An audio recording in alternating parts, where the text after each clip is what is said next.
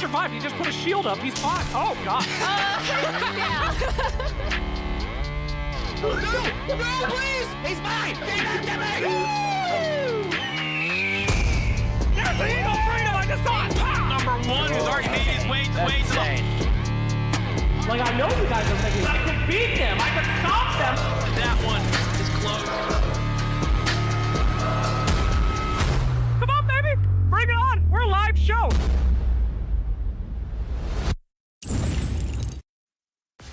Hello, everybody, and welcome to the grand final episode of Season 1 of Gamers and Guardians. My name is Sir Action Slacks. Hello, welcome back once again, my friends.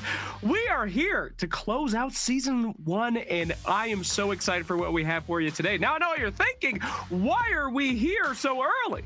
Usually, we start on the same time every single Thursday to make sure that you guys always show up. You're ready to win some cash, get some prizes, but things have changed a little bit this one. Guys, we had a massive influx of first-time and new viewers and signups.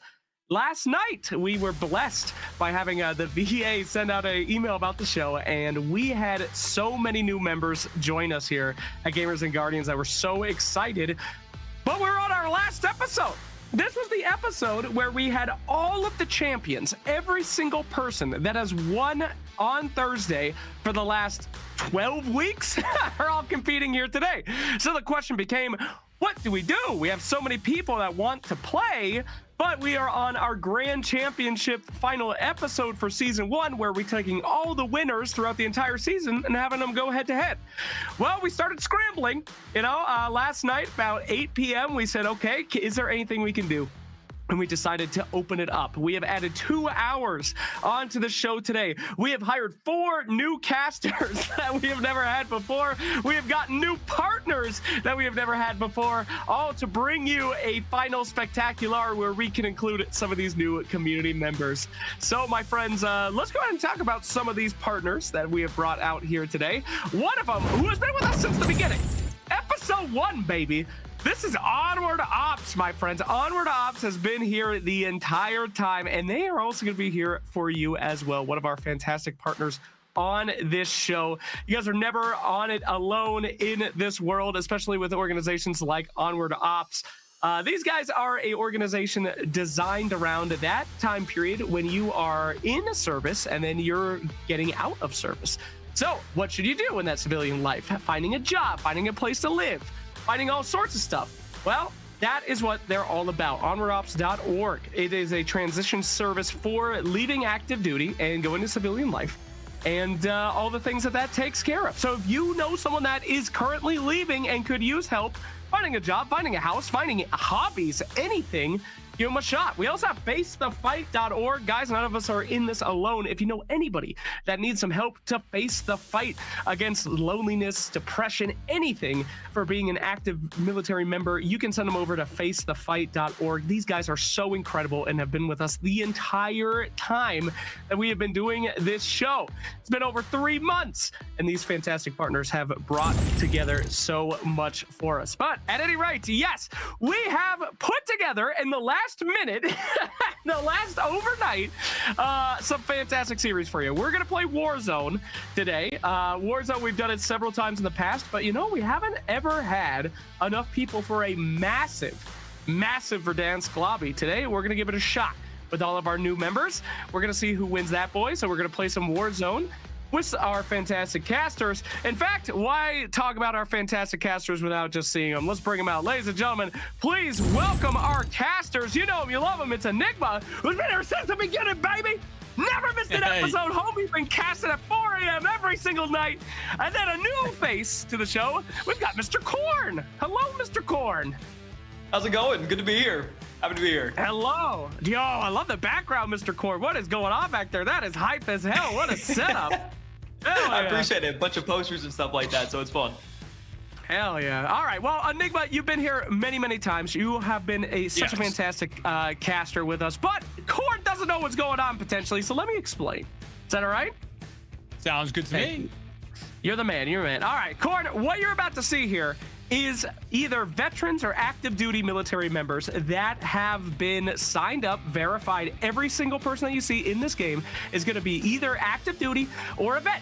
They're going to be playing. Now, usually, every single episode, they play for cold, hard cash on this show. You win, we give you straight up cash in your bank account and other prizes like a free vacation, etc., etc. Because we put this together last minute, we are going to be choosing from the winning teams. One person is going to be getting a all expenses paid vacation from winning it. So you get the honor of winning. One of you will be getting that all expenses paid vacation, and you will be automatically seeded into season 2 of Gamers and Guardians if you signed up. So congratulations, there you go. Enigma, I'm sorry I stole that opportunity from you to inform homie about how it works. I know Enigma loves doing these, Cord. Every single time I say stop doing all the technical stuff, but he refuses to stop. How you been, Enigma? How's life? How's Warzone, baby? It's very good. It's very good. Still, navigating the challenges of learning how to become a father very well, and very much so busy on this end of things. So yeah, it's going great. I'm obviously delighted to be here alongside yourself. Amazing to see your face. I feel like it's been a minute actually since I've been able to drop in for one of these. So yeah, really good to see you. And of course, work alongside Cord as well. Me and this guy go back years. Like we actually we used to work together like 4 years ago, 5 years ago. We did a little bit together, but I've kind of like not really crossed paths since. So it's wonderful to get to step up here with him for a moment. Oh, well, welcome, Corn. What's your history, Mr. Corn? Tell us about yourself. You're a first-timer here on Gamers and Guardians. And most of the players are first-timers here on the newbie playing. I think 90% of them have never played in our show before. So you are one of them, Corn. Tell us about yourself. Well, I mean, I've been doing Call of Duty pretty much exclusively on the multiplayer side for the last about 7 years. Just really starting to just define the multiplayer aspect of things, covering storylines, being able to detail throughout the entire scene. And I like doing music as well. Got some music stuff going on at the same time, so it's just a lot of using the vocal side of things more than anything else. But just something I'm very passionate about. Love Call of Duty, and I don't think I'd rather really do any other esport than Call of Duty. I love it. All right, now I have tortured Enigma and Dandro many times with this question, okay? And this applies to you as well. What is the best Call of Duty game? All right, there is only a few good answers. Don't Look, I will shoot it up. completely straight. I am, and this is an answer that I will give no matter the time or place. Call of Duty Black Ops 3 is the quintessential Call of Duty title. It has everything that you could possibly want. A multiplayer experience that had 4 competitive modes that were all phenomenal to watch. And then you had the zombie side of things, which was one of the best deliverances that we have seen of a zombies experience throughout all of Call of Duty. So I can be in the hot seat for this one. I will take all the flack or all the love for either answer that is given. But Black Ops 3, bar none, is the best game that I've ever played. Oh, well, it was so good having you, Cord. Unfortunately, you did not qualify to cast this. Dog answer. Absolutely dog. Everyone knows it's World at War. I don't want to hear it from you. Enigma always rolls his eyes. Yeah, that's the face. Every time I say that, he goes, ugh, like he just smelled something horrible. But no, I agree with you. That was not too bad. That's when zombies really started getting crazy. So I'll give it to you there. Okay. All right. Enigma, you sticking with your answer? Black Ops 2 all day. I mean, don't get me wrong, actually BO3, I put in pretty close. It's actually pretty good, but BO2, I think for me, that was the moment in my life, at least, where like comp took over. So that has like got all those memories to me, and that's, I think, why it will never be moved. We've got some, decent titles recently, but nothing gets close to the good old-fashioned Black Ops 2. Absolutely. Actually, Spencer says, gonna be competing tonight. Gonna see you there. We are gonna see you, Spencer. Okay, I'm gonna be looking for you. If you're not MVP, you're on my S list, all right? I need to see you pop it off. You're going to come in the chat and tell people to be looking out for you. All right, now, Corn, follow-up question. I know this is probably a ridiculous question. You said you are into music. I am going to date myself here. Back in high school, Corn was the band of bands back in the day. All my homies sitting in the cafeteria wearing all their black and their makeup. I wore a Hawaiian shirt, but I sat with them. What can you do? What kind of music are we talking about here, Corn? Are we talking about the metal, or what's up? What's your musical interest here? Realistically, it's more so like indie rock, indie pop. So a lot of like more singing stuff. There's a little bit of hip hop influence in there as well, but just kind of like a blend of a lot of those different genres together. But it's one of the things where I'm able to just be free of expression, and it gives me the opportunity to almost use it as like a therapeutic tool. And hopefully what I like and what I want to see is just people be able to relate to that as much as possible. and then through that be able to gain a genuine connection with that person. Well, fantastic. Look at that. Music bringing us together. Games and tunes. All right. I listen to some garbage music, so I won't bring it up. But, you know, my usual is just video game soundtrack 8-hour version on YouTube. But what can you do on that back in the day? But, yes, indeed, as we now will be going and getting into this lobby. Now, guys, we are taking a risk here. All right. We got newbies on this first one. We have never had these guys on the show before, the majority of them, and we are trying for the big boy maps. All right, we're looking to get 80 dudes into this lobby. So if all goes according to the plan, we will do this. It will be hype, but we do have a backup plan. We will be going to Rebirth if we cannot get that lobby popping. So if you're in chat right now and you're thinking to yourself, I really would like to play. I wonder if everyone that signed up showed up. Maybe they didn't. Head on over to the Discord, see if you can get in this lobby, because you got about 1 minute to get in there, baby. We going to Verdansk. We got plans. Now, Cord, I know Enigma, he's a big fan of Rebirth. This guy's all talking about Rebirth every single time we're on. We're trying to do other things. He goes, where's the Rebirth? And then one time he just left when we didn't have it mid-cast. It was horrible. Cord, what do you think about Rebirth? You like that, or you a big, you know, just absolutely Warzone 100%? You got to have that 120-man lobby. You know, I'm a traditionalist in a lot of the words. So I like regular, just bare bones Warzone a lot. I think Rebirth is fun just to hop into if you're just looking for a lot of like just consistent action over and over again, lots of fights. But I do like the aspect of kind of slowing the game down, just being able to kind of take your time of where you want to like kind of calculate yourself at, opposed to just being like, all right, you know. It's fun dropping over and over again and getting a bunch of kills or getting killed a bunch of times, depending on, you know, how good or bad you are. And in my case, it's the latter. But, you know, it's fun just having like the ability to slow the game down and kind of play strategically when you're playing like just regular Warzone on Verdansk. Absolutely. Okay. See, you have redeemed yourself from your previous terrible answer. Well done, sir. Well done. Very good. Enigma, life has changed a lot for you since the last time we saw you, huh? Tell us about it. Yeah. You know, you got things that are a little different now. What happened? Well, I mean, I started to get gray hairs in my beard, so that's, you know, terrifying. I'm seeing many a later night. It's a weird one because obviously, you know, there's no such thing as too busy when you work in a freelance space. But yeah, it's been hectic. I'm blessed to say that, of course. But man, it's yeah, it feels like I blinked and half the year has gone by. So it's yeah, it's been a nice moment to be able to get here, sit down and chill with you guys, of course, because I mean, yeah, those are few and far between at the minute. It's usually things like, you know, sitting in the playpen and playing with little Lego blocks and stuff like that at the minute. So it's you know, it's glorious. It's obviously a wonderful journey, but yeah, I think it's like I said, you very much so kind of get into a spot where it's like, oh my God, where did the last 6 months suddenly go? And it was a lot of sleepless nights. So it's yeah, I'm not really selling it to anyone who's out there. So let me tell you, it is incredible. Just be prepared to suddenly gain. You see these bags under the eyes? Yeah, they weren't there. And the little crow's feet that are starting to come up and down the sides also were not there beforehand. So yeah, just giving you a fair warning. Absolutely. You know, a lot of guys out there will tell you that fatherhood, it's so magical. It's so beautiful. Let me take it from you. Let me take it from me. In fact, I had a kid. That first 3 months, it's just taking care of a screaming, shitting plant. It doesn't care about anything. It has, it's awful. It's genuinely awful. But after 4 months, when sentience pops in, when, I don't know, he bumps into a counter and he goes, I'm alive, then that's fatherhood. But if you can make it through those first 3 months, you're set. But it's just awful. I don't think it's certainly a challenge. It'll be the hardest and yet most wonderful thing that you have ever done.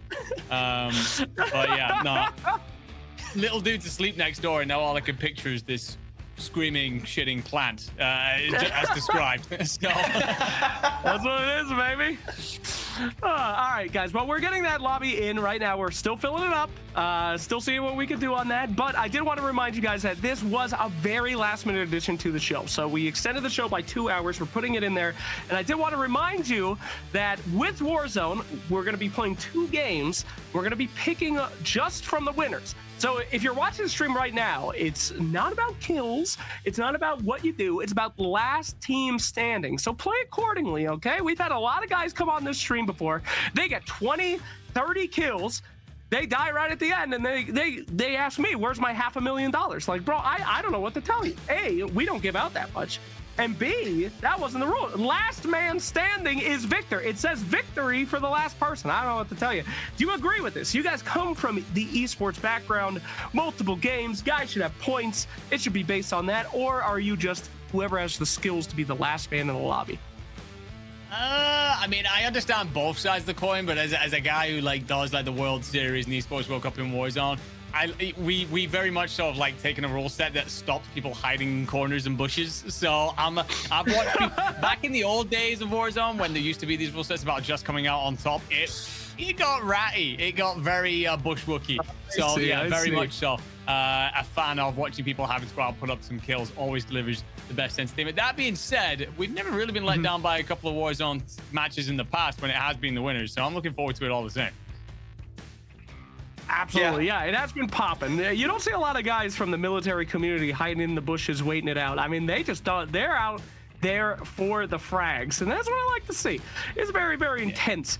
A short story for you guys. When that game first came out, I think I was at PAX or something, and I got to be one of the first people to demo it, and that is literally all I did. I landed in a bush, laid down in the original PUBG, I believe it was, and I got to the final 3.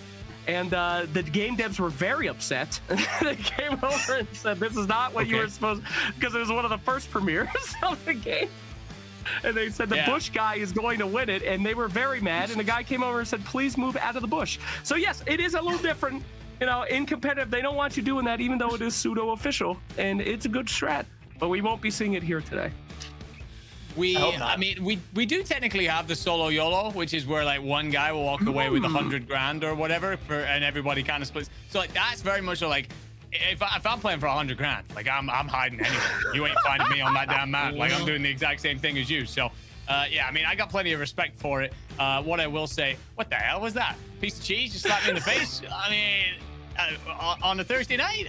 But it's a case of like, it's funny because I play with some of my family members and like I'll be trying to go out there, get a bunch of kills, kind of drop like 10, 15, whatever. And then like my cousin will be like, brother, what are you doing? We're trying to like lay low until final circle. And I'm like, what do you mean? Like, why are you guys over there with sniper rifles atop a hill? We ain't playing no like sim shooter. Like this is Call of Duty. Let's get out here, let's shoot each other. Absolutely. Goodness. All right. Have you ever competed, Corn? Are you an esports guy? You ever been in the trenches with the boys? Before I started commentary, I played competitive Call of Duty on the multiplayer side. That was up until about, I'd say, World War II was the last year that I really like wanted to like take it serious, because then I realized afterwards that I'm like, I'm never going to be at the top level. I was still on Xbox back at the time too, so everything had moved over to PlayStation at that point. And I didn't feel like moving. There was only one person that I knew from like back in the day that used to play in the Xbox leagues that I played on.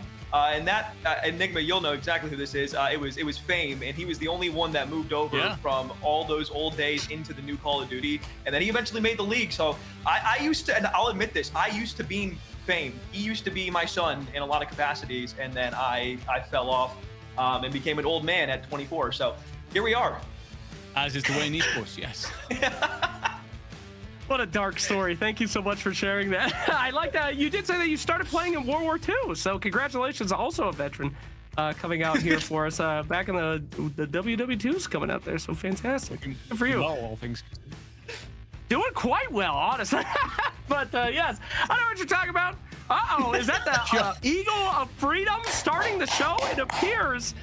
Wow, we got hamburgers in that now. That's a new addition there. Thank you so much for the Eagle of Freedom. And it looks like we are into the lobby. Boys, take it away. Winner takes all for that chance at the vacay. Absolutely. So then, over Verdansk, of course, the classic map, the one that got us all started. Why we all fell in love with Warzone in the first place, Corn. And god damn, that is a circle and a half. Yeah. That is dragging us all the way off into that bottom right corner. So all these teams that are lining up by train are going to have to get running real soon. Yeah, it's not the most ideal circle to have in the end game there, but it does bode well with a relative amount of cover, especially since the winners take all. So, I'm expecting a considerable amount of teams here at the final zone. Yeah, well, we'll certainly see as we get ourselves landed in. Of course, this is the opportunity for all of our players to scoop up some loot, get themselves looking pretty. Main aim of the game is going to be money. to then go and buy your loadout. But well, there are going to be 50 players in this lobby, so plenty of space nice and early. Like when we do, for example, the World Series, that's 150 players. So you're going to get 3 times the amount of space here, which I don't know. If I'm seeing teams not go around, get a bunch of money, and then suddenly manage to get them loadouts in and whatnot. If we don't see that, I'm questioning what we're doing. It'll be a bit of a head scratcher. Early on, I mean, really not much to go off of when it comes to a lot of fights across the map. Maybe a few teams landing at the same spot. Some of our hotspot destinations, but a lot of contracts in the early game here. Again, as you said, just getting as much money as you possibly can here. Another team did land.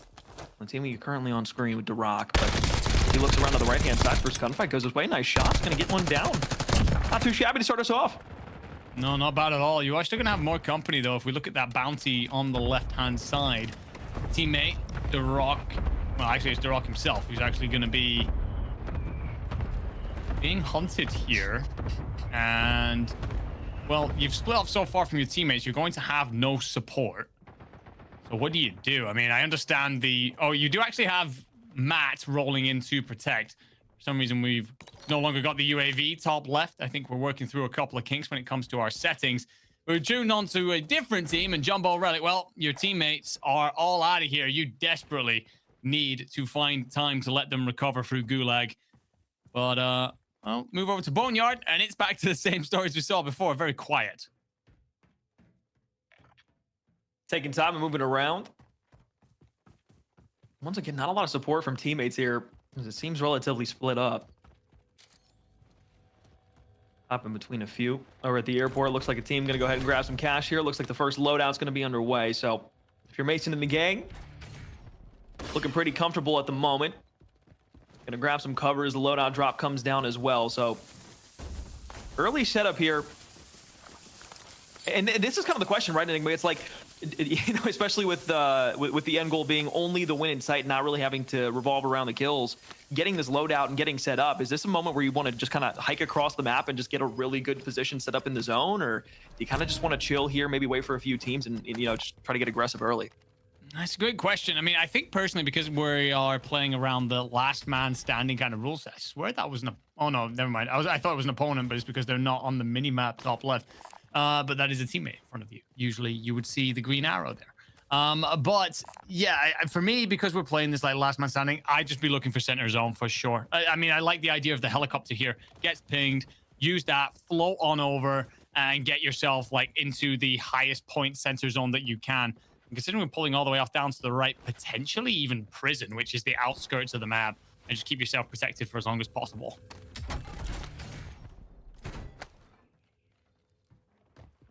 Continue to gear up just a bit more. Oh, damn. That is okay. Now with that information, that makes things not only a little easier for this roster, but I mean now that brings the question up. It's like, all right, if we're going straight to the farm almost for final circle, I mean you have a decent amount of cover there, but that's going to be a hard rotation for some of those later zones. It is indeed. And we end up with... I mean, I like the idea of the chopper. Like you said, I think that when we're seeing a port zone, you could end up putting yourself atop one of the buildings or even atop the cranes that kind of sit over in port. That would give you a little bit of cover at least, a little bit of protection. But on foot, that's going to be a hell of a rotation to make. As we see, at least one team has been eliminated. We have unfortunately lost a squad early doors. No free vacation for any of you guys.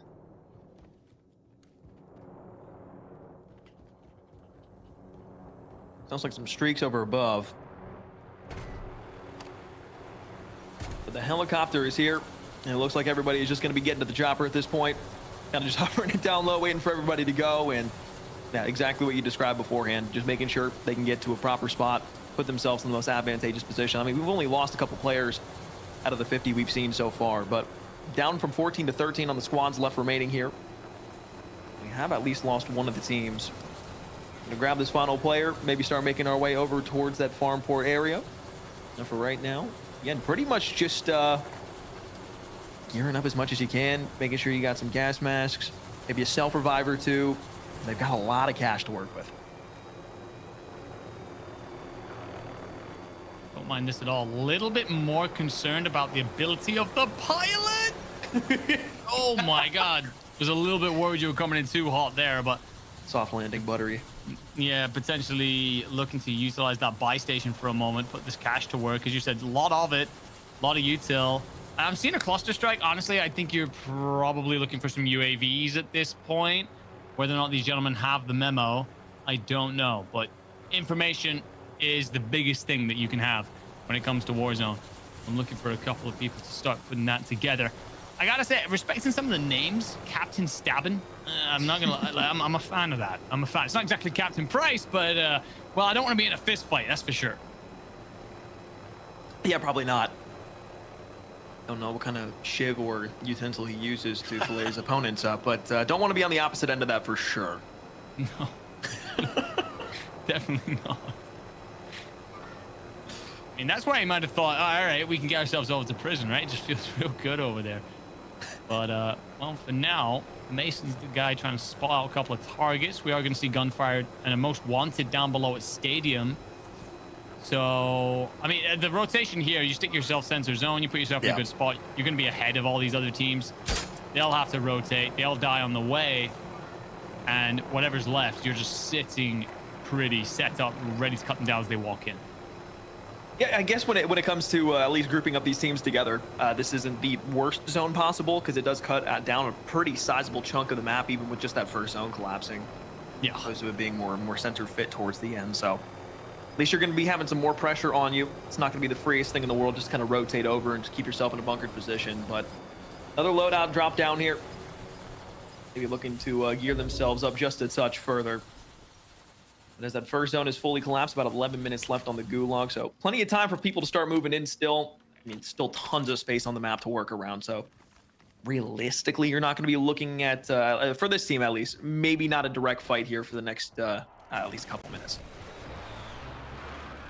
Yeah, I think this is exactly what folks are trying to do. Just avoid any trouble. Love the calling card there at the bottom. Verdansk is back. Such a huge fan of this map.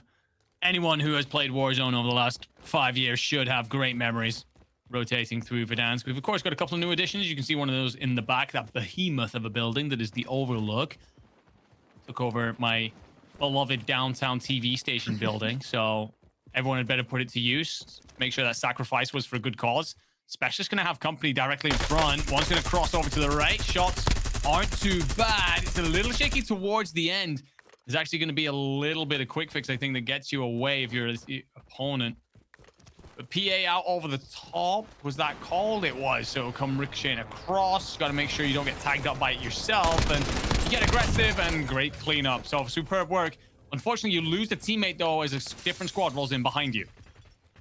20 bullets left in your AR. You look to the right-hand side. Good shots. You crack one. Full reload. Do you still spot the toes out? The answer is yes. I thought he was going to crawl behind the concrete. Somehow gets the tags on him. And then up the mountain, another player fully killed off. So a self-revive was used. They'll go back for the double tap, and that'll be pretty much all she wrote there. So nice little squad wipe sent into the gulag. You do have to worry about at least losing a little bit of cash here for a redeploy. Yeah, but I think the trade-off will be worth it. You still have around 20 grand in hand. Try to play into some sort of storyline. Oh, no, brother, I'm with you.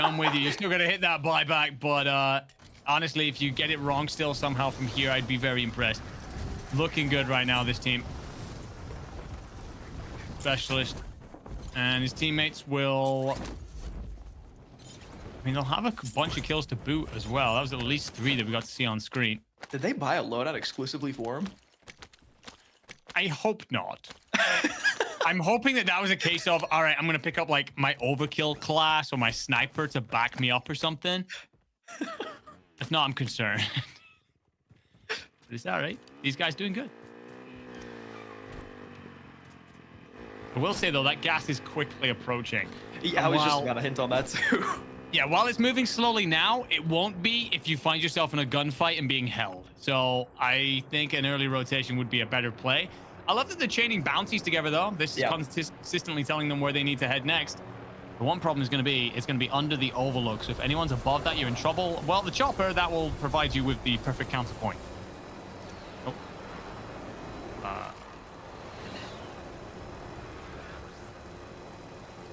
up top. Slowly but surely getting closer to that bounty target. And again, just what another name, Saggy Flaps McGee.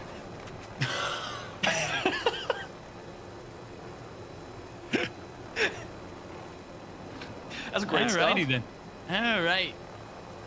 So, looks like this opposing player is actually going to be inside the town hall. And you can see that buy flare go up. So, squad recovering as well. I think if we were in the format where you're looking for kills, I think that's an easy dive.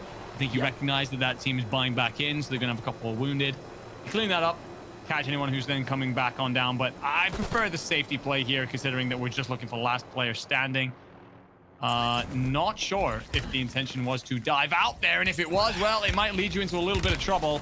2 plates gone, fully cracked, and you'll get close enough to the ground that as you are knocked, you don't die, but your teammates are getting cleaned up, and that is why you rotate to center zone very early. Yeah, I'm not sure I'm in love with the play there early on. Bit of a risk that I don't know if you'd just be willing to take, especially with the stakes that are on the line here for the winning team. But I guess if you've been sitting in the helicopter the entire game, you're just trying to go ahead and advance forward. You want to take as many teams down as you can early on. So that's the trade-off we were talking about beforehand, whether you just kind of sit and wait or you want to be the aggressor. That is the one that's really just played bully for the rest of the teams here. But inside of the farm, team we were on with beforehand with Captain Stabbin, they are chilling inside of the big barn. Yeah, indeed. For me, become the team that everyone else has to find and unearth, but some of them are miles away. This is going to be near a port side, but it's still a hell of a trek to what we know will more than likely be end zone. This is more farmland. Could end up somewhere between, so the squad that is sitting pretty right now could be forced to rotate still, keeping a nervous eye on the next circles as they appear. But Big Tuna, a new player on our screen with the IED skin. And, sorry, blueprint, I should call it. Very pretty. Interesting to see the snipers come out as well. Sometimes kept at bay, but again, I think if we're playing safety corn, I think you want to play that range kind of fight, use a sniper over the top of your teammates. Yeah, absolutely. I mean, having anything long range to just make sure you can clean a couple players up that are going to be either rotating or just catching somebody off guard is much more important than having that secondary out. And speaking of catching somebody off guard with the pants down directly behind one, are there other teammates in this general vicinity of that previous player? All signs are leading to yes, but the UAV's out, not spotting anything just yet.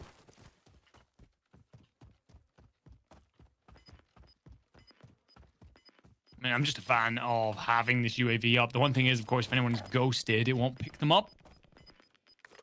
And you got to make sure that you are popping that advanced if you want to make sure you are perfectly covered. That being said, there's not much money on this crew, so end up in a situation where every gunfight becomes ever more important. Take that money, then more UAVs, chain them, keep moving across. The one thing for Big Tuna here, so many little alleyways in this region, so many little bottlenecks, doorways. It's gonna be prime location for someone who does have Ghost, or maybe even a team that has Ghost, to be kind of hunkered in a corner. Be a bit of a nightmare for you. So you got to hope your teammates are ready to back you up if things go south. And I don't mind playing these rooftops, but standing stationary like Big Tuna is right here, just kind of playing these corners, waiting for somebody. I mean, if somebody's playing the top side of the mountain, you are asking to be a free headshot. And early down, but on the opposite roof, good shots in. We'll crack the full. Some weakened up. Teammates should be in a position to be able to at least push out this player, but how many players are in the general vicinity? That's the hard one. Belly gets caught up on the roof. They're going to have to replay.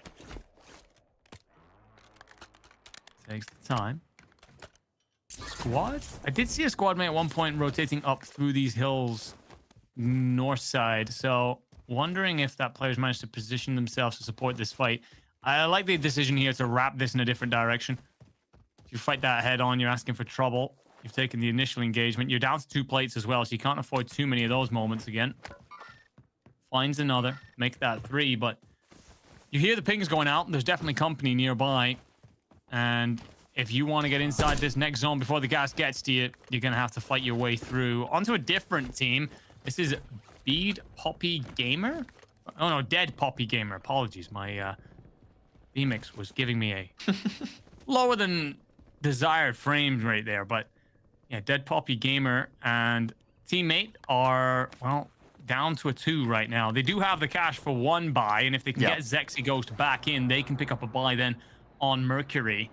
So, but that being said, because I mean, you are together with your teammates, so you got to drop that cash, share it around, and get your teammate back in. I'm not sure if they're aware of exactly how that goes down and how they can make that happen, though. That was kind of where my mind was as soon as you started kind of talking about it. I was like we got 39.50. I mean, you need $50, but I mean, just pop a teammate there. I mean, you got free cash to get everybody back, and in a game where you need bodies, might as well have as many forces as you can have.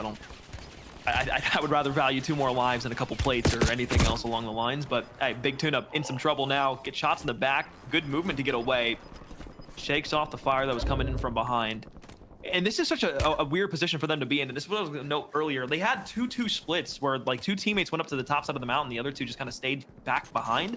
I don't know if they were trying to create a pinch or they were just trying to take a little bit more space, but maybe just a confliction overall on what the team was trying to do together. And I don't know if it really worked out for him. As we can see, Swole Patrol still very much in the bad spot. I'm with you here. A little bit concerned for this team. The one thing I will say as well, we've not lost many squads up to this point. We've still got 12. Some of those will be wounded, of course, like this team where you are missing a player, but we're still seeing, like, I mean, we do see another one exit the lobby, but still 32 players over this much landmass. It's not going to be easy to navigate these rotations at this point. And you've still got quite a considerable one to make through a lot of open ground. This is tough. That being said, oh no, we do. Hey, we got the buybacks in. We figured it out. We got there. We got there in the end. And that's huge. So fire sale's still ongoing. And my question was for that other team that we just previously had with Big Tuna. They were looking for that buy station on a roto, but it's in the collapsing aspect of the zone. So it's a race against time for them to get there as it's closing in with only 1:30. They need to get there quickly if they want to get their teammate back and in the fight, but not with a lot of utility to use. So most of the stuff is going to have to be dropped from somebody they either kill or maybe from a little bit of loot that's surviving still in a building. But hopping on board, it does seem like they managed to get to that player. So everybody up. That is the last thing I expected in a tense moment.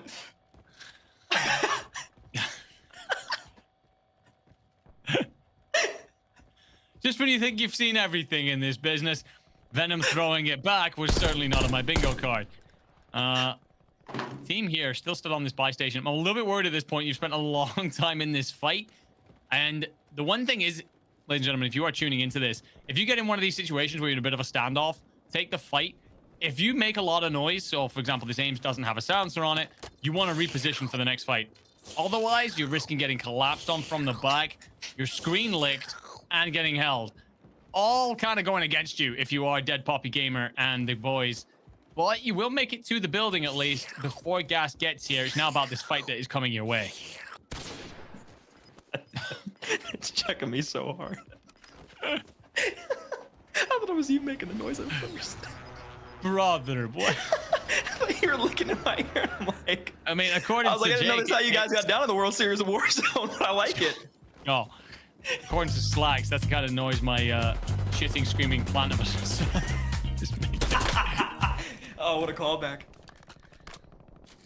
Is this who they're fighting? That's the question. Yeah, buddy Matt is going to be up high, but that looks more like a farmland building. So who is it that Zex and Co are against right now? Unfortunately, you've lost a teammate, and that's one of the plays you've only just bought back in. So essentially a wasted $4,000, really. You have 11 still available, but yeah, you got to find this rotation. It's looking tough as well. Captain Price herds some ducks through our map. That's a little sad.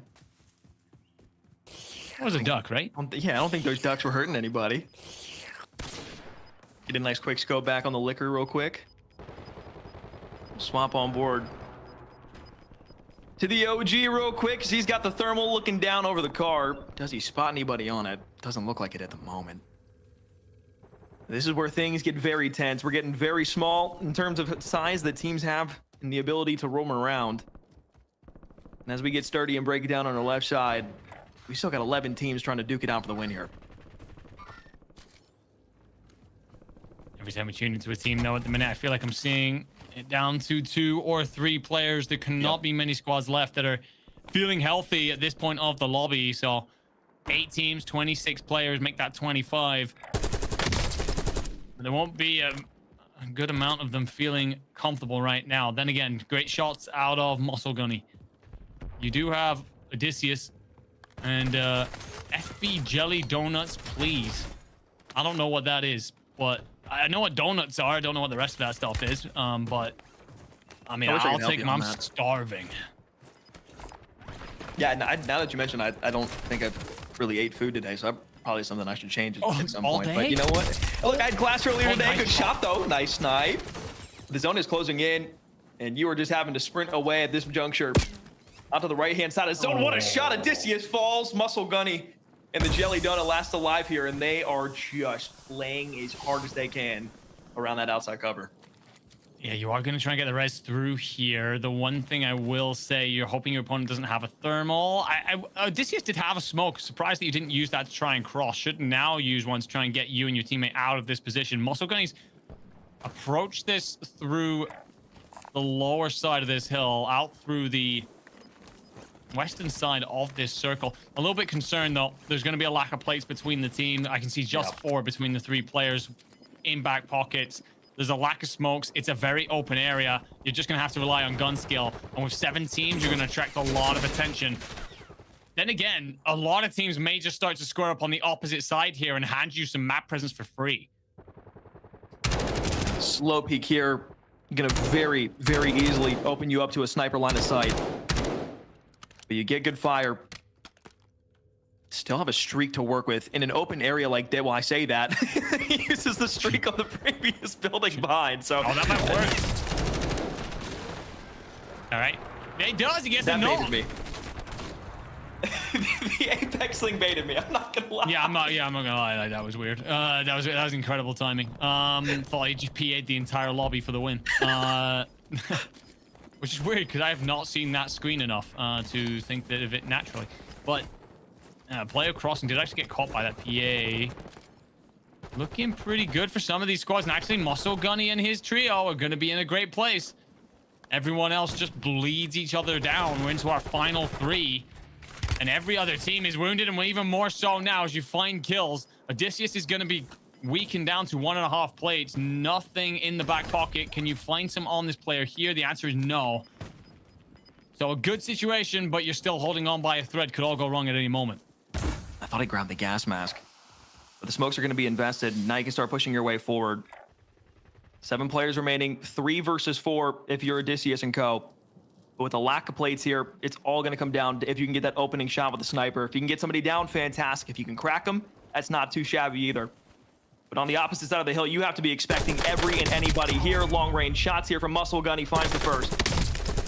Oh my god. This boy can shoot. Nade goes out as well. Those are impacts. If they land directly at feet, you win. And, well, you come out on top. Victorious. And as a full 3, beautiful work there. Muscle Gunny impressing in particular, but Odysseus with the final kill, a beauty with the LR sniper, finishes things up here for map 1 at Verdansk. And I tell you what, those 3 looked like they were in a difficult spot at one point. They end up with Odysseus getting knocked, trying to hit that cross, but you recover, you stabilize, and then you beam everything in front of you. Those guys look good.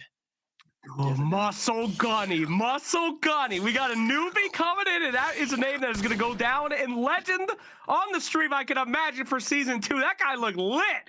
I can't wait to see some more Muscle Gunny and the boys there. But fantastic. Yes. All right. We actually did. We've been trying to do Verdansk.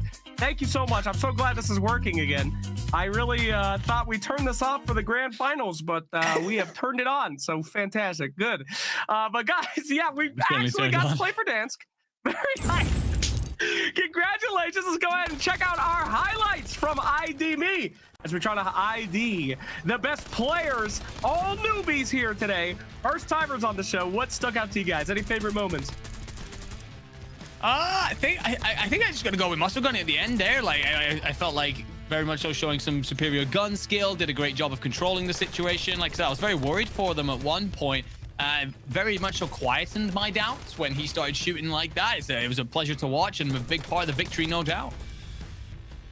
Yeah, I think personally speaking, like watching this team towards the end, not getting to see them in like the first half, a lot of it came down to it seemed like the movement was a little bit better than some of the other teams that we were looking at in the forefront.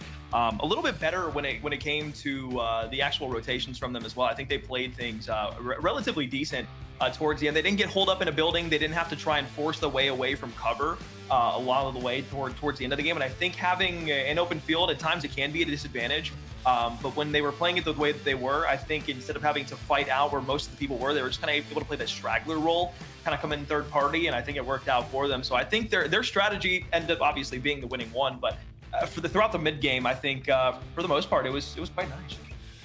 Hell yeah, well done. All right, and a big boy map too, you know, you got to really plan your movements around. You got a lot of space, got a lot of options, so it's very, very cool to see these first timers do that well. Impressive stuff. Now, I do have to say though that I think we're going to be switching it up a little bit, and I believe production will correct me if I'm wrong, that we are going to be going to Rebirth now for game 2. Nigma was personally writing complaints in the chat. He said again, where is the Rebirth? But we'll fix that for you, Enigma. I know how mad you are. I forget what the word. I forget what the word is. I forget what the word is when you go out there. What is it when you like talk badly about someone in public and it's not true? What's that thing? I forget the word. Slander. I do.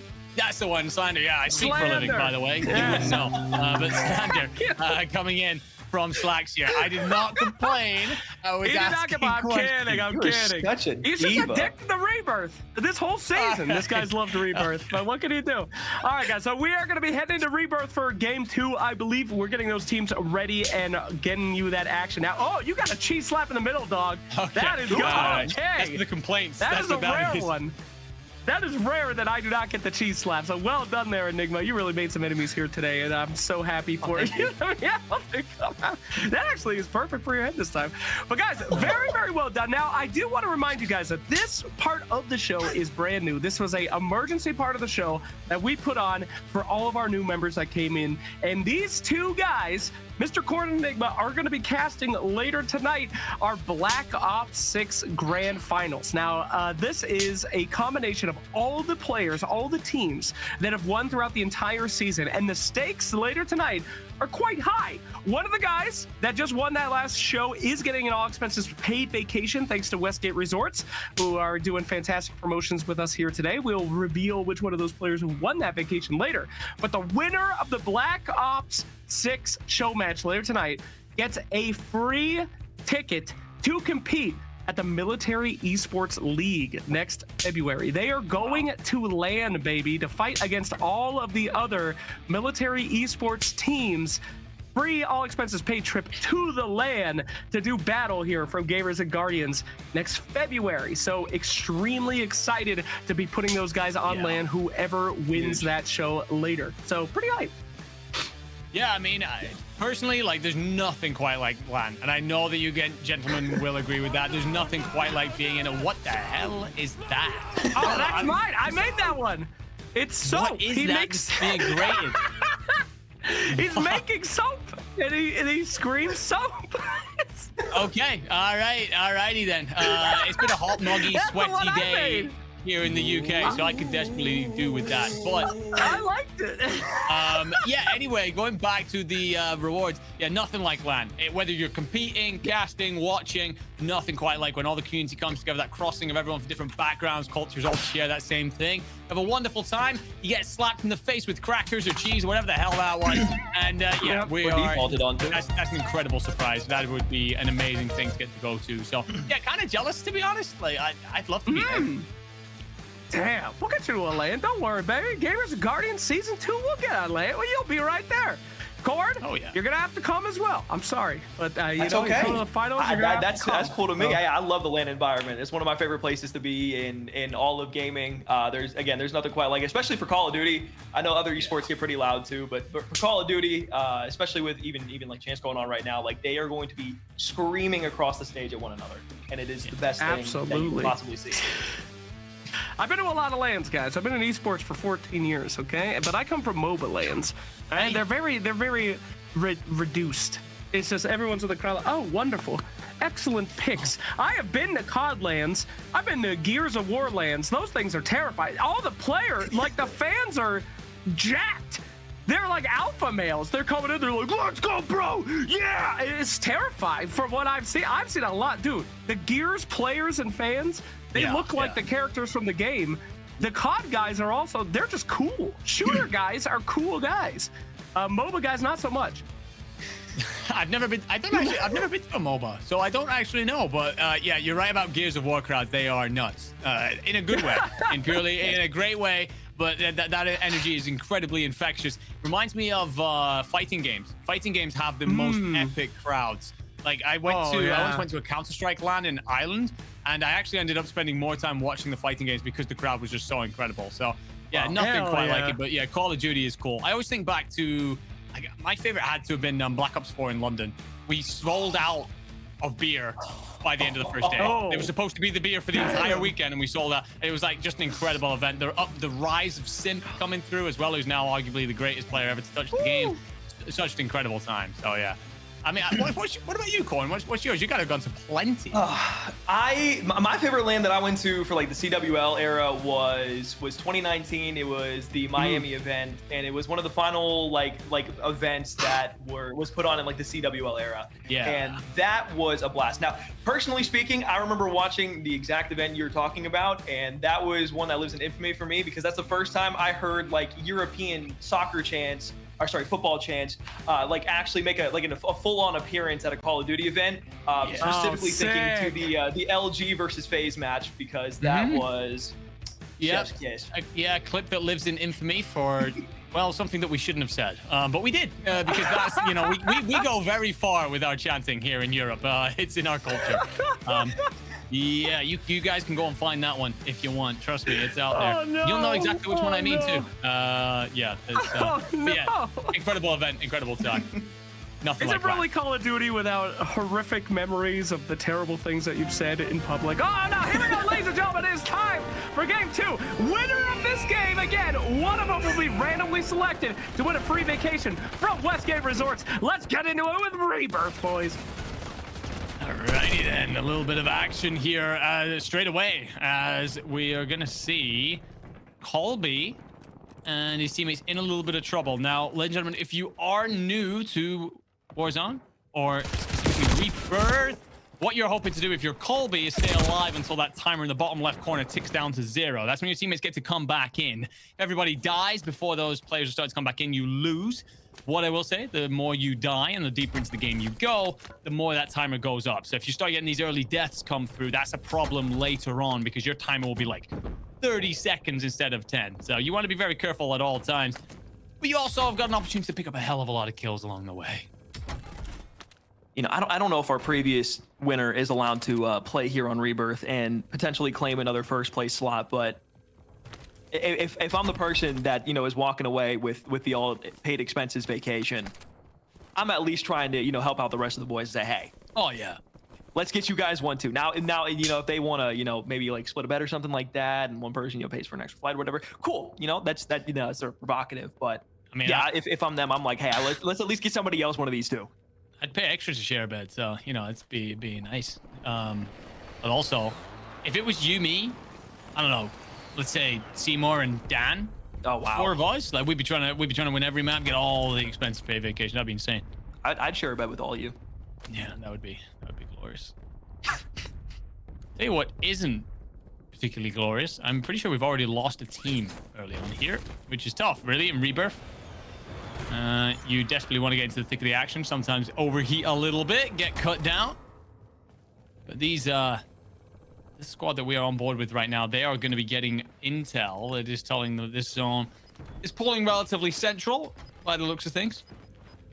So you're talking a lot of prison fights towards the back end. I must say it's been, although these at least that last match was pretty widespread, it's been fun watching these guys play so far. Yeah, it's, and just seeing like the different speaking for a living, right? Ideologies that each of these teams have and the philosophies that they use to kind of play the map around. It's a lot of fun to just kind of see how each team is willing to play the map, if they're willing to get a bit more aggressive, if they want to just play back a little bit. And also getting to see individual gun skill from each of the players as well, because that's a huge thing within Call of Duty that separates obviously the top from some of the lower rung players. So being able to not only see each and every one of these players have kind of their own identity when it comes to their gun skill, but some people in the lobby just having the moment to kind of shine brighter is definitely something that I think is pretty damn cool, all things considered. No, yeah, without a shadow of doubt. It's one of those things that I think is the beauty of Warzone. Like, don't get me wrong, I'm a huge multiplayer fan. I've played it for a long time. We'll play it for a long time into the future. And there's something great about the fact that you are mostly on the same weapons and such. You know, you're just basically playing around a lot of the more technical and knowledge side of the game. But when it comes to Warzone, something just beautiful about the massive sandbox that we have available to us, whether that be weapons, utility, the size of the maps. You can have different ways of approaching it. Every single game is different. And well, for Specialist and Co, it's going to be about punching up this hill. It's not going to be an easy thing to do as you approach living, you approach tents. Anyone looking to cut you down from above is going to have a great vantage point over the top of you. And right now, for the Specialist, it's about picking up a better rotation than you did last map, because we saw them kind of fly over in that helicopter and get cut down way too early to stand a chance at winning. To get to prison from here, you got a lot of ground to cover. And a lot of vertical ground as well. Got opponents in these buildings. Trying to fire some shots in, see what you can bring home. Out on the main street, first shots in from the Specialist. Tries to wall bang in through. Ooh, sniper glint there. Wisely backs down from it. Thinks much better of his own life in this situation, but there the sniper peeks up again. We'll be seeing you. Potentially, though, self-revive comes in. You're going to have some smoke to walk away with. Have 8 plates, so shouldn't be much of a question if he's able to stay alive here. That's where one of the perks comes in so handy there, Shrouded. You get knocked, you drop a grenade at your feet. A smoke grenade, that is. Keeps you covered. Quite often, that can still cause trouble for you, but, I mean, it saves you for just a moment. But it's delaying the inevitable, unfortunately, as...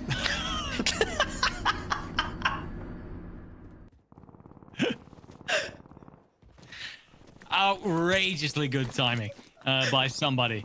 Yeah, the Specialist will still be aiming to recover. I'm not sure if you're going to get there for this res.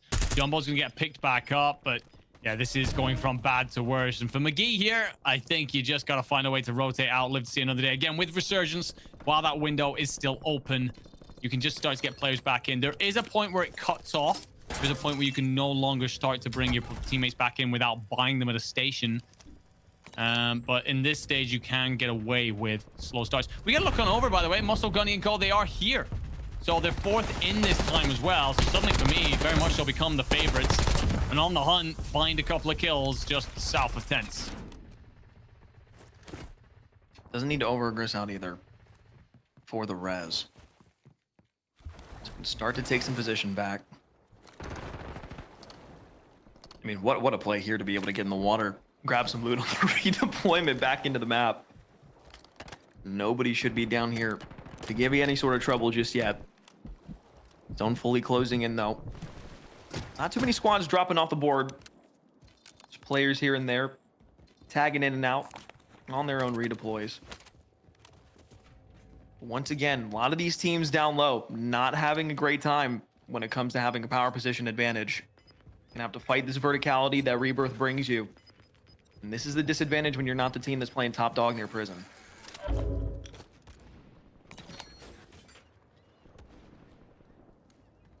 Oh, look on over with the sniper in this. One thing that will never change, whereas multiplayer, Warzone, anything Call of Duty, you want to see a sniper and go to work. A little bit excited there as he stepped up. Unfortunately, that bullet is just going to whistle overhead. To be honest, the shots aren't awful. That opposing player is actually just dipping, dodging, and sliding. Actually trying to be away from somebody else. It's incredibly bad luck. What the hell is going on here? This is like some sort of skit. What am I watching? He doesn't even care either. He's like, I'm getting shot in the back. I'm looking over. I don't care. Did he think he was being shot from the front? I hope so. Well, For everybody who's having a bad time, you've got 90 seconds left until the resurgence window closes. So at that point, you can only buy your teammates back in. So you really want to take stock of what you have. You want a better power position. You want a bit of money for those potential buys. You want to be able to hit a sniper shot if you are our man on screen. And just gets to work instead with the Jackal. And honestly, probably the better play. The one problem you have here, you are going to be able to be spotted by anyone at top prison. Got to be careful. Also, fire sale. Anyone who's on shore reduces the cost of everything in the buy stations dramatically. So it's a great opportunity to start to stack together UAVs or streaks or armor plates, anything really that you got to spend some money on. And well, that threw me for a hot minute. The hell? Hopefully that was in response to those sniper shots that were just a touch off. Just a touch.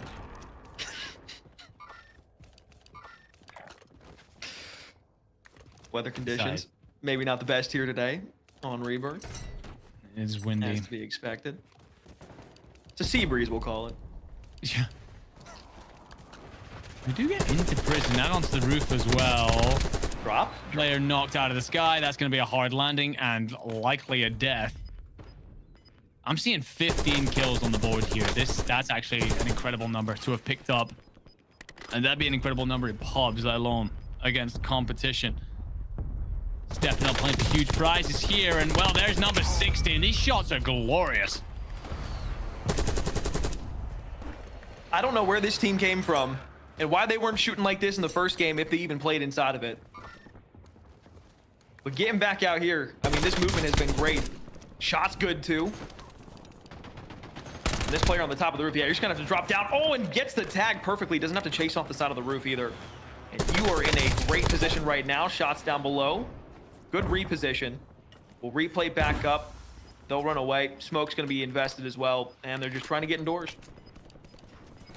Yeah, tough here. You probably want to put a nade in through that window, but you don't really have it. So I'm going to be honest. I'm not going to try and pronounce the first bit of that name. I'm just going to say Pokey is doing a great job here. 17 kills is a hell of a performance. Easily the best we have seen so far. Spots over, might find 18. No, just a crack. Backs the player down. I mean, you have the high ground at this point.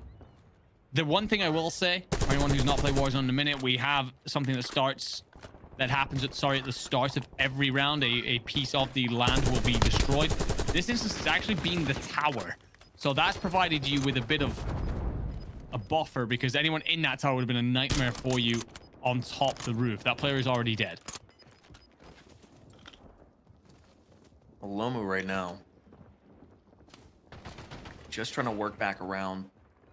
Teams on rooftops, again, in the general vicinity, but now moving from the prison, going to get themselves a jump on anybody trying to rotate away from it. Streaks invested. Tries to pop out a teammate in the process. Now you're going to see someone landing directly behind you, and once again, somebody just falling from the skies, going to get clapped out. So that'll be number 18 if it does end up being a full kill down below. Looking for a few more bodies trying to pop on out. Oh, damn. What a shot. Pokey will lose his face, though. Gets the opportunity to play back up. You're in the best position, really. I feel like it's about not throwing it from here. The problem is, of course, you just lose your two teammates. We tune in with Muscle Gunny and co. Obviously, one map, one on Verdansk. It seems like they're going through it at the minute as well. For McGee, it's heading out into the gas, bringing Specialist back in. And, well, I think you could have actually gotten Jumbo Relic as well, unless the Observers is lying to us. Specialist tries to hit the loadout, won't get there. Seeing teammates fall in the back, so it's all on McGee to keep the squad in the fight. Don't see it going too well, to be honest. Oh, wait, what? Oh, The player my God. not paying attention at all. Goes for the res. And, well, Loner will get away with a couple of kills. I say a couple, just the one on the board. But, again, back on McGee to close this out. Did he try to like fake that by laying down and waiting for the teammate to come over, or did he just get the self-res off and then be able to pop up and get the two of them? I don't know if that was just a misplay by the opposite teammate, but 4 squads remaining, 7 lives here. 2 of them here now, and now it's just organic late J. By and they're lonesome.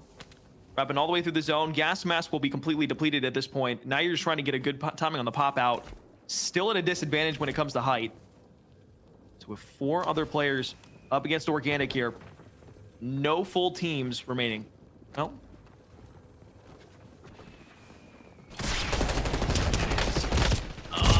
no, that's so unlucky. You come in through the door of the control center and it's a shock stick on the ground that ends up picking you off. That's so unfortunate.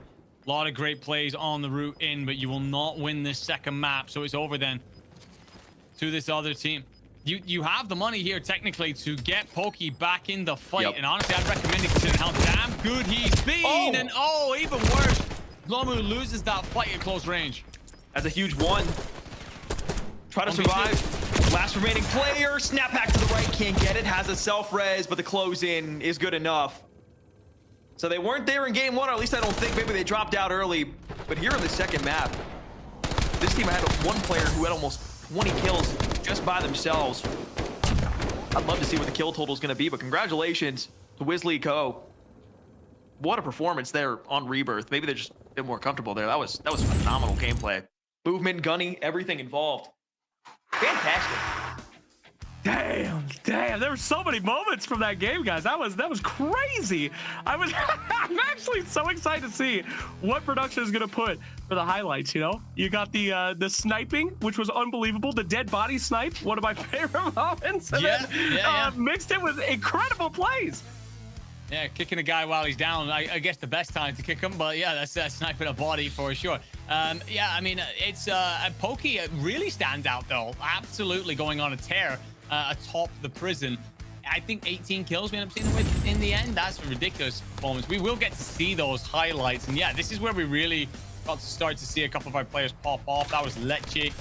This was actually better shots with the Jackal than with the sniper, at least. Yeah, man on your screen right now, Pokey absolutely fried all damn day, and should be feeling very proud after the performance. Oh yeah, that was yeah. No, I mean, to kind of just echo your sentiments about Pokey again. I think from just the moment that we kind of hopped on board, it was the kill total that was shocking at first, yes. But I think after that, it was just again the overall ability just to shoot at a level that I don't think we had seen from a lot of the teams here inside of the map so far. I think this entire team as a whole very much felt like they were kind of at like a maximum in comparison to the other competition that they had on the map. So that's not a knock on any of the other teams. I think that's just a way to kind of give them their flowers to step up. They absolutely killed it during that map.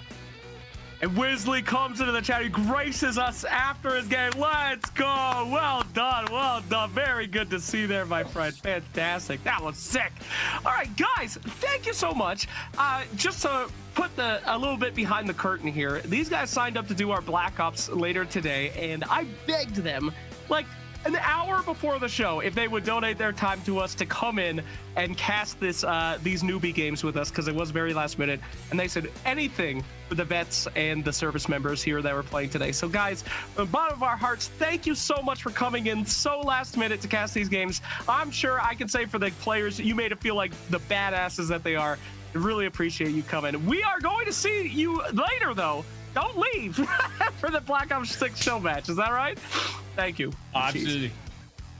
Yeah, no, it's gonna be a pleasure. Sorry, I was just watching that cheese like slap off your forehead there, so it took me a second. Recompose myself and go again. Yeah, no, absolute pleasure, of course, to be here again alongside you, my friend, as well. Always lovely with yourself and Nick in the back, and then obviously Corin. Yeah, beautiful to get a moment to jump in here, but we do have our Black Ops 6 final to cover over later. I'm really looking forward to that. More time to cover over the vets, of course, but also just some great Call of Duty action. That's what we love to do here. Yeah, it's been a pleasure to be brought along. So thank you not only for having us on for the early part here, but again, just anything to give back to the veterans who not only serve for us but protect us is a pleasure every time. Okay, thank you so much, guys. We're going to be seeing you later on the broadcast, but for now, we will say goodbye. Catch you in a bit.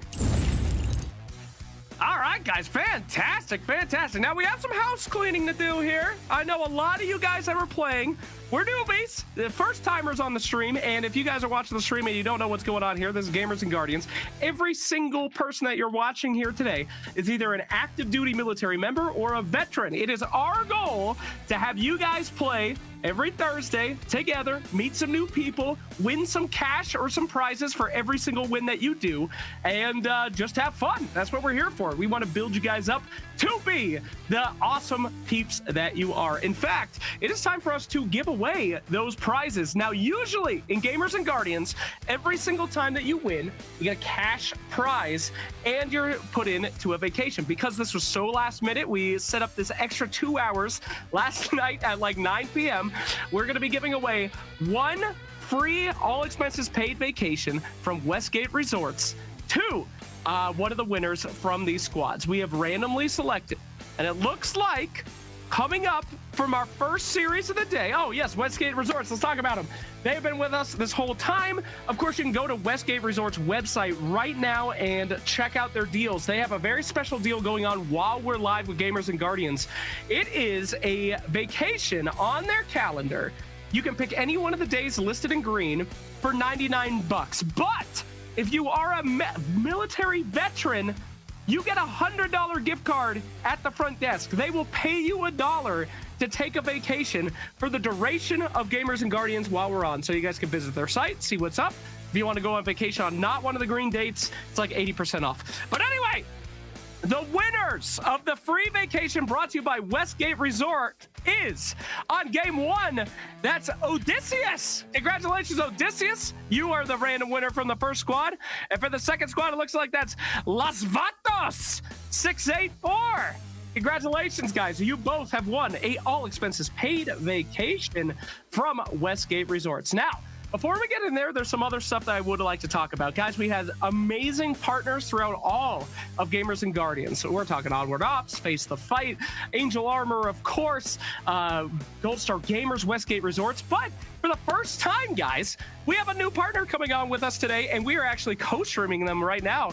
The Wounded Warrior Project has officially decided to co-stream with us and show off a little bit. So thank you, Wounded Warrior Project, for coming on board as one of our partners. These guys have a very successful history coming out with all sorts of veterans all over the place. Absolutely prioritizes warriors, their family, impacts with collaborations, and just like a fantastic core value. So absolutely fantastic to have them on board. We'll hear more about the Wounded Warrior Project later, but just a great group of people with a really, really special cause that we're so happy to be partnered with on this final episode. But we do have some more house cleaning, okay? We are going to get to our grand final episode soon. This is where we're having all the season's winners from our, 12, 16 weeks. Every single winner has come back to compete for the finals to win the big prize. However, we do have one more newbie series. That is right. As you guys might have missed from the beginning of the stream, we had a lot of new people join in yesterday, thanks to our friends at the VA who wanted to come and play. So we added an extra 2 hours to the show. And now we're going to do some Marvel Rivals. Every single person that you're seeing on this Rivals is completely new to Gamers and Guardians. We're going to get some new blood, new fresh faces. And we have 2 new casters that we have never had before. And I am so excited to welcome them. Let's go ahead and get in to some newbies, Marvel Rivals. Hello, hello, welcome to the show. We're gonna have the cringe introductions, my friends. Please introduce yourself. Tell us about your history in video games and Marvel Rivals. Welcome to the show. I guess I'll start. Hey, what's up? My name is CB. I'm also a veteran, Navy, if you couldn't tell. Some stereotypes exist for a reason. But I've also been a gamer for a very long time. I've been playing Marvel Rivals pretty much since it released. Strategist main, all about the Invis woman. You too, Mott? All right. Damn. Yes, you know we are. Yes, myself as well. I'm Mott Neva. I have been casting for a couple of years now, and Marvel Rivals has been playing it since it basically released. We started off with the Jeff main, and then I saw the light kind of with Rocket Raccoon. What? And now I'm really seeing the light. We're really talking about the Atom and the Mantis now. We play everyone now, except for Cloaking Dagger. We cannot play Cloaking Dagger in this house. I cannot for life of me play her. What the hell are you talking about? I'm a Jeff main. There's no light. There's only darkness. There's no light for Jeff mains. After that adjustment they made to him, oh no, I can't. Also, no, Jeff. Let's be real here. If you're a Jeff main, you can't claim to be like Strategist Valor, all right? That's a DPS in disguise, all right? I don't want to hear it. That is a duelist right there. That's a duelist. I can't. Fine, I'm sorry. whatever. I'm sorry. absolutely correct. There He's a ain't duelist. nothing supportive or strategic about Jeff. You're going in and No. you're a better duelist than some of the other duelists. Like Jeff can outduel an Iron Fist like any day. Like it's crazy. Oh yes. Hell And run yeah. away. Yup. Well, it's a pleasure to have you guys on the show for the first time. Thank you so much. Now, a little bit of backstory for these two fantastic casters. We have our regular Marvel Rivals casters. Rivals is having a great event going on today. We've had a lot of busy people, and these two, an hour before the show, I said, could you please come and cast? Please! I'm begging you. And they're like, maybe. Who the hell are you? But as soon as they heard it was veterans and active duty military peeps, they were just in it to win it. So guys, thank you so much for the extreme last minute. I mean, as I told you guys, I've been in esports for 14 years. I never had someone poke me on Discord and say, hello, can you cast in 45 minutes? But these guys stepped up. So super, super appreciative of you guys coming in and supporting this community, because these are addicted to Rivals. Rivals was not in our original plan on Gamers and Guardians. We're going to play Apex Legends, we're going to play Call of Duty, maybe some Fortnite, maybe some PUBG, and every week we had them vote, and they voted every single time. Rivals was massive on our votes, so we have incorporated it, and now hopefully we'll be getting it back for season 2. But things have changed for Rivals. Sorry to be ranting here. We've been playing for mostly before the old patch, and now things are different. My boy Jeff, he's got the Jeff NATO going absolutely ham. How is Rivals for you guys? Are you liking it more? You think it was better before? Give me the rundown of Rivals. How you feeling? I'll let you go ahead, CV. All I'm gonna say is I'm glad that we're not in the dive met anymore, because playing against Venom, Spidey, Black Panther all the time, strategist main. I'm probably gonna be number 1, all right? I'm always the sacrificial lamb on the chopping block, and I'm getting just a dogpile from 6 different directions. Like, no, thank you. I like things more grounded and straightforward. Let me just do my thing, and we'll pop off. So I've been enjoying it a little bit more as of this recent batch, but opinions can be varied. I mean, you said on the ground, but now we've gone into a flyer meta where there's Ultron, there's Iron Man, there's Storm in the air, there's a Johnny Storm happening, and I'm like, where's my Hela? Because no one's playing Hela. It is like no Punisher, no Hela to be seen. We're always playing Squirrel Girl and like Iron Fist. I'm like, guys, there's an Iron Man in the air looking at me, and the Ultron has C. Please get them away from me immediately.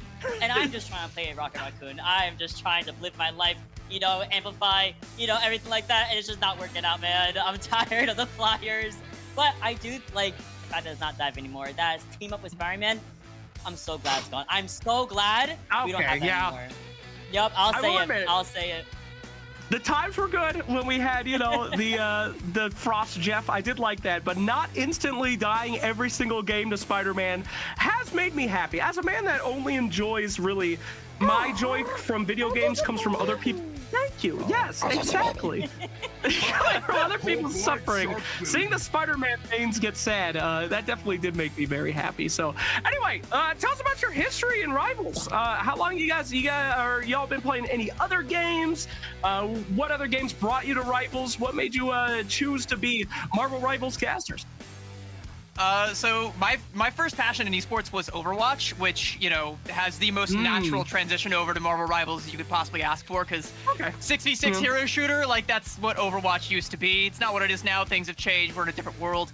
But it's like, you slot back in and you're like, oh, this is what the chaos of, like, a 6v6 hero shooter feels like. You can get right back into it, and it was a ton of fun. Again, I went right back to my natural role as a strategist main. Enjoyed playing through it, and I've just been, getting to do little bits of casting here and there. It's an exploding esports scene right now, so everyone is trying to get their hands on whatever opportunities they can. So anywhere I can get my anywhere I can throw my hat in the ring, I'm like, yo, get me in there. I'm down to cast this game. I love this. Let me just let me have a mic. Let's go for it. Let's go. I mean, I come from like the Smash Brothers scene. Actually, when I first started, played Hero. I have Hero tattoo. Oh, I can't even see it, but I have Dragon Quest tattoos on my arm. I love that game so much. And then I transitioned from that into general FGC, Mortal Kombat, and then I got into Overwatch a couple years ago for pretty much the same reason. Actually, I got into Overwatch 2. I'm a fake Overwatcher, guys. I did not play 6v6. I'm sorry. Everything you say makes me upset. My Cardinals did. Overwatch 2. I'm sorry, but I fell in love. I really fell in love with the esports scene after Overwatch 2, and then, as CB said, it is a natural progression into Marvel Rivals. Just the same somewhat format, same objective-based gameplay, same team shooter aspect. I loved it since everything came out for Marvel Rivals. Well, we are so blessed to have you all here with us working this bad boy. Now, I would like to remind you, every single person that you're seeing in these games is going to be active duty or military veteran, and these are their first time playing. We have gone through an entire season of Gamers and Guardians where we have made sure that everybody can play. We've gone through, had our winners. Later today, we're going to have our grand championships with all of our winners on Marvel Rivals who have won every single week. But this one, we threw together last night, and these are all newbies who have not played Marvel Rivals yet on our stream. So I personally am super excited to see the skill levels because it is very varied here. Some guys just play for fun. We have casuals, but there are some absolutely cracked, super high-ranked peeps that come in that happen to be military veterans and active duties, and it is absolutely nuts. I think that you guys might be a little surprised by the amount of players that we have here today and the skill levels that you might be seeing. With that in mind, what is the most meta? What should we see from these high-ranked super meta peeps? Because me, I'm a rival scrub. As I said, I am a Jeff main. So what do you expect to see here from our best players? Well, the meta right now is like super varied, especially, you know, if you look at the Marvel Rivals Ignite scene, the ban system, it kind of has things all over the place. So from map to map, section, like game to game, it changes. It's almost never stagnant. I know a lot of players, especially in the NA region, are leaning very heavily on Magneto, and a lot of players all over the world, they lean heavily on Doctor Strange. Beyond that, who knows? It's whatever's not banned and whatever we're good at, we can make it work. Yeah, pretty much on the money with that. Like, it's so varied. Like, if you see the bans, you can kind of guess from the amount of bans that there are. Loki's still very good. Magneto, extremely strong. Emma Frost, a demon in and of herself. Flyers in general, very solid. Team ups that have come out now that are brand new, still very strong. Storm makes an appearance. There's a lot, you know. There's not really one insane comp. It's kind of just like everyone's broken, so as long as they kind of like work well together, it should be fine. When everything's broken, nothing is. Exactly. That's how it should be. All right. Well, I do have some fantastic news. Just came into our chat. One of our players popped in. Gago Bago, I believe, said, "We will not be running meta," in all caps. That is what I like to see. Bring out those cringe pics. I'm into it, baby. I mean, can we get cheese slaps? Because I mean, that sounds like they're coming out with cheese. If they're not playing the meta, that's not a cheese slap at all. That's not what I asked for, but I appreciate it nonetheless. Thank you. What is this? Oh my! This is the most expensive one we have. It's the meme. It's the meme. Say that again. Yeah. Say that again. That was the worst one we have. It cost 1,000. Someone saved up 1,000 points for that moment. Why? That's dope. That's just good right there. Like, they got it. worth every penny, I think. I was watching the Warzone one earlier and was seeing like the Borpa licks, and I was like, what? Like, I got flashbanged. I didn't like. I'm gonna have to cast with like that, just like possibly coming in at random. Like, how like look at the conditions I gotta work under is just. This is wonderful. I think this is peak actually. This is really gonna be giving a lot of insight into everything. You know, you see a 6K cheese slam. It's all good. You know, that is us. You know, we are a military community. All of our players are military community. This is going to be, you know, your guys' boot camp, all right? The most aggressive casting scene ever. You need to make it through this, all right? You need to see these things and don't let them affect you. I can do it. You have to make it through this, and you will be champions. But sorry to ask, I am super interested. So you said that you did serve before. That is so cool. I was actually not aware of that. I would have had you #1 on my priority list. We love giving gigs to people that have served. So can you tell us a little bit about that? What'd you do? So yeah, back in from 2013 to 2016, I was a cryptologic technician technical on board USS Cape St. George out of San Diego. I didn't do a whole lot of twerking, like Venom here. I do that more nowadays. That's like more of a post-service kind of thing in my veteran time frame. But while I was serving, I was you know, out on a tin can in the middle of the Pacific with, you know, just me and my homies trying not to die. Cool. Well, thank you so much for being able to do that. It's awesome that you went doing that, serving, and then now we're all meeting here today. Players, casters, all together, united by a little bit of Marvel Rivals and some gaming. So that's what we're all about here. So awesome that you're able to join us. That is so cool. And while I'm here, I do also want to shout out the VA as well for A, also helping me pay for college, and B, putting out the email that I forgot in my inbox that you said was like, yeah, 600 people just like signed up overnight, so we got to do more show. And I was like, shout out the VA. Like those people, like the veterans, they all get a ton of respect, rightfully so. But the VA deserves a little bit as well, so I want to shout them out. Ah, well, thank you very much. And yes, indeed, shout out to you as well. Actually ditched class to do this. I begged you. The good news is because it was such short notice, there is zero chance that my professor is going to see this. So yeah, I skipped class to be here. It's totally it's chill. It's fine. It's fine. It's fine. Sorry. Make it up. It's fine. The VA's paying for my classes that I'm skipping. Not Professor the VA in paying chat, for it. we do apologize. It's for a good cause, though. Okay, we ditched class for good cause. So thank you so much for ditching to be here. I would never endorse truancy for indeed. anything less than a good cause. Fantastic. But yeah, we have a lot of new members, which is why we're doing this newbie one. And we're loading in this first lobby. So just to remind you guys, we're going to be doing 3 games here today. We're all best of 1. Our first 2 teams are going to go head to head, or 4 teams. 2 winners will go head to head on that final game. In that final game, one of those winners will be winning an all expenses paid vacation thanks to Westgate Resorts, one of our partners, one of our many great partners that we have on this show. And again, if you guys are having a fun time watching on this stream, don't forget, you can head on over to the Wounded Warrior Project Twitch as well. They do fantastic stuff over there, guys, and they're co-streaming with us today. Hopefully, we'll be able to get even more integrated with them later in the future, where we can have them on and talk a little bit. But yeah, so if you're interested in that as well, check out them. We have so many great partners on this show that make this show possible and made Season 1 such a banger as we gear up for Season 2. And I dream of having the Season 2 Marvel Rivals LAN. That would be so sick to see some of our best players coming in and popping in. It is absolutely great to see it. Guys, have you been to an esport LAN before, my friends?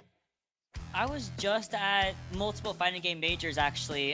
In Chicago, majors. Chicago twice, and the last one was in Orlando. And yeah, if you can get out to the LAN scene, whether it's for shooters, whether it's for the fighting game community, it is so fun.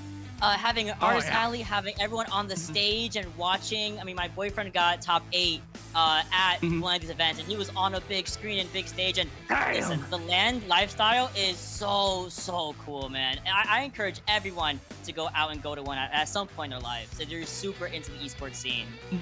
I see. I've never been to any of the fighting game LANs, but I know you guys get pretty rowdy over there. I've been to only I've only been to Overwatch esports events, and those are very kind of the same in some respects. Like we can get rowdy from time to time, but what I often do, like I did at the last couple DreamHack events in Dallas and Stockholm last year, I would just like find a corner and like just sit back and like watch the screen like a hawk, just like analyzing everything, like a little loner corner, like. Stopping to say hi to friends and people who just like, oh man, it's so good. It's so good. The LAN, I know I make it sound kind of weird and like I'm a little awkward, but the LAN environment is crazy fun. You got to go to an esports event if you've never been. For a Giga nerd, having a quiet corner where no one talks to me, where I can look at stuff, that is a sales pitch. If you said that I had to go in and talk to people and be social, I would never show up at a LAN. So thank you very much. That was a good sales pitch for me. I use like 600% of my social battery at every LAN, all right? And then I go to my hotel room after I check out. I sleep for like 3 hours, and then I come back and I do it again the next day. I love it. It's like the time of my life. I love going to esports LANs, and I would love to go to more in the future. So, looking forward to seeing if there is a Marvel Rivals LAN for Gamers and Guardians. I would love that because again, the esports scene is exploding, and there are definitely going to be some Marvel Rivals LANs in the future. So, Season 2. One here. Season 2, my friends. All right, let me do a little community house cleaning here. Kitty Cat Girl 99. Hi. Welcome. Our first time viewer, one of our first timers. And we did get a comment from Hash says, I registered is still room. Well, not this time, but we do typically on our season make sure that if you register to play a game and you haven't played yet, we'll make sure that we get you in next week. This being the last episode of season 1, fortunately could not accommodate our nearly 600 new members in our extra 2 hours here today. But if you have signed up, you are enrolled automatically into our season 2. We will make sure that you get your chance to play, and if you win, get that cold hard cash instantly and chances to win bigger and better prizes. The only thing that you have to do is be either active duty or a veteran. And oh, okay, great. Messies, wonderful. That is also extremely expensive. Okay, let's get into it. It's time for Marvel Rivals, my friends. Take it away.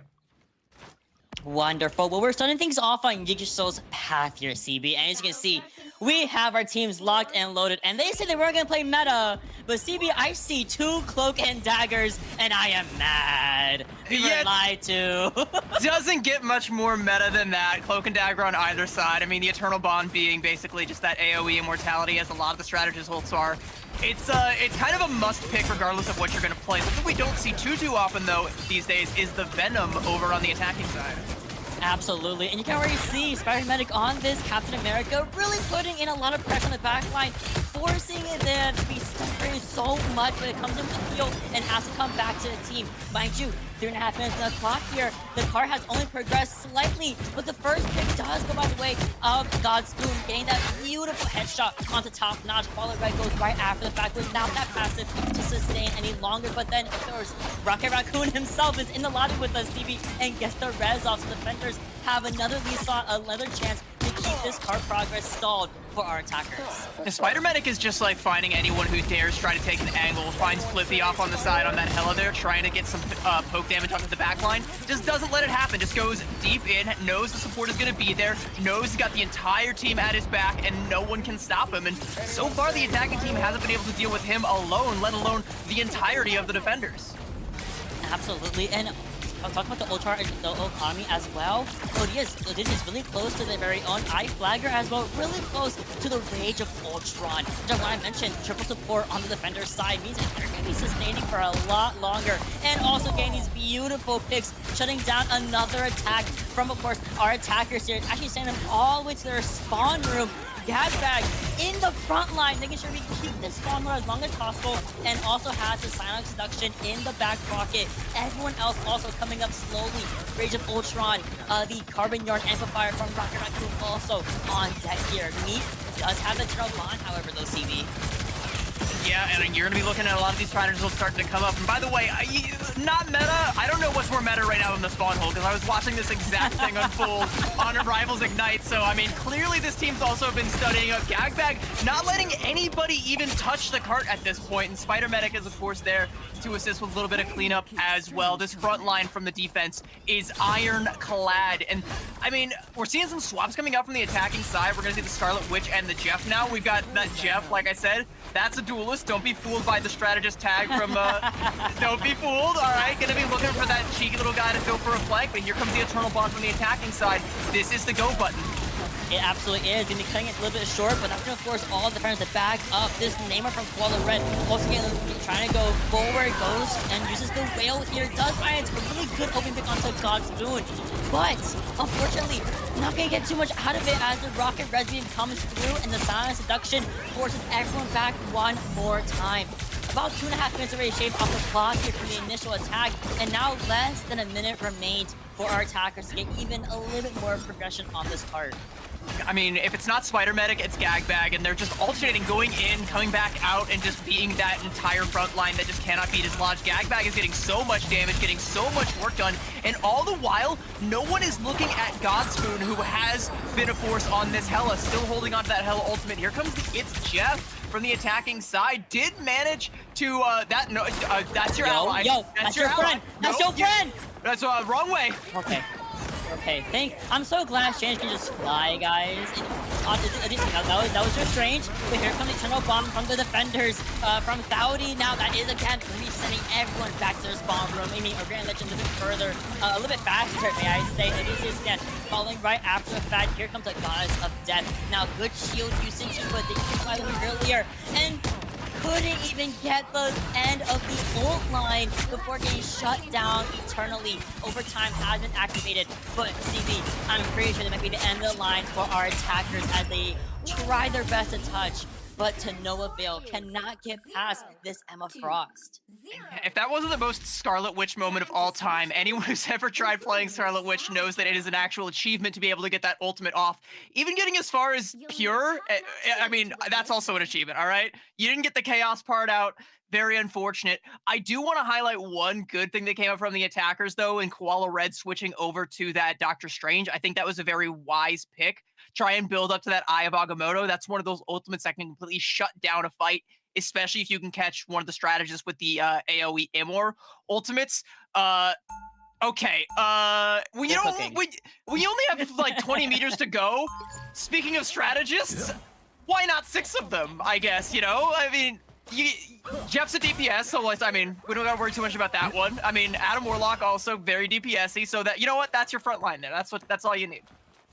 They are cooking here, CV. 6 strategists versus the defenders who are running a 1 Vanguard, triple duelist, and only 1 strategist, actually. Sorry, I didn't even see Koala Red still sticking onto the Strange here. But mind you, despite the car having gone backwards, the actual banner of success is a little bit further than we had, or I think we had thought. So at least the attackers, they have a short way distance to go, but the defenders have a little bit of space to work with.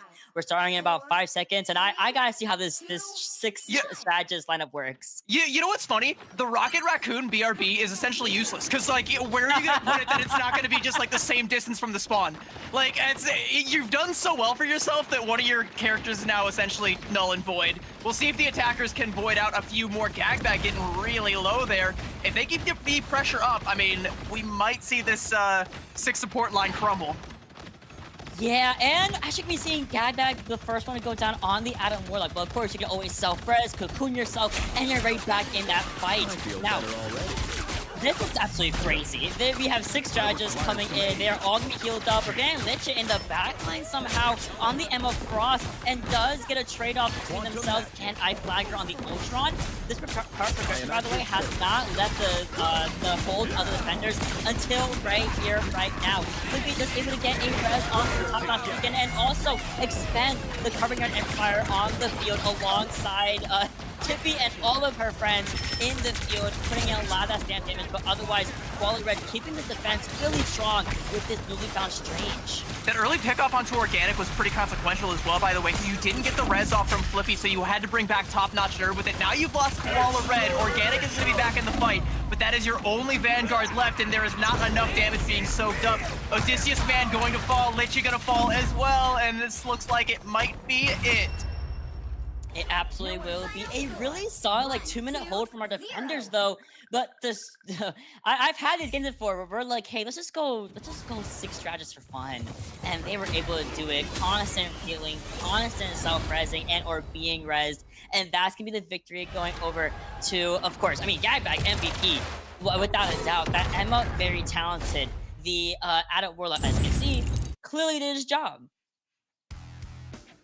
Gagbag lying to us though. Okay, said no meta. That is a straight up. I fell for it. I was so pumped, and if I was on the other team, I would not have banned any meta heroes. And then here they come, absolutely tricked.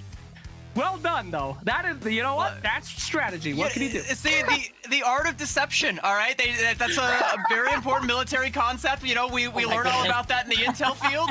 And Gagbag, I mean, are you intel as well? Like, I mean, you're coming in here just dropping the propaganda, making us think you're gonna come out with some cheese, but no, instead you came out with a hydrogen bomb of an Emma Frost performance, and the rest of your team backing you up as well. Like, again, Spider-Medic, you know, isn't going to be getting as much spotlight, but that Captain America was just going crazy in the front line. No one could stop him. The shield just going in on anything that even dared deviate a couple inches from the rest of the pack. Say, you're mine. All right, you did not ask for this boxing match, but we're squaring up right now. Ding, ding, let's go.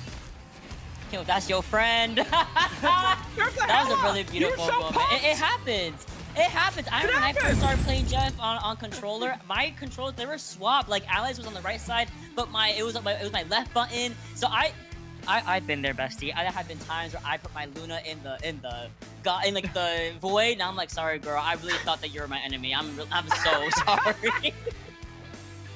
Sometimes I'll play Jeff. I'll understand. like slurp up my own like Spider-Man on my team and spit him out anyway, just because like. You hate him that much. You just hate Yeah, Spider-Man that much. yeah.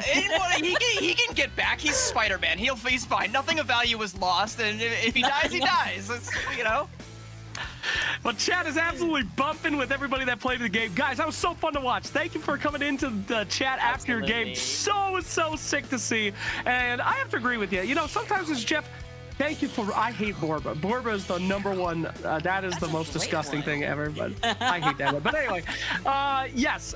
Sometimes it's Jeff. You just gotta eat your most successful people and keep them on their toes. Spit them out, you know, and be like, "What's happening?" Don't let them get into a false sense of security.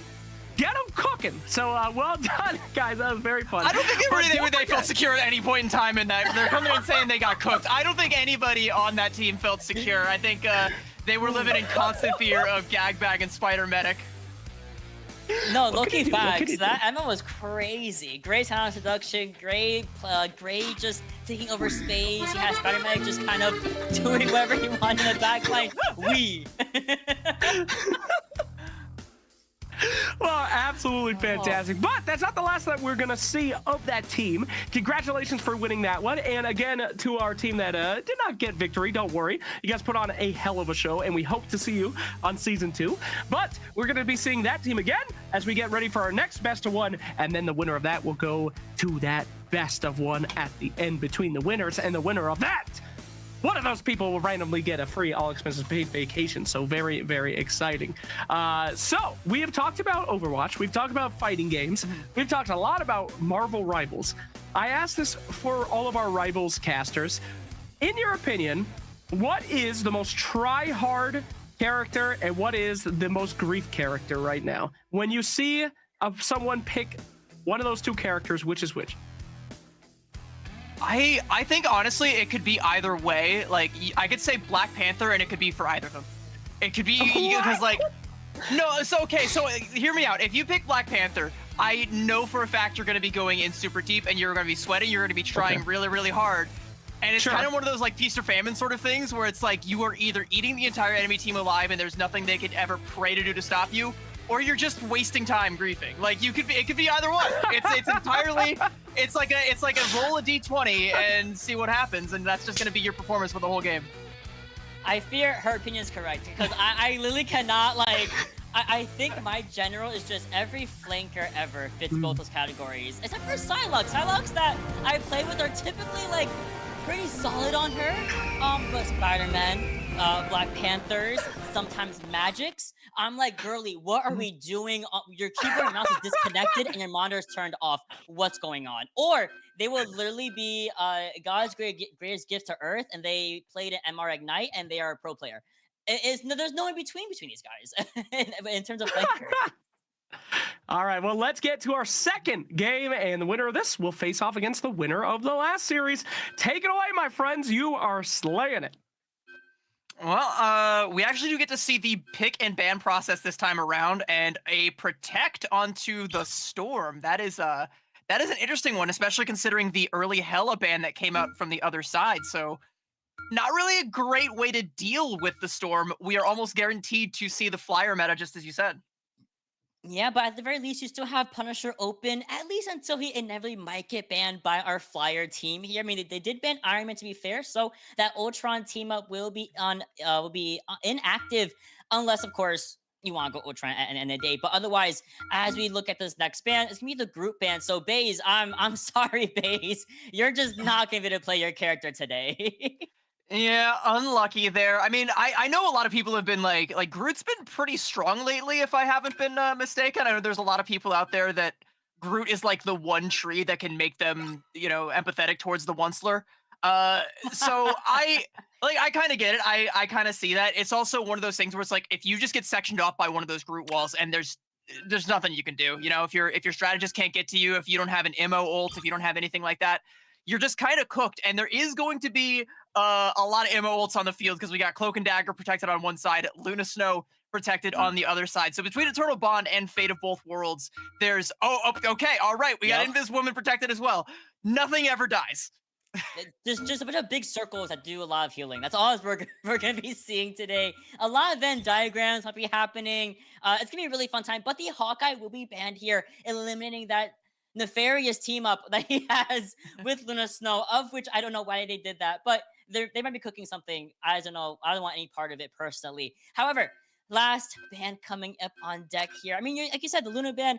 The Luna Protect here can be giving us a lot of that supplemental stability and healing between Fate both worlds, between the Eternal Bond, between the Invisible Boundary. Spider-Man ban, completely fair and real and true. I agree with that. And if I see this Penny Rocket team up from our attacking side here, ooh, I love that team up. It's a little bit nasty if you're the Rocket player. I love it. It's also quite an underrated team up. You know, a lot of people are going to be missing the old Rocket team up alongside Punisher and Bucky, no longer active. But the one with Penny is definitely of the spicy variety, and especially on a map like this, where if you can get, if you can get all of your buildables down on the point as quickly as possible, just make it a nightmare for anyone to try and dive on top of you. And it's something that, both sides are, at least for right now, flashing the Penny, but only one side is actually going to have the ability to utilize that team up. The other side, I think it's going to be kind of interesting to see what our blue team comes out here with and how they try to tackle this, because they were hovering the Storm, now over on the Bucky. There's a lot of moving parts here. Ooh, I like what we're cooking on this red team here. Double Team team Red. up. I'm about to say they have the Penny and the Rocket. They have the Strange and, of course, the Scarlet Witch team up, which is very strong in the right hands of a Scarlet Witch. Our blue team blue here. Okay. They have a couple ideas. I like the backline. I like the magic. I want to see her really push that backline of the Rocket and the Cloak. However, we're starting things off really strong. Of course, kind of a poke face happening so far, but here comes a little dive from our Scarlet Witch. Taikyu looking over at pretty much the entire team here. Faye used really early on, but Goku never cries. Might be gone almost immediately from the fight here, and with that Strange team up, that's gonna be shredding down Shaka really early on that we weren't expecting from the red team to already get this advantage state. Yeah, the strategy was sound, but I mean, having the Scarlet Witch still just being an absolute threat coming through, like, you can't really get a whole lot done. That magic is never going to be able to comfortably get on top of that backline. And I mean, yeah, look at just how much ground is being taken right now. The capture percentage starting to tick up. Red team just marching forward. Tagyu just pumping in more damage. And now, you're looking around, you're seeing armor packs, you're seeing mines, you're seeing the BRB, you're seeing everything you could possibly want if you're red team coming up aces for you. And if you're blue team, how do you attack this? You have to get rid of these nests, the Rocket Res Beacon as fast as possible without, of course, stepping into one of those aforementioned mines, right? But you can already see the dive happening from our DPSs here, from our duelists, Taikyu alongside Runner 64 are just annihilating the blue team here as they walk. But as you can see, someone did come back to the back line, trying their best to disrupt this field of nests. Unfortunately, won't be able to find too much besides a slight stagger. First of all, Tagyu, that is absolutely disgusting. Second of all, that's kind of my point, though, with this magic against the Rocket and the Penny team up, is you can go on these flanks, sure, but once you see all of these buildables down, you're never going to be able to get close because the spider mines are hidden all over that web. You're never going to be able to get on top of those supports, and it's like, what do you do? What is the move? Now we're going to move over to the Hulk on the blue team side. I do kind of like this, but again, we're trying to play a dive-ish hero into a counter-dive composition. It's very difficult to do with this because you have some ultimates already lined up for a red team, and I mean, they don't even have to use them.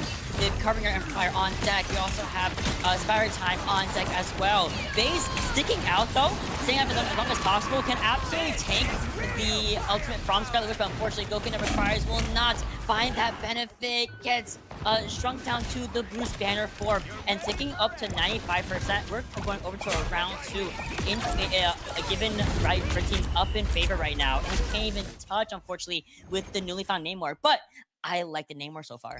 I like the idea. I do like the Namor, but I gotta say, I like everything that Red Team is coming out here with better. First of all, Tagyu is making Scarlet Witch look I mean, she is also easy, but we got a kill with the Scarlet Witch ultimate in an actual official match. Can you believe that? Like, that's like seeing Haley's Comet. That's absolutely insane. And it's not even just that one kill. It's Tagyu going absolutely crazy with the team up from the Doctor Strange. Like you said, having that double team up is just such a formidable offense that there's not really any opportunity for the blue team to ever get in there and make use of any of their dive heroes. They're now off of the Magic, moving over to the Wolverine. We've got a Loki in the backline now. Shaka is now mirroring the Scarlet Witch. I don't see a whole lot of tank presence on the blue team. So, I mean, I think they're just trying to get kills at this point. For sure, I think they're definitely trying to prioritize eliminations and rather than sustain, because as the longer they stay in those fights, you saw they were kind of just rolling over, unfortunately, due to the mines or the penny, or of course the backline being annihilated by Runner or Tagyu. But we do see the Thing come through and make an appearance here. I love the Loki and the Cloak and Dagger from blue team, and already starting things off really strong here in the throne room. They're gonna be fighting on this high ground, and already a bubble being expended from Bolt 19. That's gonna be giving us a little bit of that survivability against the red team, but not for very long, as once again the dynamic duo of Tagyu and Runner Run are doing an absolutely fantastic job of staying alive, and also, well, not even staying alive, but also taking care of the rest of the team here. Spare time expended, but unfortunately not gonna be disrupted at any point by the blue team. Yeah, at this point, red team is just playing with complete confidence. Like, Tagyu and Runner are just able to go in forward, hold down W, and have no fear. They know that BRB beacon is going to be there. They already knew that Biome Kai was playing back, ready to start capping up the points, so now we're already on point. Again, we got the buildables down, we got the spider mines, we got webs all over the place. It's going to be real sticky. Blue team got some ultimates that they can try to work with here, but I mean, the last stand and the God of Mischief, not going to be the most useful to try and crack this. They have to try and get this pick off on the Tagyu, and I mean, this witch, she's still living. Oh, but here comes the Meteor M alongside the Eternal Bond from blue team. And here's a pure chaos. Will it be enough? We have Fate for it. We did, but just a hair too early from Goku Never Cries. The fight still goes, and CD right underneath the noses of red team.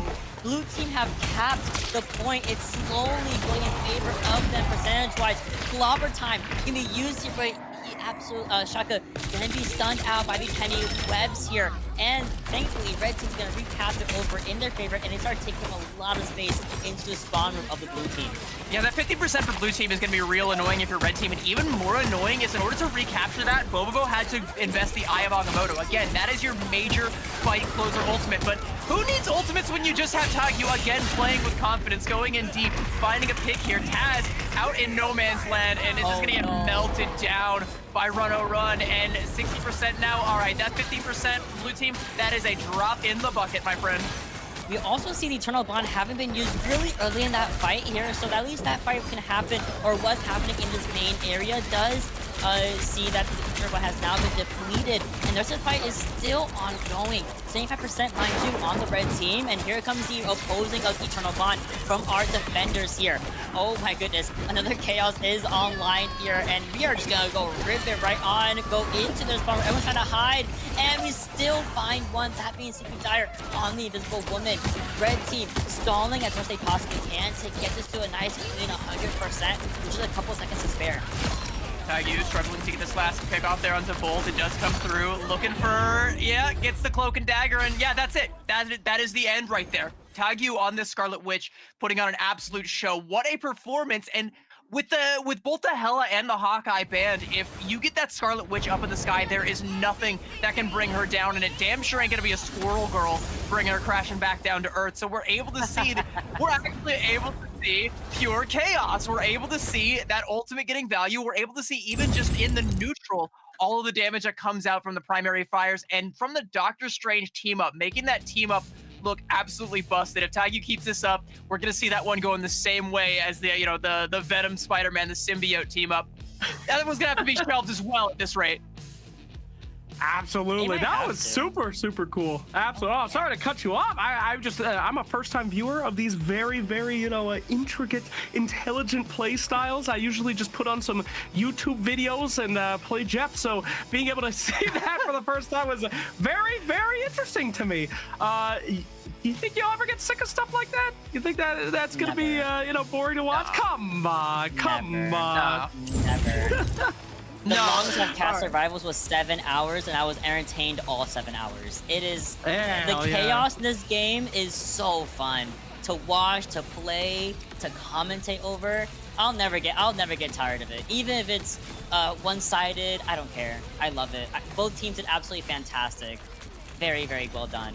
Even in a situation like you said where, we're getting this sudden explosion of people signing up and the skill levels are going to be varied, like you also said, there are going to be some stars. There are going to be some high-level players, and we get to see them kind of showing off here. And, like, that's what we got from Gagbag in the last series. That's what we're getting from TagU here. And honestly, the entire supporting cast, I mean, I'm hard-pressed to call them a supporting cast. The entire red team looked great top to bottom, but it was hard not to keep the eyes on TagU just putting on a absolute show on the Scarlet Witch, something we don't see all that often. Out of all of the flying heroes, I think she's still like the least played. You're seeing a lot more Iron Man still, a lot more Human Torch, occasionally Storm where you can get away with it, which by the way was protected and nobody played. What, like, we protected the Storm just because we felt like it, and then we just left her on the shelf. That was bait. That was bait, I can tell. They were like, oh, they protected Storm, they'll never go for Scarlet Witch. They wouldn't dare. It's a mix-up. It's a mix-up, 50-50. You know, and they the art of deception. It's deception again. Everybody, the successful teams lie. That's They're just a bunch of liars. Absolutely. I love it. Well, I have to say though, last season in Rivals, I didn't see a lot of Penny. And being able to see those spider nests come out here, that is actually now terrifying. Before it was just like going to the zoo and you're like, oh, look at that, neat. I haven't seen that before. Now, I mean, it's like actually pretty foreboding stuff. Did you guys feel like Penny had a big impact in that game at all? whatever zoos you're going to that have like mecha spiders, I wanna head to. That sounds like a really fun zoo. But no, like getting to see it with the Rocket Raccoon team up and getting to see all of the extra things that come out of that, all the extra armor packs, all the extra mines, everything. It was definitely an interesting thing to see, and I think it threw a wrench into Blue Team's plans. Wouldn't you agree?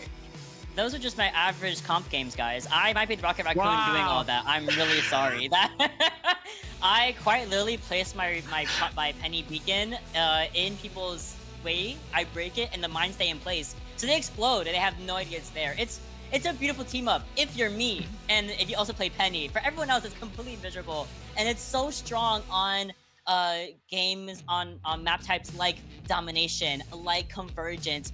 They're so good because you're stationary and you have to walk into them, and it's horrifying because I believe 2 mines can completely kill a 250 HP hero or more. It's crazy. Woo! That's what I'm talking about. That is. And with those webs, you never know where they're lurking. Not with me over there. Oh no, you don't want me with those webs. Nope. They ban Penny in a lot of games now because she's so strong on those stationary maps. Absolutely. Well, my favorite part of that is you beginning the sentence with, this professional game of highest skill is just like my normal pub. That is all I like to hear from my caster. The GOAT coming in. All right, well, my friends, I do have the last game. We're setting up that final lobby, but before we get into that, we have a very, very special surprise for y'all today. We have a short interview with a general who is going to come in here. So I'm going to take that very short interview. We're going to get ready for this one. So get some water, my wonderful casters. Get ready. We're going to go to that final game. But let's go ahead and have a very interesting and exciting talk with a very special guest. All right, we'll go right over there. Hello. Hey, how you doing? Good to be with you. I am so excited to have you here. Yes, thank you. Sorry, when I get excited, sometimes I get a little too invested, get a little nervous. But we are here with U.S. Army retired General Joseph Botel. Sir, thank you so much for coming on Gamers and Guardians and giving us a little bit of your time. How are you doing today? I'm doing well, and I'm really excited to be here. Congratulations on your season finale tonight. Oh, thank you so much. It is great to have you here. Now, we do have some questions for you that I would like to talk about, but I have to know. I ask all my interview victims first. All right, what is your relationship with gaming, sir? Mr. Botel, my General relationship. Botel? Yeah, my relationship with gaming is with August Interactive. I'm one of their senior advisors here. They've reached out to me a number of months ago. A couple of colleagues that I previously served with, and told me what they're trying to do with the development of their game, which is designed to kind of create this online community that's going to really be helpful for our veterans and service members, particularly our veterans who are away from their units and still dealing with the effects of their service, and are looking for an opportunity to belong and to be part of a community. And I was really impressed by the discussion of the online community. I had no idea how many active duty soldiers and sailors, airmen, and Marines and veterans are actually gamers. And so we got to come after this problem in whatever way we can. And I'm very glad to help this way. Absolutely. Well, fantastic. Yeah, I mean, I was surprised as well, as someone who had a lot of military family members, but did not serve myself. The amount of service members that have a relationship with gaming and use it as a way to connect and to grow together and to really get together, especially with, military service members that are constantly on the move, constantly looking for a way to gel with each other. It is super interesting how many of them get into gaming. Is this something that you have, seen yourself, or it's something that you think is? Not really. That's what was so surprising to me. And frankly, it was this new community, it was this new idea that really got me interested in the concept that August Interactive is pursuing. But I must tell you, I was up at West Point, where I graduated from several months ago, and I went into the gaming area they have there, and I spent a couple hours learning about what they're doing for our cadets up there. And they're very active gamers, as I'm sure you may be aware, like the other service academies, and it has a direct benefit for them in preparing them to go out and lead our men and women. So I'm sold on the whole concept of it. Oh, fantastic, man. You're definitely one of the kind of leaders and people that are in the military and looking for, what can actually change the lives of a lot of our veterans out there, and things that are going to do positive mental health. And it's so encouraging to see someone of your incredible stature coming in and saying that, gaming is sometimes can be a positive thing. It is definitely a way that a lot of people, especially the younger folks, are connecting with each other. And it is super rare to see someone as amazing as you be able to say that what we're doing is, not something crazy. So fantastic. Yeah, thanks. Well, you know what? Everybody's in this together. It doesn't matter. Mental health affects everybody. It could be a general, could be a private, could be a sergeant, could be family members.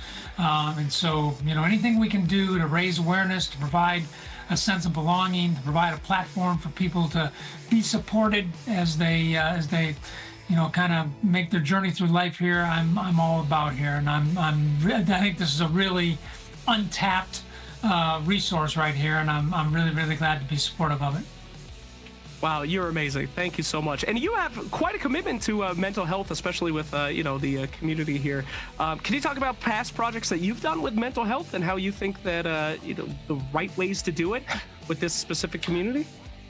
Yeah, I mean, I've been supporting a number. Today, I'm supporting a number of kind of veteran service organizations that are really focused on trying to address the effects of mental health on some of our veterans. Many of our veterans come back to their communities and do just assimilate right in there very well. But there is a small percentage of that do have challenges with transition, largely as a result of their service, and we have to help them. So I've been focused on a couple of organizations. I'm working on with an organization called Bravo Zulu House, which really focuses on helping address the addiction issues with veterans, and helps them kind of get sober so we can begin to address some of the bigger issues that underlie that.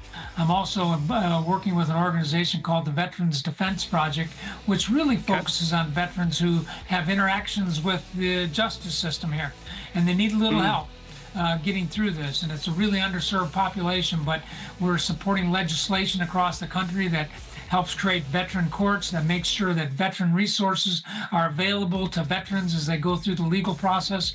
Not trying to excuse anything that they've done, just trying to help them and get them to their side so they can get back into their communities and be the great Americans that they are. And then, of course, I really try to bring awareness to the need to pay attention to mental health and to be willing to reach out and ask for help.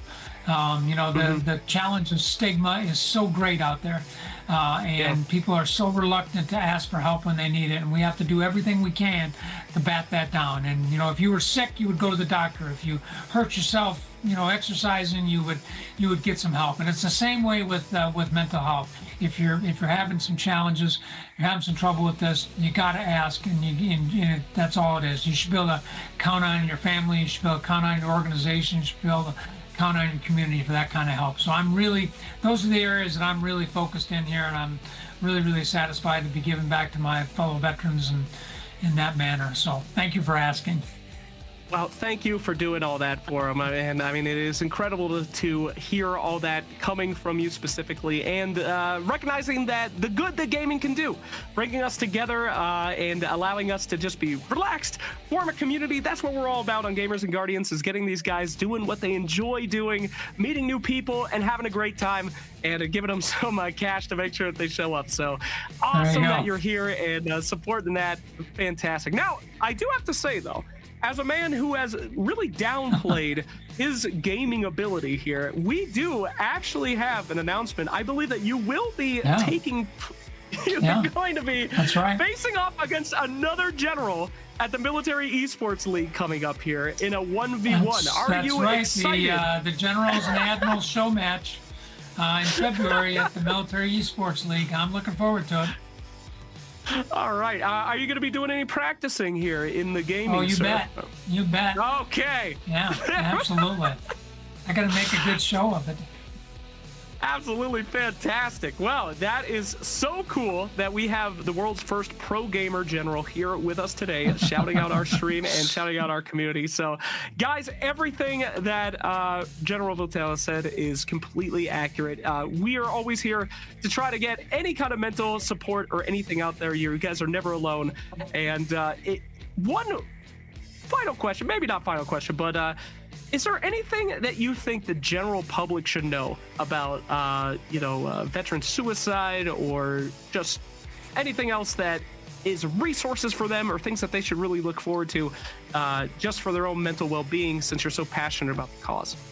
Yeah, I think we have to remember what Abraham Lincoln reminded us of, and that it's the obligation of citizens of the country to take care of those who have served and their families.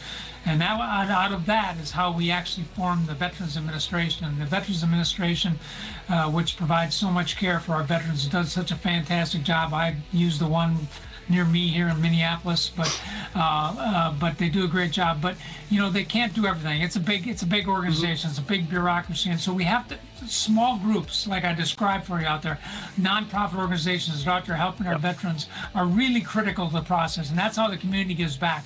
So for those of you that are so inclined, you're a little bit of time, a little bit of money, a little bit of attention to some of these groups really pays off, because for the most part they're not doing that to make money. They're doing that to help veterans. So I want to encourage everybody to look in their own communities and look how you can help the veterans in your own community. That's what I'm trying to do here in the state of Minnesota, is help, really focusing on the veterans that are around me here. That's what we can really that's what we can really affect. And that's what I encourage everybody is look in your veterans. Dedicate a little bit of time, dedicate a little bit of money, dedicate a little bit of attention to this. And the rewards are incredible, and the veterans will be so appreciative of it. Absolutely. Well, we are so appreciative of your time. Thank you so much for coming in here and talking to us about all these very important things, showing your appreciation for gaming and how it can help with the veteran community. It is so amazing. And we are so excited to see you going head-to-head at the Military Esports League with this video game showdown. Sir, Mr. General Votel, thank you so much for your time. An absolute pleasure. Is there anything else?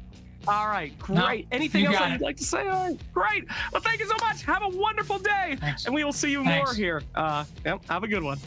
Good night. Oh, my heart was pumping. All right, we're talking to a general. Oh, my God. That was I know. wild. I was shaking my boots. I was like, oh, you're a general. I didn't serve, but that's not important. Yeah, I have yeah, so much more respect than I will ever garner in my entire existence. I was sweating. I was sweating, my friend. But that was so cool. Sorry, go ahead. Oh no, I get it. Like, yeah, very high ranking, very important guy. But like, in admirals and generals esports, like that sounds sick. I want to see that matchup. I don't even care. I want to see that head to head. That sounds like so much fun. Oh my god. That's absolutely. Well, we are going to have a head-to-head in that military esports league, and our winners of Apex coming up after this Rivals will be sent over to the military esports league as well. Our Black Ops team is going to be automatically seeded to compete in the LAN coming up in February. But before we get in there, we have to finish our Rivals, my friends. It is time for us to have those two winners go head-to-head, and one of the winners on that winning team will win an all-expenses paid vacation. And I have to say, as hype as it is to see the end of our Rivals newbie, I gotta say, I'm gonna miss you two. You were absolutely incredible casters. You better be joining us for season 2. You two are amazing. I love the hype. Yes. Yes. I would absolutely love you, but I would be a little bit cautious because we still have one more map that we could disappoint you. So, you know, just be ready. Just be ready. Just wait, hold on. I challenge you to do it. I want to have the worst cast in history. Oh, I could do that one. Challenge accepted. Right, CB, we're gonna throw this real quick. Oh. No, but super pumped. What do y'all think that we're gonna see in this last one? Do you think that we're gonna see the same kind of Captain Americas? We're gonna see the Scarlet Witch, or a little bit of a shakeup? Any different ones? Who are you surprised that you have not seen yet? I feel like it really depends on the map we go to. You know, if we have a convergence or a convoy type map, I think that definitely changes the way we play things. Because Penny, again, we saw that Penny, Rocket, and Scarlet Witch, they're not as strong on like a convoy. But if we go domination, that's gonna be played, and that Captain America is not gonna work as effectively. It completely depends on what map we go to, what map type we end up on. I did see someone in chat shouting out Shin Shibuya a while back, you know, when we were in the map there. You know, we want to talk about Penny. You want to talk about a home field advantage. Shin Shibuya would be great. Oh, yeah. I'm game for that, but I don't think it's up to us. But if it were, I would cast my vote for that and to be like, yeah, show me more of that Penny Rocket team up. I'm here for it. Okay. Shin Shibuya, bring it back to comp, please. Y'all are sickos. You're sickos. Ain't no way. That is. All right. What is the most unbalanced map in your opinion? Green and T'Challa. Green and T'Challa's my least favorite map in the entire game. I hate it. Nope. Hall of Jalia, like this map right now is perfect. Green and T'Challa? Nope. I'm just like, I am not like too big on like all of the Wakanda maps. Like, I don't like this one either personally. Like, as far as the hybrid maps go, like. I really liked Shin Shibuya. Clintar could take it or leave it. But this one I was like, okay, so I'm gonna go Rocket. Yep, that's where I'm gonna put the res beacon right there. That's where my BRB goes. And then I'm just gonna sit in the back and flink away and hope nobody notices me. That's my game plan for this one here. Over on the attacking side though, we have an Iron Fist coming out. Tagyu, who was making waves with that Scarlet Witch before, now gonna be coming out on the Squirrel Girl. And we're also seeing the Emma Frost coming out on both sides. Gagbag going back to the old bag of tricks he's got there, and the Kai. No Penny on either side, perhaps banned to allow for something like the Iron Fist to get a little bit more value, or you know, perhaps banned to allow the Captain America from Spider-Man to get more value. Regardless, Godspoon is going to take down Run Around. That's going to be the BRB already used up.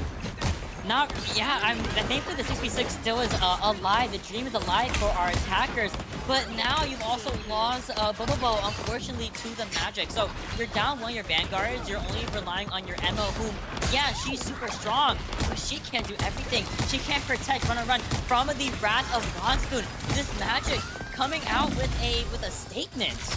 Yeah, and the statement is, we're standing our ground. The statement is, you stay away. You are not getting anywhere near this point. We're not going to allow it. Kai in a ton of trouble there. I mean, even being forced to back up all the way to the spawn. And you can look, the entirety of the defending side is just up here constantly putting on the pressure. We're no longer holding choke. We are choking the life out of the attack. Absolutely, and both of these Emmas are definitely the one. This is my POV. Both these Emmas are gonna be really duking it out with one another. You can also see Runner in the backline trying to at least just disrupt something and really create an opening for the attackers here. Unfortunately, not able to find that. Living Dead sleeping on the job a little bit, however, does have his Great Machine in the back pocket. Seduction. Give me the first ultimate extended here alongside High Flagger, really helping with this initial push from our attackers. But there is a CRA machine on the board here. Living Dead now has it completed, and here comes Spider Medic trying to charge up the freedom charge as soon as possible. The Fantastic makes a reappearance, or it makes an appearance. Very easily enough. Brainiac bounce gonna come out, and here comes the Eternal Bond from the defending side, though, and Gagbag coming through with more kills. Spider Medic taking down the Umkai, and once again, this attack snuffed out. No capture progress to their name, and the defense still have that ultimate from Godspoon, who has been putting on a clinic with the magic, by the way. I mean, we've seen the magic on the business end of the kill feed pretty much this entire map. Went a little bit quiet in that last fight there, but is still finding all of these pickoffs early on that are bleeding out the resources of the attackers, bleeding out the BRB beacons from the attackers before they can even get in. Now they're going to use the teleporter. Run gonna take a mulligan on getting on in there, and now here we go. We got to take the fight right to the back line, and Flagger is going to fall.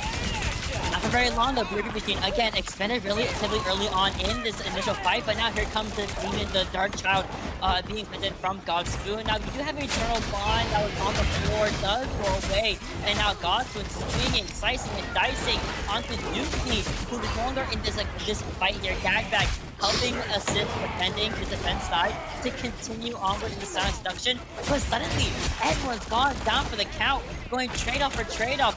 Red, blue, it's just Godspoon. Can they find something against this thing? Maybe not. Good comeback from Spider Medic to go and get that health pack, but we at least have our first tick on the board, and definitely a routine that's coming in from our Captain America.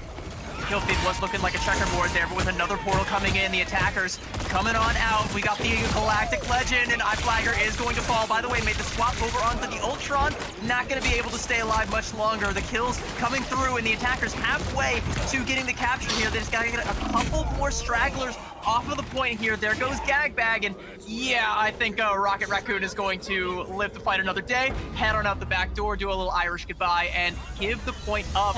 2 minutes and 30 on the time bank, and this cart is going to start a moving. A couple of stragglers on the defensive side have to try and backpedal it, though. They don't want to get caught out here, stagger, and give up more cart progress where they don't need to. You're absolutely right. They have about 2.5 minutes here, which it's not the most amount of time, but at least it's something to get to point B here. It's now Vine ready for Howdy at the same time. Rocket Raccoon also has a CY machine. Godspoon building up to a another ultimate, and this fight happens immediately, and it opens up beautifully with both the Rage of Ultron and the CY machine from the defenders to keep the team alive from this bobble time that was coming in from Boom Kai. You see, now in the fight, our range is super low. Actually goes back to the spawn room by the way of Gagbag. A 1-day service delivery, but comes right back for that return service from Living Dead Girl. Oh, it is a back and forth here, see, but Gagbag still finds another opening pick onto the Star-Lord. No Adam Warlock, a team up, meaning they have to hold that, can't come back, pass it to the spawn room, and walk back to the spawn room. Eternal Bond again, ready for the defenders if need be. But this attack side, they are starting to falter a tiny bit as the defenders stabilize so nicely every single time.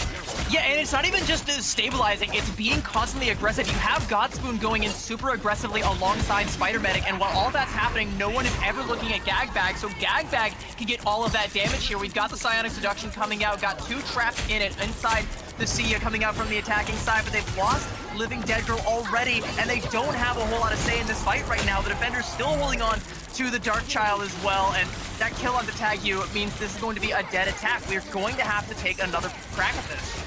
They are, and mind you, CB, they started this off with 2.5 minutes, and we've shaved it down to just a measly 45 seconds. The Rage of Ultron from iFlagger will be ideally securing this objective back in the favor of the defenders and force this objective of the Vast Statue to back up. We are seeing the Tide Legend here, or Tide Legend from, of course, Run, but I mean, with just with just you there, it's just not going to be enough for the attackers to get another opening. Yeah, and we're kind of trickling in here. Tagyu has to try and back out safely, get back with the rest of the team, but there is no safe haven when Spider-Medic is on the field there, alongside, again, Godspoon, who is holding on to that Dark Child. We also have the Sia. Sia Amplified Dark Child is definitely not something that the attacking team is equipped to go for right now, and here we go. Brainiac Bounce, that is your Hail Mary, and it is gone. Whip. I know, and then here comes the aforementioned Demon Dark Child coming in from Godspoon and the Tide Seduction, and coupled with that means that this fight, once again, is going the way of the defenders, especially now that we've ticked down to overtime. Forging some last-minute swaps over to the Moon Knight, for example, from Boomkai. However, it is all for naught. Forced to do a last-minute touch, the hand of Khonshu comes down and finds nothing but some air. Good attack phase, we get to the first point, and there's a defense that can absolutely be made here. Yeah, but the problem that I'm seeing here is, you know, red team, their attack, or sorry, I'm getting mixed up because we just have attack and defense. So now blue team, their attack or their defense was very attack like in nature, where you just have Spider-Medic and Godspoon going in super deep as this kind of two-man hit squad, and then Gagbag picking up the damage as everyone tries to turn around to deal with the cap, and then iFlagger and Rocket Raccoon able to just keep everybody alive. You also have all of the healing from the Cloak and Dagger. It's kind of airtight, and we're not really seeing a good example of how to deal with it from the red team. And you're having a look at some of those bans. I'm seeing a lot of things taken off the field that could have potentially shut that down, but no longer on the field, no longer applicable. Now you're going to have to try and completely full hold first point. And you know, you've got your own Emma Frost, sure, you've got your own The Thing, but that doesn't seem immovable to me. Quite literally, as a thing is immovable as a character himself. But yeah, you're right. They have our defenders team, or now red team, needs to find a way to really disrupt this really cohesive attack from the blue team that we're likely going to be seeing here. I mean, iFlagger is sticking onto the Ultron, so we're coming in with this triple strategist line here. Pretty much the same thing we saw on the defense phase. Now, red team going to be having, you know, they have to pick it up as best they possibly can. Starting things off, I don't know. You know, what can we possibly do? I mean, you know, you might have to be looking to your star player. You got to be looking to tag you again, you know?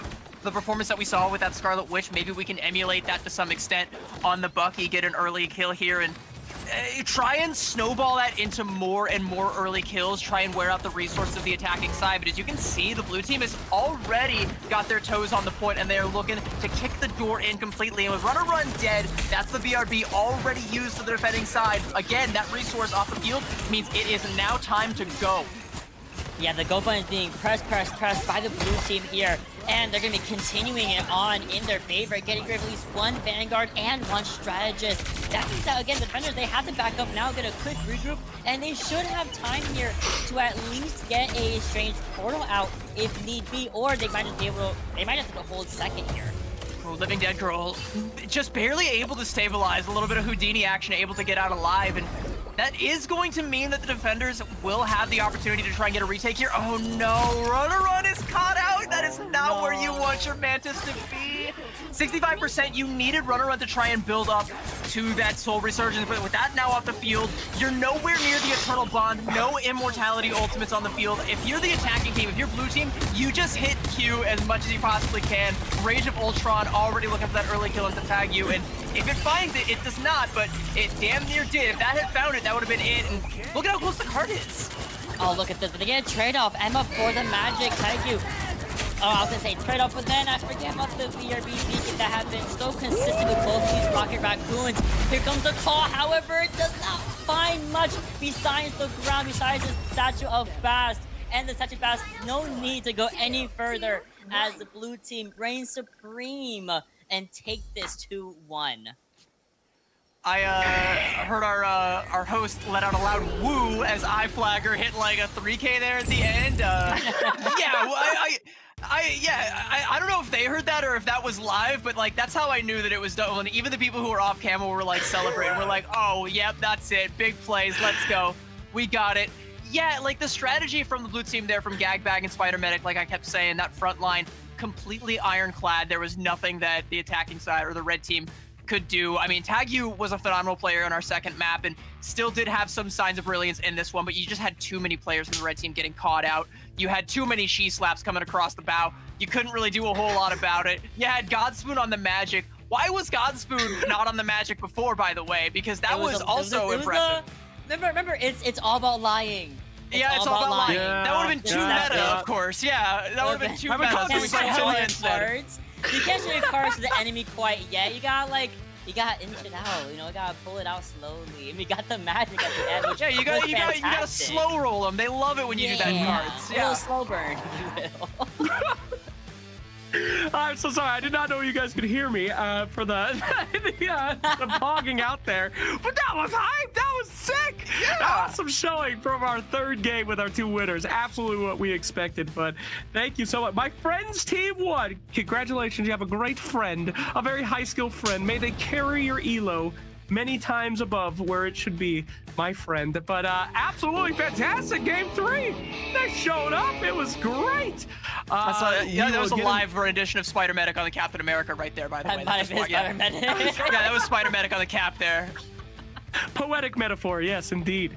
Absolutely. But I would like to say, though, I am so disheartened that these newbies are so good. Okay, we've been having a full season. Okay, we have seen so many good Rivals players, and these newbies come in one time, 10 hours before the show, and they are cracked. I cannot wait to see these folks compete again in the upcoming season. So that was so cool to see. If you guys were playing and you lost, I'm so sorry. It was really, really cool to see y'all playing, though. And don't worry, because if you didn't make it this time, you come back in season 2. We'll get that cash for you. We'll get those prizes for you. We'll get rolling. But yeah, I guess that will do it. We're going to go ahead and find out who our winner is of the vacation very shortly. But this is a tradition that we have with our casters for our first timers. Folks, I want to make sure that you can plug and tell everybody about yourselves. Where can they find you? How can they support you? And what does the future hold? Please let them know. CB, you're up. Well, I mean, you can see down below on Twitter at CBChan, on Instagram as well at CBChan. That's where you can find me, keep up to date with me. I'll be posting anytime I'm casting any Marvel Rivals in the future. I won't be twerking, or I might. Who knows? Maybe at like 10K followers, I'll bust out the Venom twerk. Who's to say? Who's to say? But yeah, give me a follow. If you like Overwatch as well, be sure to follow me there. I'm always getting active in the marginalized gender scenes for Overwatch, and looking to try and make some rows in Marvel Rivals. Maybe we get a similar scene set up here. Also happy to come and support our veterans as a fellow veteran. I remember some of my most fond memories are when I finally got to head on down to the MWR Rec Center and just like boot up my laptop and game for however long until I had to be called back on for my next watch. But yeah, that's about it for me. Mont, you're up.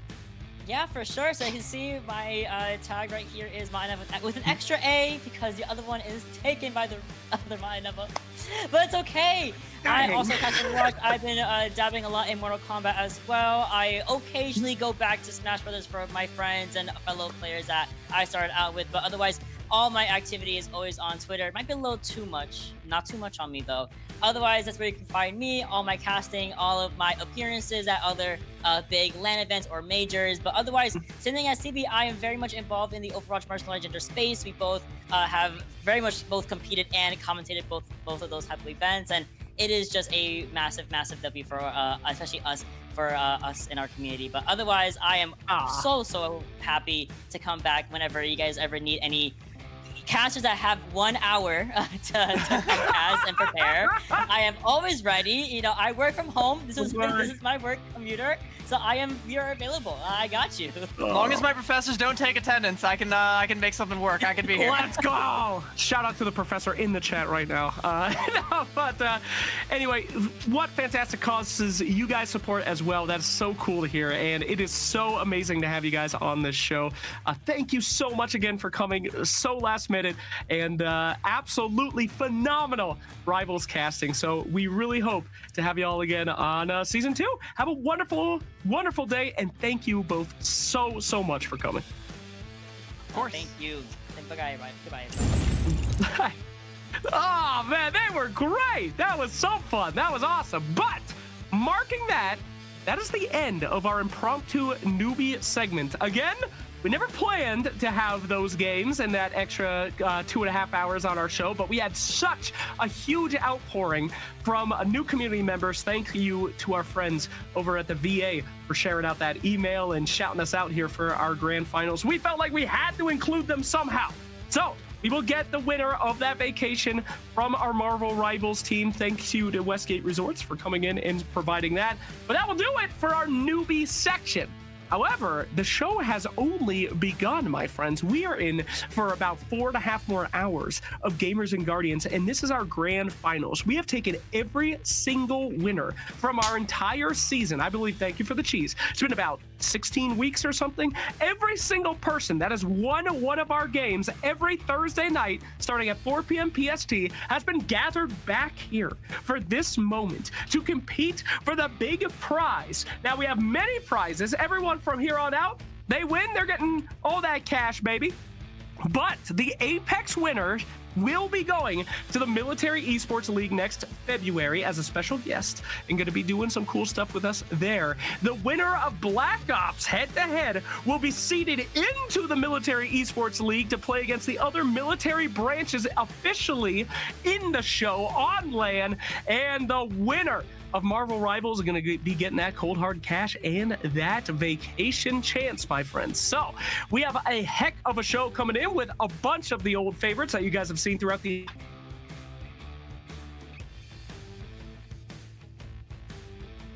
stuff. Come on in. We'll get to you soon. We'll be here for season 2. You can come on in. So don't worry, folks. We'll get right to it very soon. And I am very excited to have some Apex Legends. All right? Apex Legends has been carrying us on this show. You guys are always signing up for Apex, always filling up those lobbies and getting us rolling. So absolutely a pleasure to see all of our Apex winners returning here today.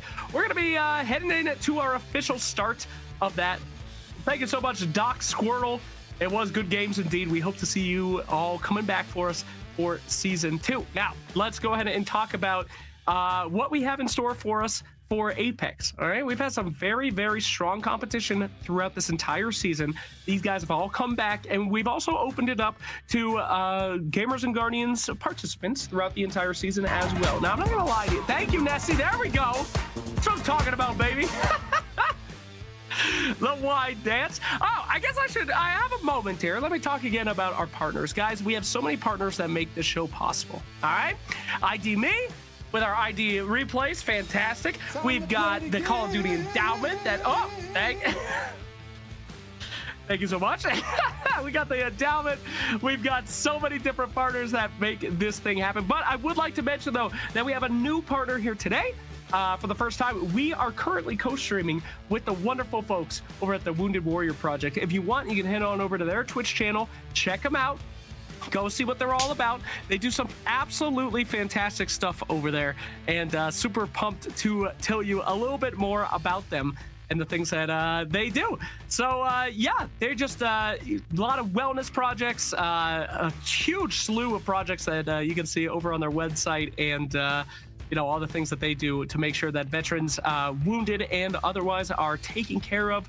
Absolutely every resource that they need, and making sure that all those resources go to the right people. So if you want to go check out the Wounded Warrior Project, they're co-streaming with us right now. I'm sure you've heard their name before. Go to their website, see what they're doing, and check out any one of our other partners. In fact, one of the biggest people... Absolutely. One of the biggest people that we are checking out soon is... Absolutely. So one of the biggest people that we support throughout this entire season is Gold Star Gamers. They're coming up after this segment. They have the Gold Star kids, who are kids that have, you know, lost someone in military service and come together every week to play games. And these kids are absolutely cracked. I say this every week. No one believes me, but they beat our veterans and active duty military members all the time. So absolutely incredible group that we'll be seeing after Apex. But should begin that Apex lobby in shortly. We're getting our casters in as well, and we're going to get rolling. So fun Rivals games. Thank you so much, Run or Run 64. And what up, Tavo? Run or Run, who were you playing in Rivals, man? That was sick. Were you in there? I hope so. I didn't get to see the names particular. as your host there. What is COD Ranked winning? COD Ranked! Yes, they are winning that free competing into the Military Esports League. We're going to seed them into the LAN. So they get to go into the LAN, they get to play against the other official military esports teams and see how well they do. Pretty sick. The Iron Mist and the Mantis. Oh, sheesh. Those were good stuff, dude. That Iron Fist was lit. Thank you so much for playing. And Baze, so sorry you got clapped, my friend. But as we get ready for this segment coming up here, we've got our fantastic Apex team coming up. Now, again, we have had some great casters for Apex, typically Fallout and Colin, join us every single week. Both those guys happen to be on vacation this week and couldn't be happier for them. You know, we love them over here. So thank you again to all the Fallout fans and the Colin fans that have come every week. But we do have two surprise casters here that we are bringing up for the grand finals. So super happy and excited to let you guys know who our secret casters are. We always look for the best casters and the biggest casters that we can every single time that we have these shows, because we want people to know how badass our all military, active duty, and veteran players are. And we have some of the best casters in the world coming in here, especially from Apex. So this week will be no different. Quite a surprise here coming in for who we will have. But good time playing with fellow vets and families. Fantastic. Thank you so much for coming in. Yeah, that's what we're all about. We want the vets and the active duty guys to come in, have a place where they could game with other gamers, meet some new peeps, play some games that they're not used to, but of course give them cash prizes and vacations as a thank you to all their service that they've done. So season 1, absolute banger. We've had a fantastic time and it brings me much joy to do it. It's sad that this is our season finale, but we're excited for season 2. And we'll go.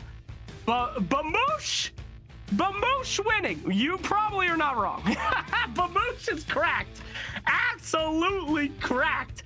There is a lot of different peeps that I remember their names from Apex that I get terrified when they get caught out. So it's going to be the best of the night. I mean, I don't disagree with you. Apex is absolutely one of our highest skilled ones. And it's just, you know, the Black Ops is really good because we have great teams that participate. But the Apex guys themselves are absolutely, there's so many names that we remember from this stream that are so good that show up every week. I am so pumped to see them all going head to head in this grand final. So it's going to be very good. Oh, dude, the Magic. Magic is a hero that is so hard to go up against. You just feel like you're the worst player in the world when there's a good Magic on the other team. So absolutely. The vacation winner. Let me check on that vacation winner.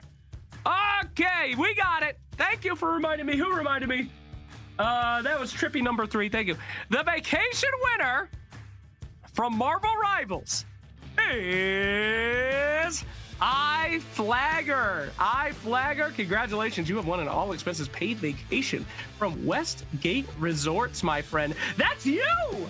You're in chat right now. We want to play as a team in season 2. That's you, iFlagger. That's you. Yeah. Thank you, QNHP, for that Nessie disco to celebrate. Let's go enjoy your vacation, my friend. All right, fantastic. So, seems like we are going to have our casters in here soon and getting that Apex lobby filled up. Welcome to the official start of our season finale for Gamers and Guardians. It's been a hell of a fun couple of months getting these games for you guys every Thursday, and now we'll have all of our winners coming for your viewing pleasure here again today. So as we get this lobby going, as we get our casters going, let's go ahead and see what else is going on with you. I just got off work. Miss the Black Ops 6? Hell no. Black Ops 6 coming in after Apex. You're just in time, baby. Getting green. You're about to be seen. No worries at all, my friend. We are rolling in shortly with our Apex Legends game. So while we have some time before Apex starts, I can talk a little bit more about the wonderful partners that we have here on the show that make it happen every single week, as they have since we started. Got Onward Ops, who has been with us since the beginning, organization for the transition between active duty military and civilian life. They do amazing stuff. You're looking for a house, you're looking for a job, you're looking for friends, you're looking for community, anything you want, that's all they do. active duty to civilian life. That is their specialty. You've got, of course, Call of Duty Endowment, which is helping us put on Call of Duty every single week, and they are fantastic. Gold Star Gamers, of course, our Gold Star family segment all season. We've had family members come in and play at family-friendly games with Gold Star Gamers, and they are absolutely fantastic, coming and bringing the Gold Star kids to face against us, and many more. But we will get into those as soon as we are done with some Apex Legends. Let's go ahead and introduce our surprise casters for the grand finals. Ladies and gentlemen, hello. I am so pumped to bring y'all here today. Now, I do this cringy thing every single time where I make the casters introduce themselves the first time that they're on the show. You got it. Thank you.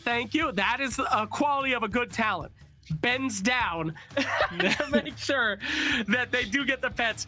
We'll start with you. Who is the strange man in the middle of the screen? Who are you?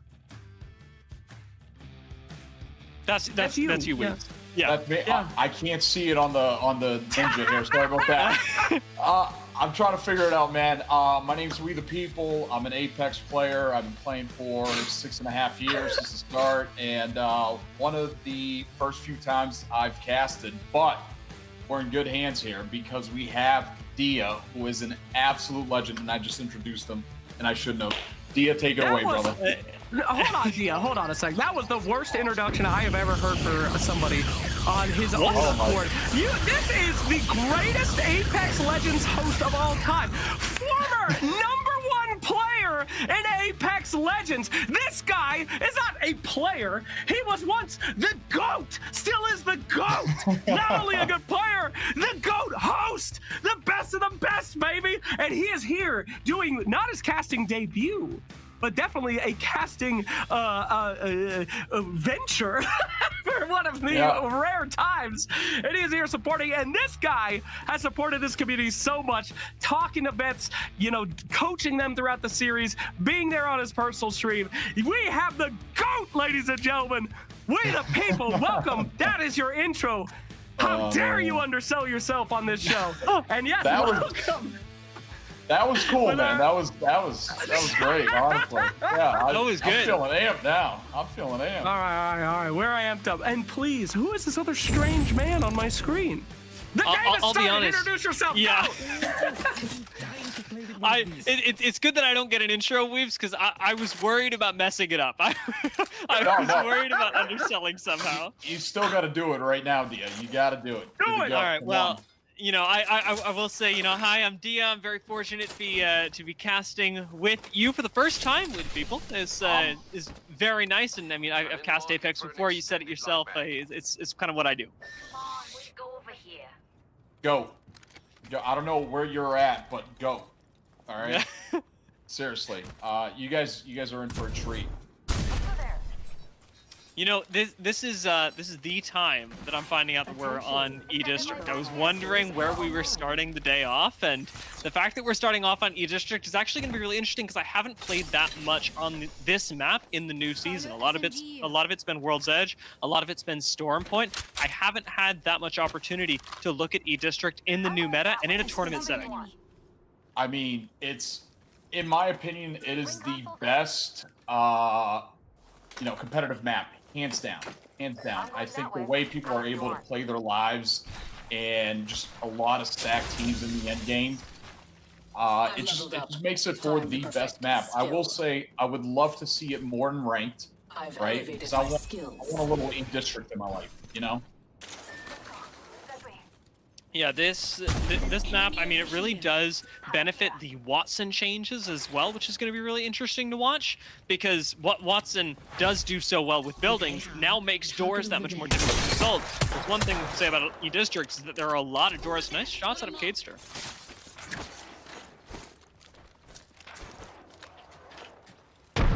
Yeah, I mean, and I fully agree with that Wattson comment here. I think she is phenomenal on E-District. We're going to see a lot at Esports World Cup as well.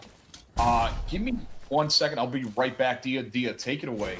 Yeah, you do your thing. We'll just take a look at what's going on in the game right now, especially because, like we said earlier, this is an early game setup. We're keeping a lot of eyes on Team 15, which is nice because, again, Kadestar got us off with some early damage. But the real focus here is that the fact that this team is essentially in an end game position already. They're very close. They've already got second ring console scan with the Wattson, and now it's a matter of assaulting this one building that they seem to have really focused on, that is just off to the, I believe that's eastern side of them. So, oh, rather, western.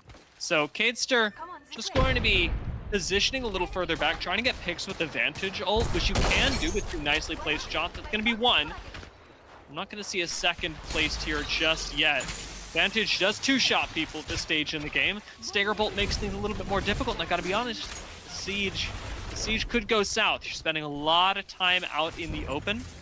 It will mean that Team 15 are that much more vulnerable as we continue to get more teams inside the zone. We do have a fight over at Humbert Labs, though, and that could be really interesting. It's very isolated, and I'm noticing we got PB and John in here.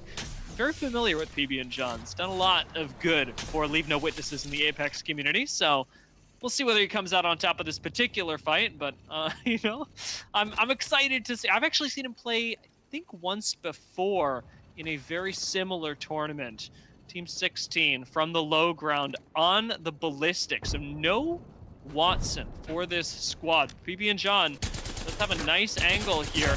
Has the Devo naturally in the sling, but hasn't expended the ult just yet. It's not a great start for him, but it's just going to buy some time. Jumping down to the low ground again with the ult already ticking. Just staying safe. Yep. Dropping down, make sure he pops that bat. And big fan of the Devo here, especially in the ballistic sling. You know, you pop the ult, it's already turbocharged, unlimited ammo, 52 rounds in the mag. What more can you ask for? Yeah, I mean, it's fantastic for ballistic, early game, late game. The gun never really becomes bad. Like, it's just good for you all the way through the game. And the fact that ballistic gets infinite ammo on it as well is absolutely crazy. Now, it's not going to solve all of Team 16's problems. They've already expended the ultimate, and they've got another team rocking up on this. What was a two-way fight has become a three-way fight. Yeah, E-District, it's a very, very easily third-partable map. You know, you don't really see the third parties coming in, and all of a sudden you turn the corner, brand new team. Turn the corner, another team shooting you in the back. As T13 is now finding out. Already having lost one. We're going to take a look at Team 7 that are actually gatekeeping another squad as well. We lose one more, pushing us down to 18 squads. We're not quite in points territory yet. In order to gather points from placement, you are going to want to make just the top 15. At least if we're running with the standard points system. And of course, getting kills in the early game is really helping you out. And a lot of these teams already know that. That's why they're playing around the edge and are playing a little bit more kill hungry, although there's risk to it. I mean, you know, Weebs, there's a lot of reward in this as well. If you're able to camp the edge, able to get a couple of kills, it makes you so much safer for the late game. Yeah, not only for the late game, you sort of clear your back, but you also get some kills on the board, which at the end of the day is extremely important. I'm looking at team number 7 here. Absolutely stacked team right here, I will say. I've ranked with Swiftness, I've ranked with Boomush, and these guys are absolutely locked and loaded. As you saw with that Devo 1 clip right there, they found the second player on the team as well. He's going back for the finish. Get a little bit of loot, make sure he confirms that kill, and they're going to keep it moving. I really like the way that Swiftness was playing on the Sparrow as well, proactively using the ult to clear an entire room. Whether somebody's in there or not, the fact that you're clearing it and either making sure it's safe to run by or doing damage to the people inside it is a really nice way to use the Sparrow ult, almost defensively. And speaking of defense, we got a defense being set up here by none other than Bloodhound, a legend that I don't see very often. Yeah, which I wouldn't say is too great at defense here, as we're about to find out. With this Pathfinder, AN7 just absolutely lighting that team up. Team 8 eliminated right now, and AN7 kill leader right now with 3 on the board. And that was with a 301 with no attachments, especially as he continues to accrue kills. He's not just getting points for the team, but he's getting even stronger and more scary to go up against when other squads come to face him. Team 17 running Rampart and Mirage. One of the weird things that nobody really talks about is that, you know, these legends do date in game, and they are dating in game. Yeah, not a huge fan of this team comp right here, especially when we have Ballistic, we have Alter, we have Ash, we have Watson, Alter. So would love to see a little bit more versatility from these guys, maybe stepping out of their comfort zone, which I'm guessing is the reason why they picked these legends. Rampart could be really good. Mirage is useful in terms of being able to open any bins that you see, assault bins or medic bins, hitting any beacons whatsoever. So you have zone knowledge, you also have enemy knowledge. Swiftness, not letting up with the Devo. I mean, Dia, you're looking at this. Talk to us. I mean, I can see why you rank with this guy, is what I'm going to say. Swiftness is bringing a lot of firepower to the table, and we talked about his game sense and ability usage earlier. It's going to net his team 1 kill. Other than that, Team 7 aren't going to get away with too much, but the fact that they're playing around the edge of the zone does mean, you know it, naturally they're going to run into more squads. Absolutely, and I mean, as you saw there on the map, they are absolutely on the other side of zone. Zone 2 now closing. And these guys are just taking it nice, slow, and just picking up KP wherever they can. I'm almost feeling bad for the other squads in here. I want the other boys to be absolutely locked in when they run into team number 7 here. Yeah, I'm looking at the way they're rotating out of this south side. One of the things that could bite Team 7 is the fact that they are taking the evac a little bit split up. And while in 3v3s they do look pretty indomitable, the chance for them to split up and maybe get picked off one by one, especially on this rotate with multiple squads converging on the same point, I mean, this could be their downfall. We'll take a look at it, because even in the southeast side of zone, we've got other teams fighting just to gatekeep the small amount of buildings that are available. Team 18 is going to full send it onto this building, taking a 2 versus 1 if they're able to find it, but they're giving up high ground and the ability to gatekeep other squads by doing so. Yep, I really want to see the Sparrow on Team 18 here use his to basically limit where these enemies are moving to. Charge Rifle not hitting right now, but I'm hoping my man locks it in right now. So close. Especially because he's 37 Evo off. You know, it's like so painful when you know the Evo is passing you by. Getting access to the second perk on Ash is incredibly valuable. Nice snare by Master Duck. It's not going to secure them a kill, but the thought is there, the defensive play is there, and with Watson and Ash guarding that staircase, you are not getting through. Yep. I mean, this building is such a tough building to push, especially when you have a Watson. You either have to take the jump cannon in the middle of Neon Square, or you have to Ash port up, and somebody is going to get a beam on the first person to that Ash port, 24/7. Really scary thing is that Team 7 are walking up on that very I don't know what we just watched. I don't think I want to see it again. That threw me in for a loop. Well, from one wild turn of events to another, it is Team 7, as we had anticipated, finding their first couple of kills of the fight. Serial Cat going to go up through the altar port, not even have his shield broken before he one-clips 2 people with the Havoc.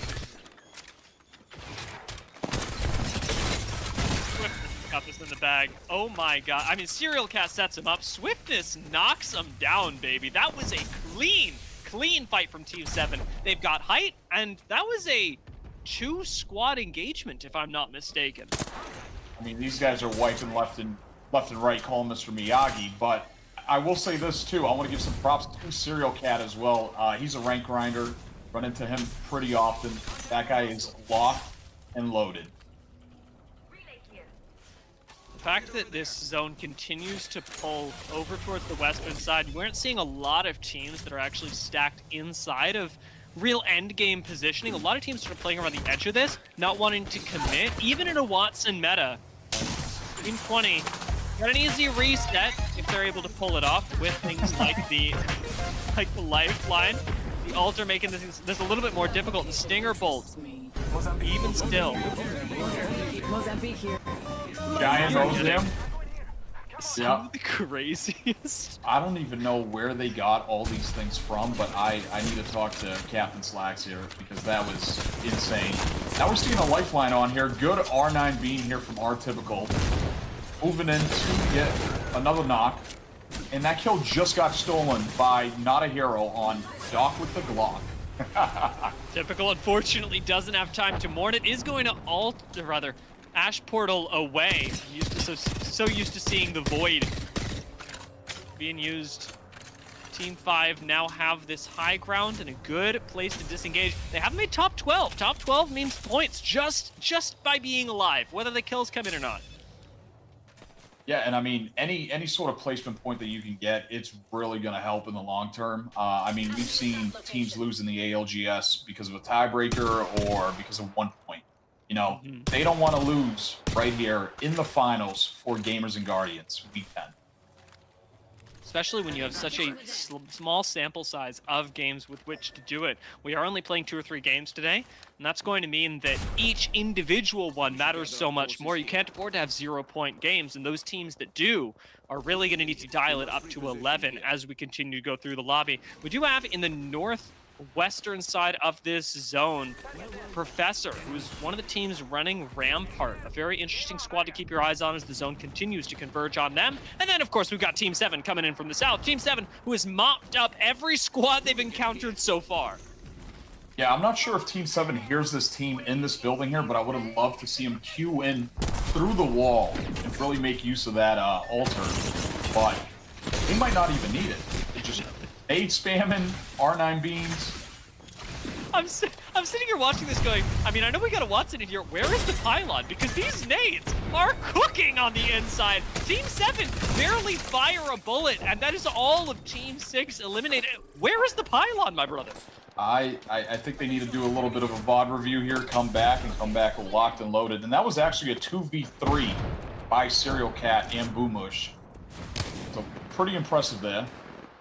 We got Reek, one of our few lifelines in the game, with the wingman holding the height. The only attachment on that, a blue laser sight. So we'll see. We'll see what the wingman is able to do. This could be a legendary play if he's able to get something done, but the cards are stacked against you, especially if you are on the south side with Team 7. They are turning around right now just to gatekeep a few more squads. I believe that is a solo that they've managed to spot out. Team 7 are getting caught up with more than one fight at a time. You know they've got the ability to take all these engagements, to lay out a lot of damage, especially when Boomsh is opening things up like that. Gonna push up without fear on the altar. 2 people sitting in the corner, doesn't even swing the wall, just fires straight on through it. And the Devo, oh my Devo, is gonna do the work. Big fan of Devo. Boomush actually does go down here from the height. Hopefully they have an altar TP down somewhere.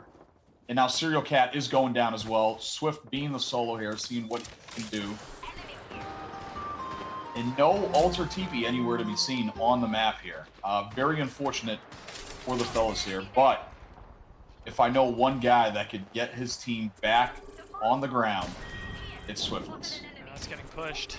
He looks at Serial Cat. I know he wants the banner, but playing in the 1v3 is going to make things that much more difficult. With Boomsh still alive and still crawling around, it's not out of the realm of possibility that they get this. I was just thinking about the altar banner recovery tech being so useful here, but we're not going to see it happen just yet. Instead, Swiftness going to play small, play for the banners perhaps now, as there are only 8 squads left, and those 8 seem pretty intent on fighting.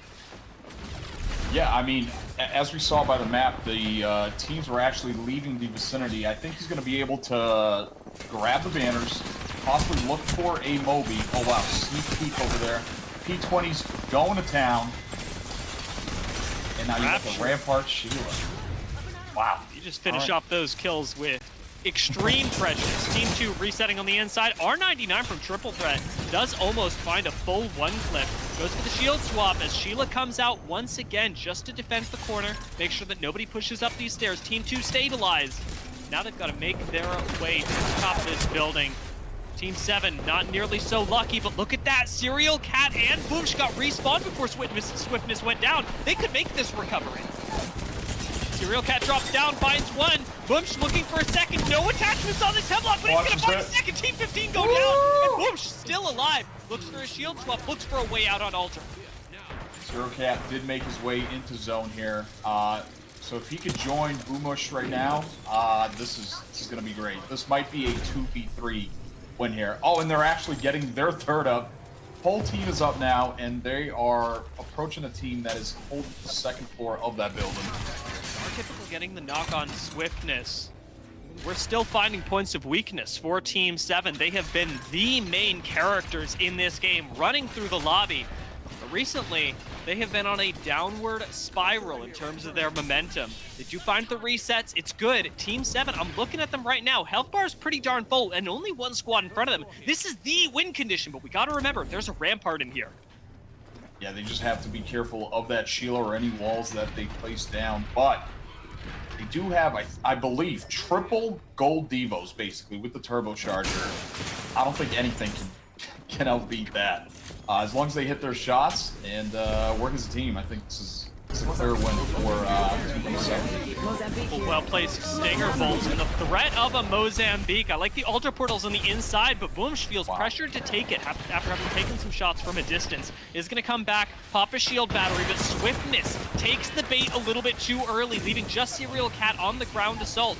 We're gonna hit a quick res right now. Serial Cat's taking a lot of damage from zone though, and he gets wrapped on, so that res has to be canceled immediately. Team 7 struggling to survive, but they come in and wipe out Team 17. We're trying so hard to invis res on the inside.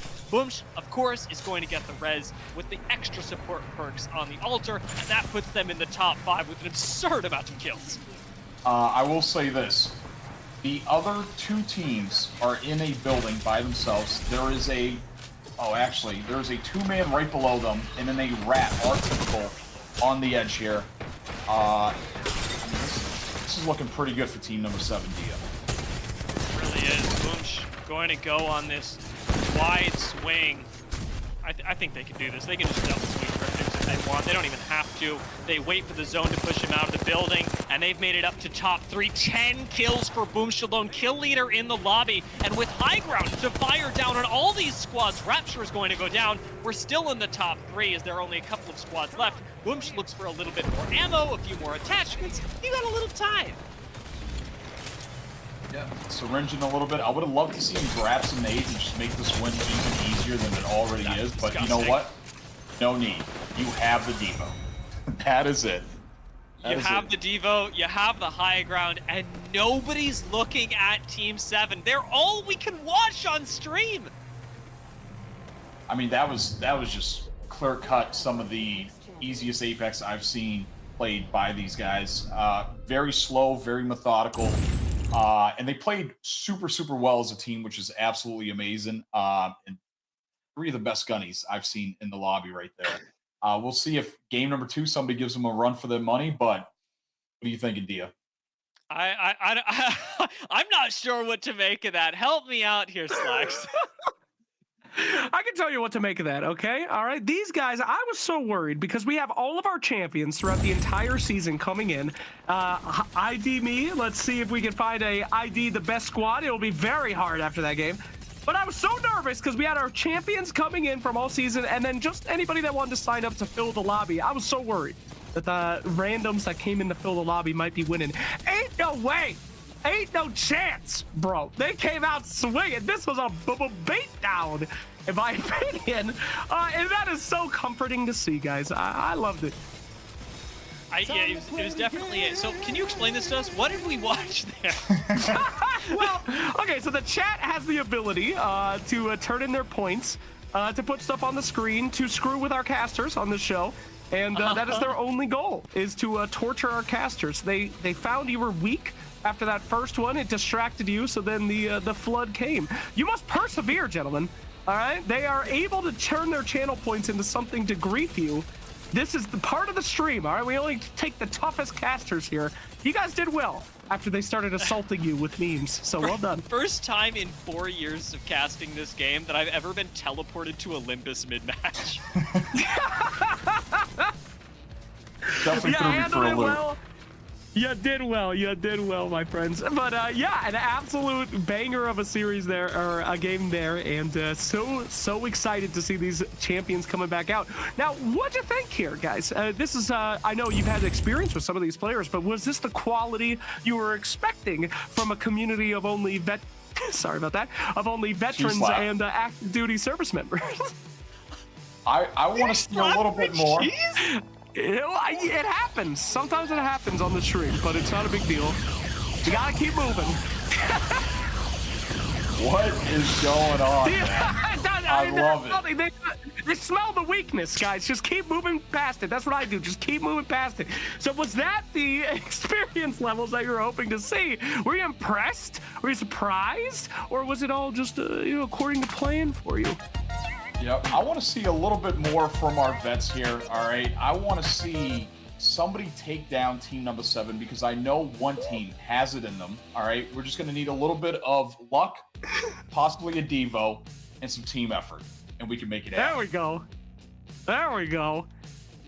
Yeah, I do think that you get early game jitters, like in the first couple of games, and I think that while Team 7 are looking really difficult to stop, an end game situation like that could be made a little bit more difficult for them by other squads recognizing who's the biggest threat. And I think a big part of this is, it's a new lobby. Everybody's just trying to survive as long as they can. Games 2 and 3, I am expecting apparently more cheese slabs, but a whole lot more focus towards teams that have an objectively really good position, like the high ground that Team 7 had in Final Circle. Absolutely. Yeah. Well, yeah, Team 7 is stacked indeed. Triple Threat coming into the chat and letting us know, yes, they are number 1. You got to be gutted for those guys or you're going to be in trouble. Now, you did fail miserably on your hype intro. You did not do the hype intro. You were afraid. I knew I was going to fail. I knew I was going to fail. You need to do your hype intro right now. The people must know. All right? Build yourself up. I have the 2 best Apex guys in the world here right now. All right? What is your history with Apex? Give us the whole lowdown. I mean, I've been around for a while. I haven't innovated any crazy phrases like Apex, what up? The iconic Apex. I miss it. It is. Oh, man, One of my favorite things. I'm really loving the head pats that we're getting. I think that those are doing my heart a lot of good during the course of the stream. But yeah, I've been casting Apex for a long time. I love the game. I love celebrating fun plays like the ones that we're seeing right now on stream, and I've done that from tier 1 to tier 0 to tier nothing. Wherever I can cast Apex, I've been casting Apex for like 4 or 5 years, and I don't plan on stopping. Ladies and gentlemen, this is John Apex right here, okay? This guy the game is named after this guy. This guy is the greatest caster of all time. 5 years, okay? When nobody played this game, when they're like, this is a PUBG ripoff, garbage. No, this man out here casting the GOAT. All right, so yes, we have 2 of the greatest of all time here casting us today, and the community is so pumped to have you. Now, gentlemen, any advice? I like to get our smart guys in here and tell our community of veterans and active duty guys what they can do better. Okay, some of these guys, they're a little casual. They're here for the fun. What would you suggest if you could do anything to just cheese a victory against Team 7? Maybe you're not as good as that. Thank you, cheese. Maybe you're not as good as them, but how can we cheese a victory here? Wait, do you want to go first? Yeah, let me take a hold of this. So what I would love to see are some better comp metas, all right? Character selections. Listen, Alter is in the game. You have the ability to absolutely reset. Not only that, she has the health regen for you and your teammates.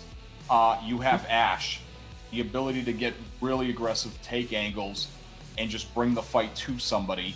And then for the third, you can go Sparrow with the ability to sort of lock people in a certain location, not allow them to take certain angles with the ult, or Ballistic, which you have faster reload speed, you have faster movement speed, unlimited ammo. He's got an automatic go Devo in his sling. That's my thought. Those are my 2 cents. Dio, what do you think? All right. Yeah, I think that in terms of easy, actionable Apex tips, one of the biggest that's been impactful for me is use your cooldowns, even if it's going to get you a small advantage, even if it's going to keep you safe for just an extra second. A big example is if you're playing Gibraltar, instead of saving your bubble in case you need it for a reset, if you've done a lot of damage, bubble on somebody and walk at them, because you can't take damage while you're walking up. Small advantages gained off of cooldowns are way better than using them to recover, and I think that a lot of our teams could benefit from that. You and I were looking at a team that was sat with no pylon inside of an easily defensible position. Use the ultimate. You're going to get it back later, but when you can use it to keep yourself safe for a few extra seconds, it's absolutely worth it.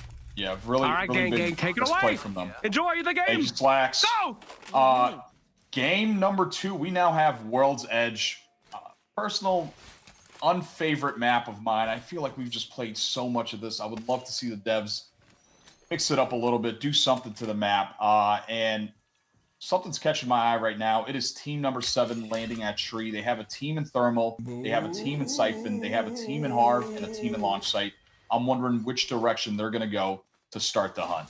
Yeah, interesting that they landed over at Tree. Since this looks like a POI draft, just from how the teams have actually landed into the game, the fact that you go Tree instead of, say, a more powerful or typical POI like Thermal for playing from the edge, I think does suggest that they want to be able to engage with those squads on their side a little bit easier. Well, watch what they do is they've also got really easy access into Lava Siphon, which is going to be pretty dead center of zone. Second scan right now on the recon, so it's going to mean a lot of evo, but not a whole lot of information, since not much will have changed since Swiftness hit the first recon scan. Yep, and they chose their targets. They're going straight for Launch Site right now, and I'm not sure if Helsinki knows what's about to happen right now, but my man does have a wingman, no attachments on it, not the greatest skin on it either. He did spot him. A little bit of extra damage. Battle. It is. You're really going to be relying on Boomsh to get you up to the high ground, as Team 7 can do so with very little to worry about. These 30-30 shots not cleaning up the kill on Mr. Wood, who is so low. Without that knock, Team 7 won't be able to finish off the fight too easily. Boomsh is going to look for this. I think is going to find Mr. Wood in the corner, and he's got maybe 25 HP. You could just blow on him a little bit. He'll fall over. Boomsh right on his tail is going to take a fantastic altar portal, clean that up. And Team 17 running for the hills. And these guys are not playing around. We actually have one more player from Team 17 here. I have no idea why he is choosing to stay in the kill zone right now, in the kill box. If I were him, I would have booked it all the way to Dome and try to res, you know? Yeah. I thought he was going for the evac for a second. I had no idea what the game plan was. Thing is, Team 7's inherited another fight, but we're going to take a look over at staging, where Team 15, one of our few squads to be running the Vantage, are abusing their high ground advantage. Nocturnal gonna go down. That was almost served up to Hokkaido. He's gonna reclaim high ground. Yeah, really easy kill from Hokkaido over here. I'm not sure why that Pathfinder chose to go up there, and I will say this. I know Vantage just got a buff. I know that her ult could 2-tap a person on blue shields, right? But not a huge fan of the Vantage pick. Her movement is great now. They sort of buffed it a little bit, but as you see, they're just better legends to play in the game. Yeah, it's definitely a stylistically interesting choice, because not many squads are going to be opting for this legend. It really abuses the mid game when teams aren't able to rotate or don't know exactly how to do so safely, get caught out in the open, but it really relies on you landing ult shots, and the fact that 2 whiff right there on a white shield does mean that Team 15 have to get more aggressive, more in your face if they actually want these kills. It will mean that they're running straight into another squad towards the south, and speaking of the south, we did mention there were 3 squads in the area of Team 7. Our winners of Game 1 now posturing to take another fight. Yeah, I mean, this should be a pretty easy wipe for these guys, and they should be able to deal with the third party pretty easily. Watson is going to slow their push a little bit, but I don't think it's going to be enough to get these guys going. Great 30 shots over there from, I believe it was the Sparrow that was shooting on his left. Slow play from Team 13. Yeah, Ballistic on Team 13 here, taking a little bit too much damage. Serial Cat looking to make the most out of it. Pretty good R9 beam over here. Boomush on the flank as well. Oh, wow, Goose. Goose letting it rip, man. Would love to see his teammates help him out a little bit there. Now Team 7 on the hunt again for the Solo Rat. That's a really nice play from Team 7, just to send Boomush off and on the flank. It will mean that our third team is taken down. We've got very few left, but I have to agree with chat. This was a really good effort by Team 3 to defend the high ground. It just got caught off guard by the altar TP behind. Yeah, it's very, very unfortunate. In this sort of meta, you have to keep your eyes open. You have to keep your head on the swivel because guess what? If not, an Altar is going to queue on you. An Ashe is going to port on you. And the moment you sort of unlock a little bit, that's the moment where things are going down. And Swiftness cleaning up Team 13 right now with some great enemy shots. I guarantee you he is waiting to collect all the pieces like Thanos to get that Devo and get that thing going. And from the south side of the map, they are now the only team to emerge. Remember, with all 3 squads that were there, they've been slowly but surely wiped out. The next target's sitting in Tree, sitting in Lava Siphon. Who's going to be able to stop Team 7? Right now, it's looking like we're going to need not only a great team, but a few prayers to go along with it. Doc with the Glock going to be taken down. As much as I hate to see the username fall, you know, maybe we get a res. Maybe we get a res. I mean, great shots here from Eventa. I will say this, Doc with the Glock, my favorite name out of anybody in this lobby here. Yeah, it's dope. Phenomenal name. We got Triple Threat as well. Rapture was putting some great shots down on game number 1 in E District, but haven't seen too much from him right now yet. Craftable banner maybe and Geyser. I'm just hoping we get a respawn from Doc. Team 15. Remember that squad, still running the Vantage, still playing for a lot of damage in the early game. Has managed to find a couple of kills so far. A couple squad wipes, Nocturnal on 1 HP, Lomu on 1 HP, and Hokkaido finishes off 2 kills with the 30-30. Got a little risky there, but the low health bars were enough to take him down. Yeah, and it's kind of crazy. He was doing that with an alternator, not even an R9. So you love to see it. Love to see it. And now they're moving up. They're about to get thirded right now as well. Oh, and we have a fight in Siphon. Going down. It's over. Oh, it's and you know why it's over? Because it's team number 7. That's what's up. Team number 7. All right, and now we should have a fight here at the No Name right outside of Fragment. But it seems like the team is running away. I think they're getting a little spooked and whatnot. It's a full squad, team people. Everybody really aiming to gatekeep at this point, especially with less than a minute left on the zone close. Even a squad like Team 15 is going to have to worry. We talked about Vantage taking control of squads that maybe don't know exactly what the rotational plan is. One more shot! Oh! Ooh. Pretty close there from Hokkaido. I live for Vantage dopamine. Big Vantage guy. Big Vantage guy. I think they actually might get this too. No ult necessary though. Again, it's this alternator play. Not a lot of people rocking the alternator, but Hokkaido making it look good up against a team with white shields on second zone close. This is a squad that Team 15 have set themselves up to bully. Team 6 get wiped out. Team 15, man, looking good, and the kill leaders currently right now on the map, but they're getting thirded from the other side of the tunnel here. Tunnel is a spooky area where to play. We might have had a crash here as well from somebody on Team 15, and it's looking like that is the case. It's not even being shot. Like, that's so respectful, actually. Gadester takes absolutely no damage despite not moving a muscle, and Hokkaido swaps out to defend his buddy, taking out Posty. Team 15 in a 2v3 take out Team 9. Hokkaido, man, he's actually a subscriber of mine, so he's making me proud right now, let me tell you. I do have to question him on the alternator. They definitely have had plenty of loot boxes. I guarantee you there was an R9 in one of them, but hey, you can't hate it. 10 kills right now, currently the kill leader.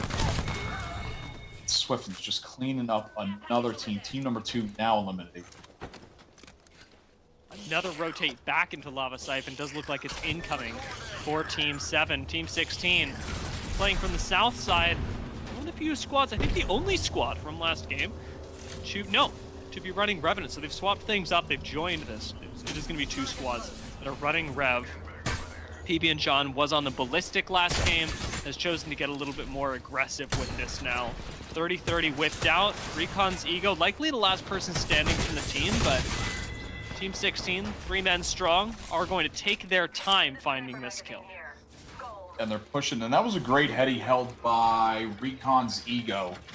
Those headies are so tough to push. It's actually like the Thermopylae Pass, where you could actually hold a team of 3 as a solo on that heady there.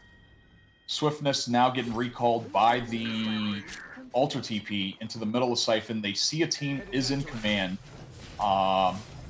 Serial Cat going down here. I can't believe you just referenced like is that a historical battle you just referenced? That is, brother. You're actually, that's so cool. Sorry, I heard you say that. I was like, hold on a second. Huge history nerd. Huge history nerd. We see a team getting gate kept right here, and now Doc with the Glock now back. Great beam from the Fart Sponge with the R301, fully kitted. Got the gold mag. It's got the extra shield on it as well, which was one of the new updates here in the new split. And these guys are chasing Malicious and Uzia.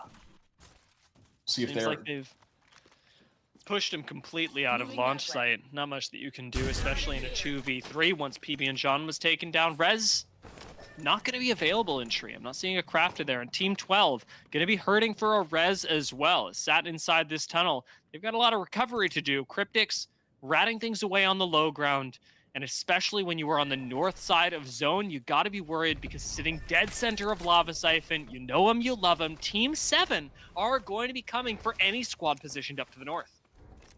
Yep, and Team 15 over here, they did lose Ice Star, I believe. I can't really see his name right now from here. But they do have a Moby, they do have the banner, and they are now calling them in, so they will be a full 3 pulling the res out of blue bins. Hokkaido makes it all the way back to the team as well. Really defensible spot, especially when you've got advantage, so this reset should go relatively unpunished. I'm taking a look at Cryptics, who's sitting over by Tree, and the fact that we got Doc the Glock rotating on over to them. Tree could be a very dangerous place to be in the mid-game. Absolutely, and I will say, I know I was talking smack about Vantage a little earlier, but this is actually a great zone for Vantage. So much open space here. So if Hokkaido is able to hit those shots with the ult, we'll be seeing a lot of knocks here. Team 7 besieged from multiple sides. Yep, team number 7, they found 3 targets, weren't able to pick up any kills on them, and they see 3 guys on blue shields while they're fully purple, fully kitted out, gold devos. This is an automatic push, no questions asked. Yeah, I know an RP farmer when I see one. You see those blues, and you're running straight at them. Swiftness swings into 3 people, and with the P20s at close range, doesn't manage to connect on the knock, but his team is going to continue with the pressure that he was able to exert, finding at least 2 kills, if not the 3rd. He's still on the hunt for that. Team 20 stabilizing on the low ground outside of Tree. Got Lifeline for some quick reses, and it looks like they're on the winning end of the battle anyway. Yeah, that was a great kill over there by Team 20 here, and they're just trying to pick up the pieces on that team that they were chasing here. Confirm the KP, get a couple points on the board, and keep it moving. Ashwood a Massive, you don't really see that very often now in this meta. Would love to have seen a Devo and R9 right there, because I guarantee you they would have gotten the kill on PB and John, the Revenant on the team. Yeah, Rev actually providing a bit of value where you don't normally see it, just in terms of brawling potential around Tree, especially if you're able to get some resets. 2v3 could be turned very fast, and you are going to need somebody as aggressive as Revenant to finish off a Lifeline squad, because Team 20 have a very difficult to push spot, especially with Doc's ability to move up and down around Tree. It lets Team 20 hold on to the high ground and exert pressure on the low.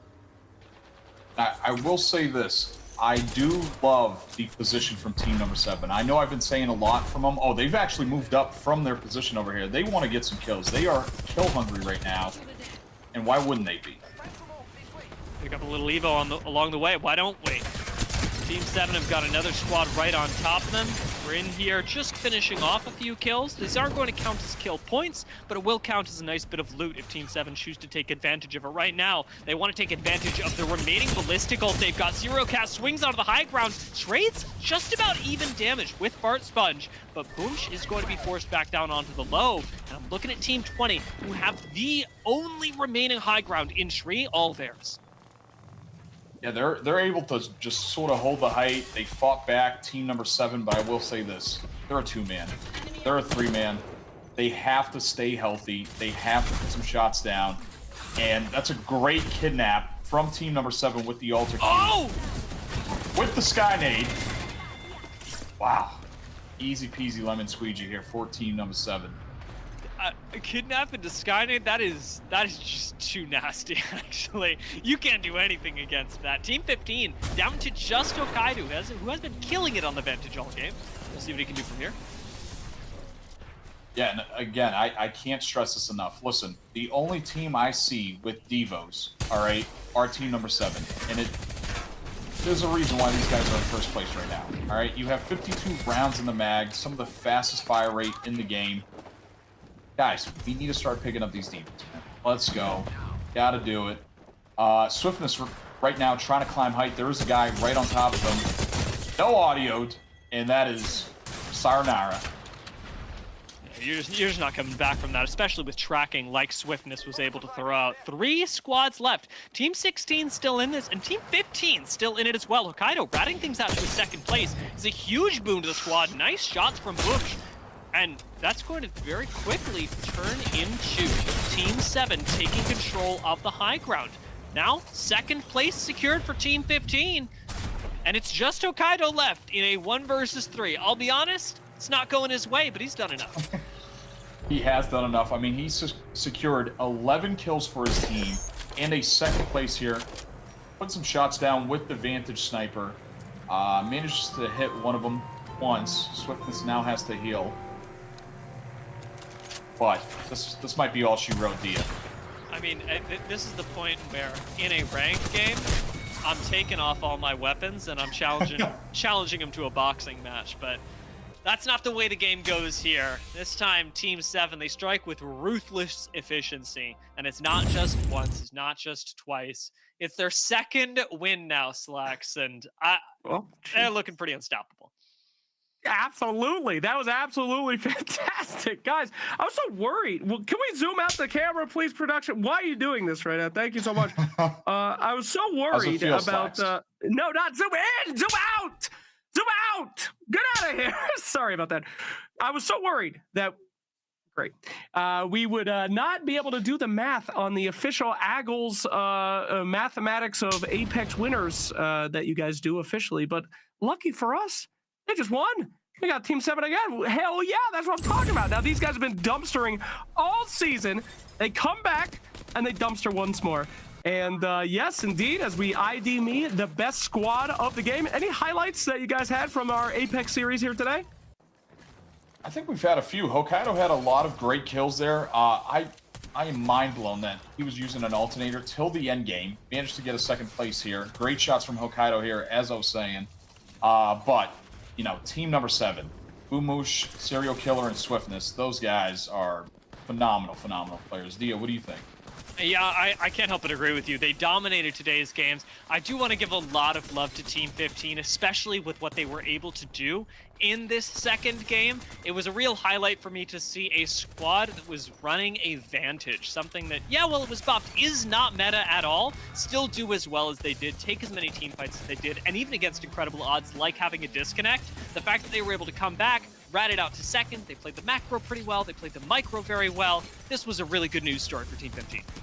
Absolutely. Would love to see Swiftness clean up these shots. Next time I'm playing ranked with him, he will absolutely hear it from me about those 20 shots. But great Devo 1 clip right there. Little no scope. I mean, these guys were the definition of, you know, clean cut Apex here. But I want to give a huge shout out to every team that has participated in this. I mean, this is an amazing, awesome thing that we got going on here. So huge shout out to you, Slacks. Huge thank you to all the men and women that have ever served or are currently serving in the military. I thank you. My family thanks you. We all thank you. But this was fun. I love this, man.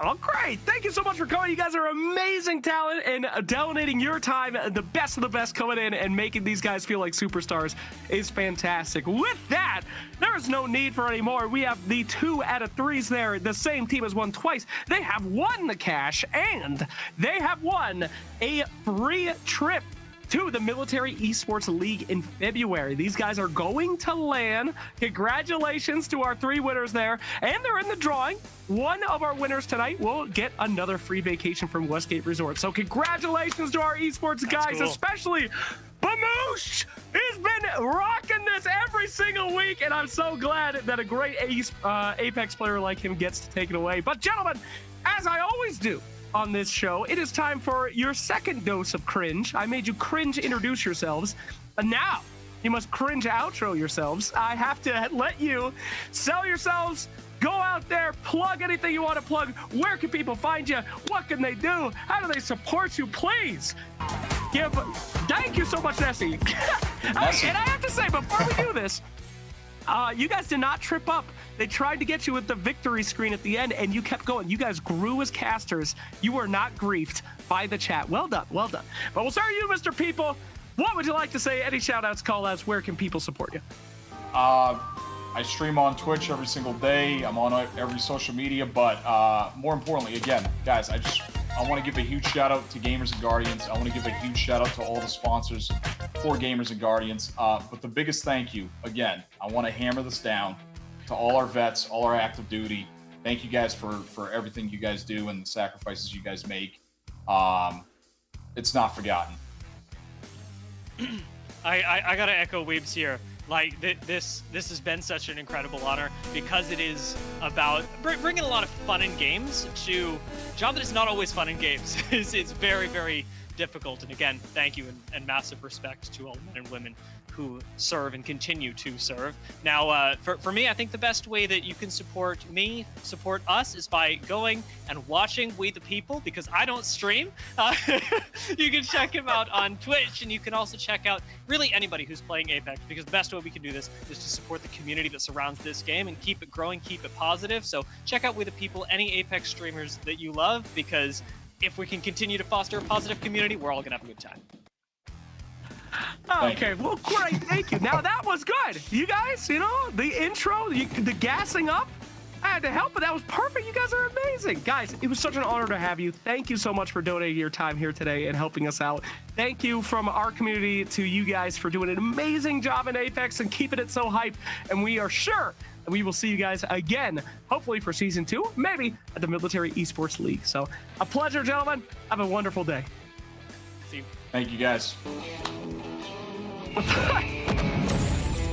Why do you guys have to torture our new talent every single time? Well, you guys go into meme overdrive.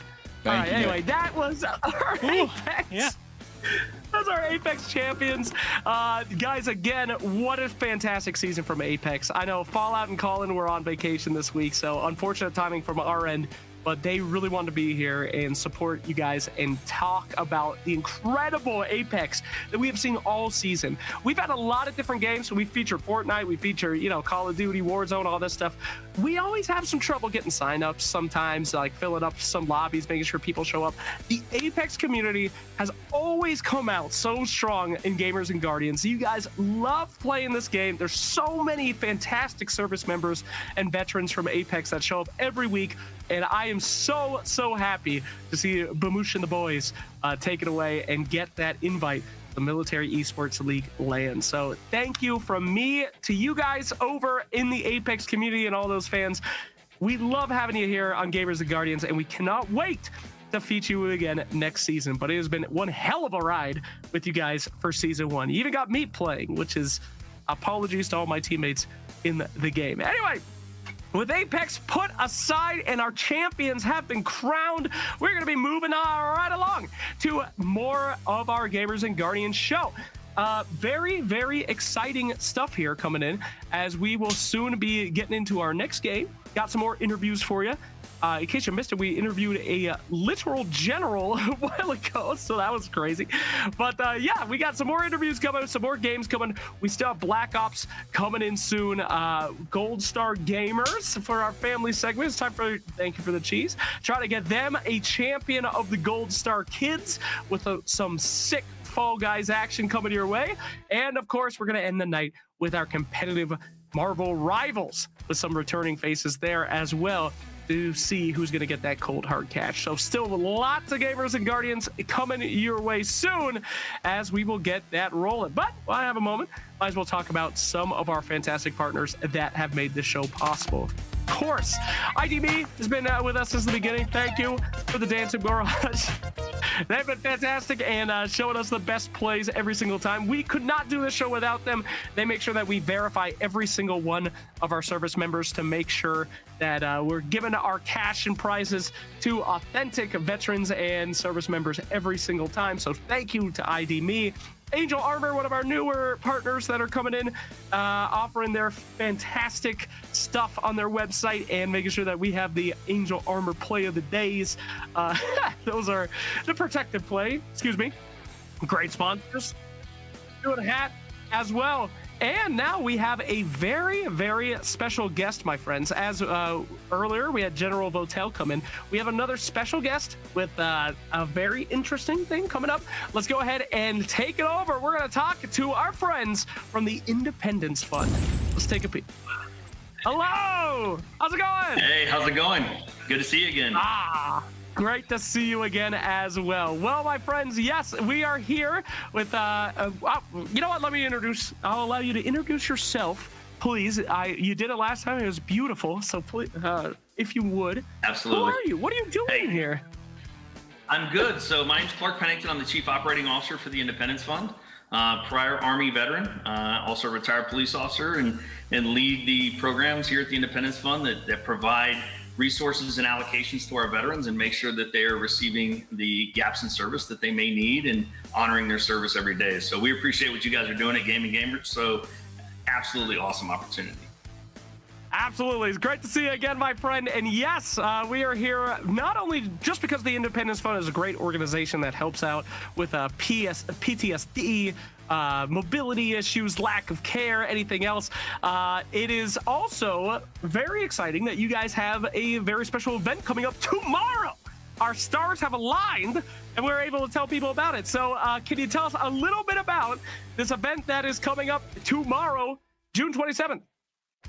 Absolutely. So in honor of really recognizing what post-traumatic stress disorder is and how it impacts a lot of our veterans and a lot of the men and women that have served in our military, we are doing a targeted fundraising opportunity to really raise funds to bring awareness to PTSD and to help the programs that we have, like our Operation Resilience program, our casework program, our advocacy program that really helps to elevate the issues of PTSD nationally.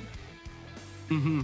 And it is very, very good stuff that these guys do. I had the opportunity to go to an Operas, and it was such an incredible experience. One of actually the first times I've ever interacted with a group of veterans and, got to know them and got to see that community.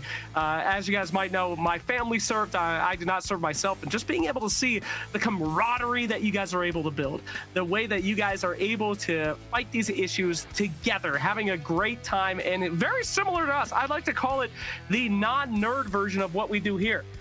What we do here is invite people to come and play games and nerd out together. You guys actually go outside and touch grass. Very dangerous for the audience that you're talking to right here. Not a lot of us go out of our basements anymore, but you do fantastic stuff. So if you guys are interested in helping out the boys over at the fund, they are doing this flash fundraiser tomorrow, and it is absolutely an incredible group of people to talk to and to get to see. Now, I do want to talk to you particularly. Can we talk about some of your past stuff that you have done with the organization? What's some of your favorite things that you guys have done in the past? Oh man, I think the interaction with the veteran population, I mean, you mentioned it already, Operation Resilience. This is a veteran population that we're speaking to here and gamers. So just understand that individuals that have deployed, we have a program that brings back deployed units in the formation in which they deployed, brings them back together in a reuniting kind of retreat opportunity where we kind of talk about past deployment, we talk about some of the struggles, and we also continue to team build. You know, we knew who had our backs when we were in the military. We need those backs to be continued covered when we're back here at home. The fight hasn't been lost. The fight is still continuing for a lot of our veterans that are suffering with PTSD, right? A PTSD is a treatable condition, but it's also something we need to identify, accept, and then move to a position of us working through it. The Independence Fund is absolutely committed to that. We're here to help you kind of navigate that process. Operation Resilience is one of those.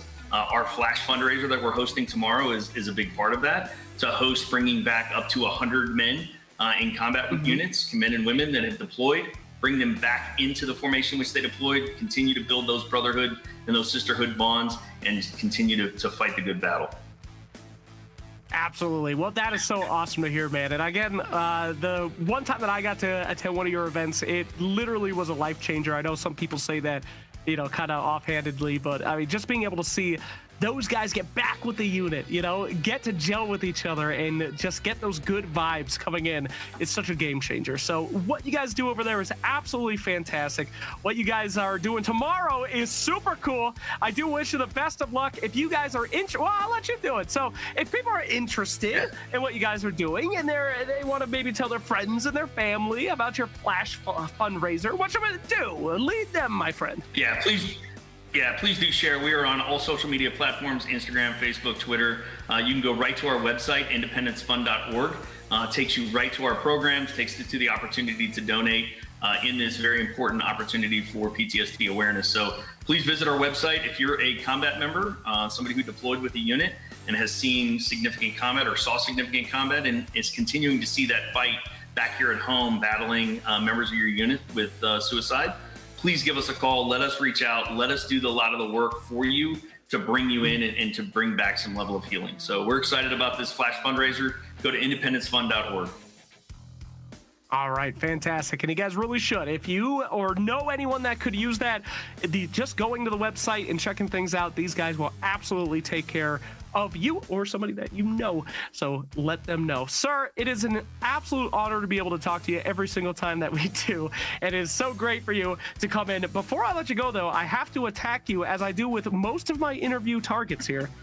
Are you a gamer? Do you game? What game experience do you have? I need to know this, all right? This is very important to the community here. I hate to say it, I have a gaming console in every single room in my house. I am not technically a gamer. I've tried to play. I get my ass handed to me every single time I step onto that battlefield, whether it's first-person shooter games. My kids just destroy me, but it's fun. It's absolutely an awesome opportunity to bond, and what you guys are doing here with your events is bringing these veterans back together and continuing that bond of brotherhood. Wow, absolutely. You know what that just means? That you are a gamer in your soul, all right? I'm the same way. I might not be good, but it's there. The consoles are there. I'm trying. So what can you do? But sir, it's an absolute honor to have you. Please come by and get your butt kicked over here anytime. Our community would love to be able to destroy you so that they can get more prizes and get it easier cash. So please, come on down. But it is an absolute pleasure. Don't forget, everybody, that these folks over at the Independence Fund are doing this fundraiser tomorrow. Tell your friends, tell your family, go to the website. Is there anything else you'd like to say to our community here today that we can do to support you? I just want to thank all the gamers that are out there. Thank you for the support of the Independence Fund. Absolute honor to be here today. Thank you guys for your support. And ultimately, my son is watching today because he is a gamer, and I want to put a shout out to him. So great job. He's active duty Navy. My man, all right, get him in the squad. I want to see this guy absolutely fragging all of our players. That'd be amazing. But thank you again so much for coming in. We hope to see you again at another retreat, and hope to see you again on the show. Have a fantastic evening. Thank you. Looking forward. Thanks, sir. Thank you. All right, another banger interview. Those guys are great, guys. I actually did go to one of their... Thank you. I went to one of their retreats, and they made me go whitewater rafting with a bunch of the most badass dudes I've ever met in my entire life. That was, never have I felt more emasculated than that moment, and they treated me with utmost respect, even though it was the most pale, overweight man in a whitewater raft they have ever seen. But bless them. Bless them, my friends. Anyway, it is now time for our family segment that we do every single week. If you are a new viewer, you don't know what we're doing here. This is Gamers and Guardians, where we take active military members or veterans, have them play games every single week for cash and prizes, and also integrate some other stuff. And one of those segments is our family segment, where our veterans or active military get to play with their friends and family for the same prizes, same cash as everybody else, to do a little bit of bonding, but they must face off against the Gold Star Gamers. All right, the Gold Star Gamers is a fantastic organization that puts kids that have lost a mentor or family member in military service. And I can tell you all about them, or I could just show you. Let's watch a video.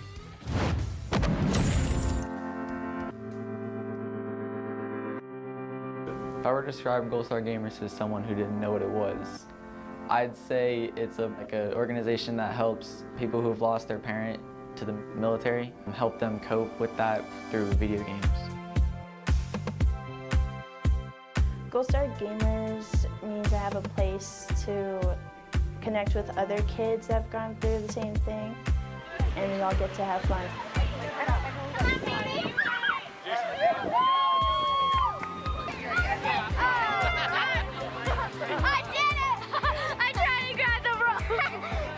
I would describe Gold Star Gamers as a caring, warm community of people that look after you and will basically give you a big, giant hug.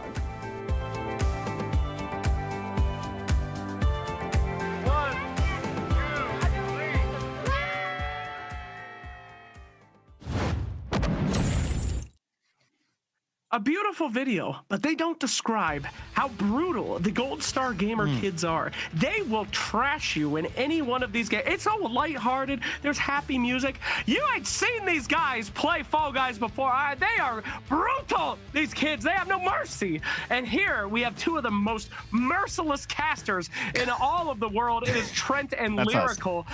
Just some sick freaks that we got here today for another family segment. Gentlemen, thank you so much for all the work that you've done this season, and thank you for joining us at the family segment finale.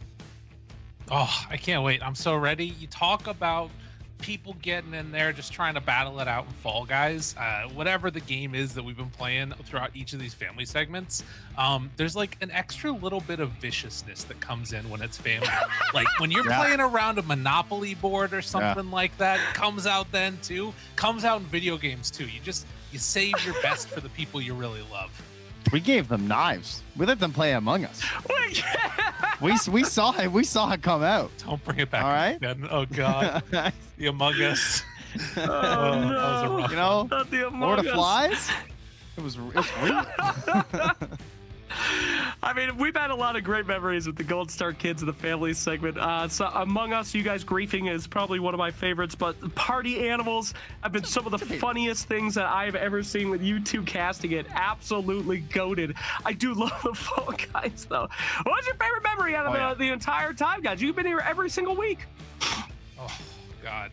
Trent, I think you go first because I have a special. It is hard to choose. I'm going to give a couple shout outs. The Rocket League was very funny because we had some major gaps in skill and there's some absolute trounces. That was pretty good.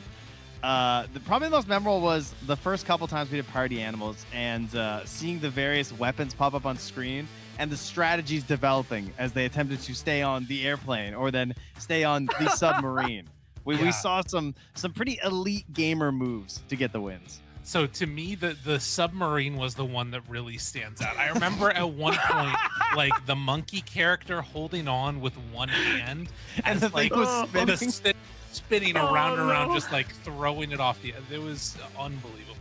It made me go out and buy the game. Honestly, I was ready. Way! Yeah. All right. I'd love to face you off anytime in Party Animal. You guys are probably one of the most experienced Party Animals players out there. I don't think there's a Party Animal esports we know. scene. We know now. Yeah, we know. You guys are Party absolutely Animals cracked now. You know everything. But guys, honestly, just an absolute honor to have you with us every single week. I mean, you guys always put your best out there, and the kids have always appreciated it. You know, we were thinking like, hey, why don't we just do an interview or something for the last episode and wrap it all up. You guys are great, and the kids at Gold Star Gamer said no. We have to crown a champion, and we want the two casters. We need a winner for the season. So, yes, we're super pumped to have them back.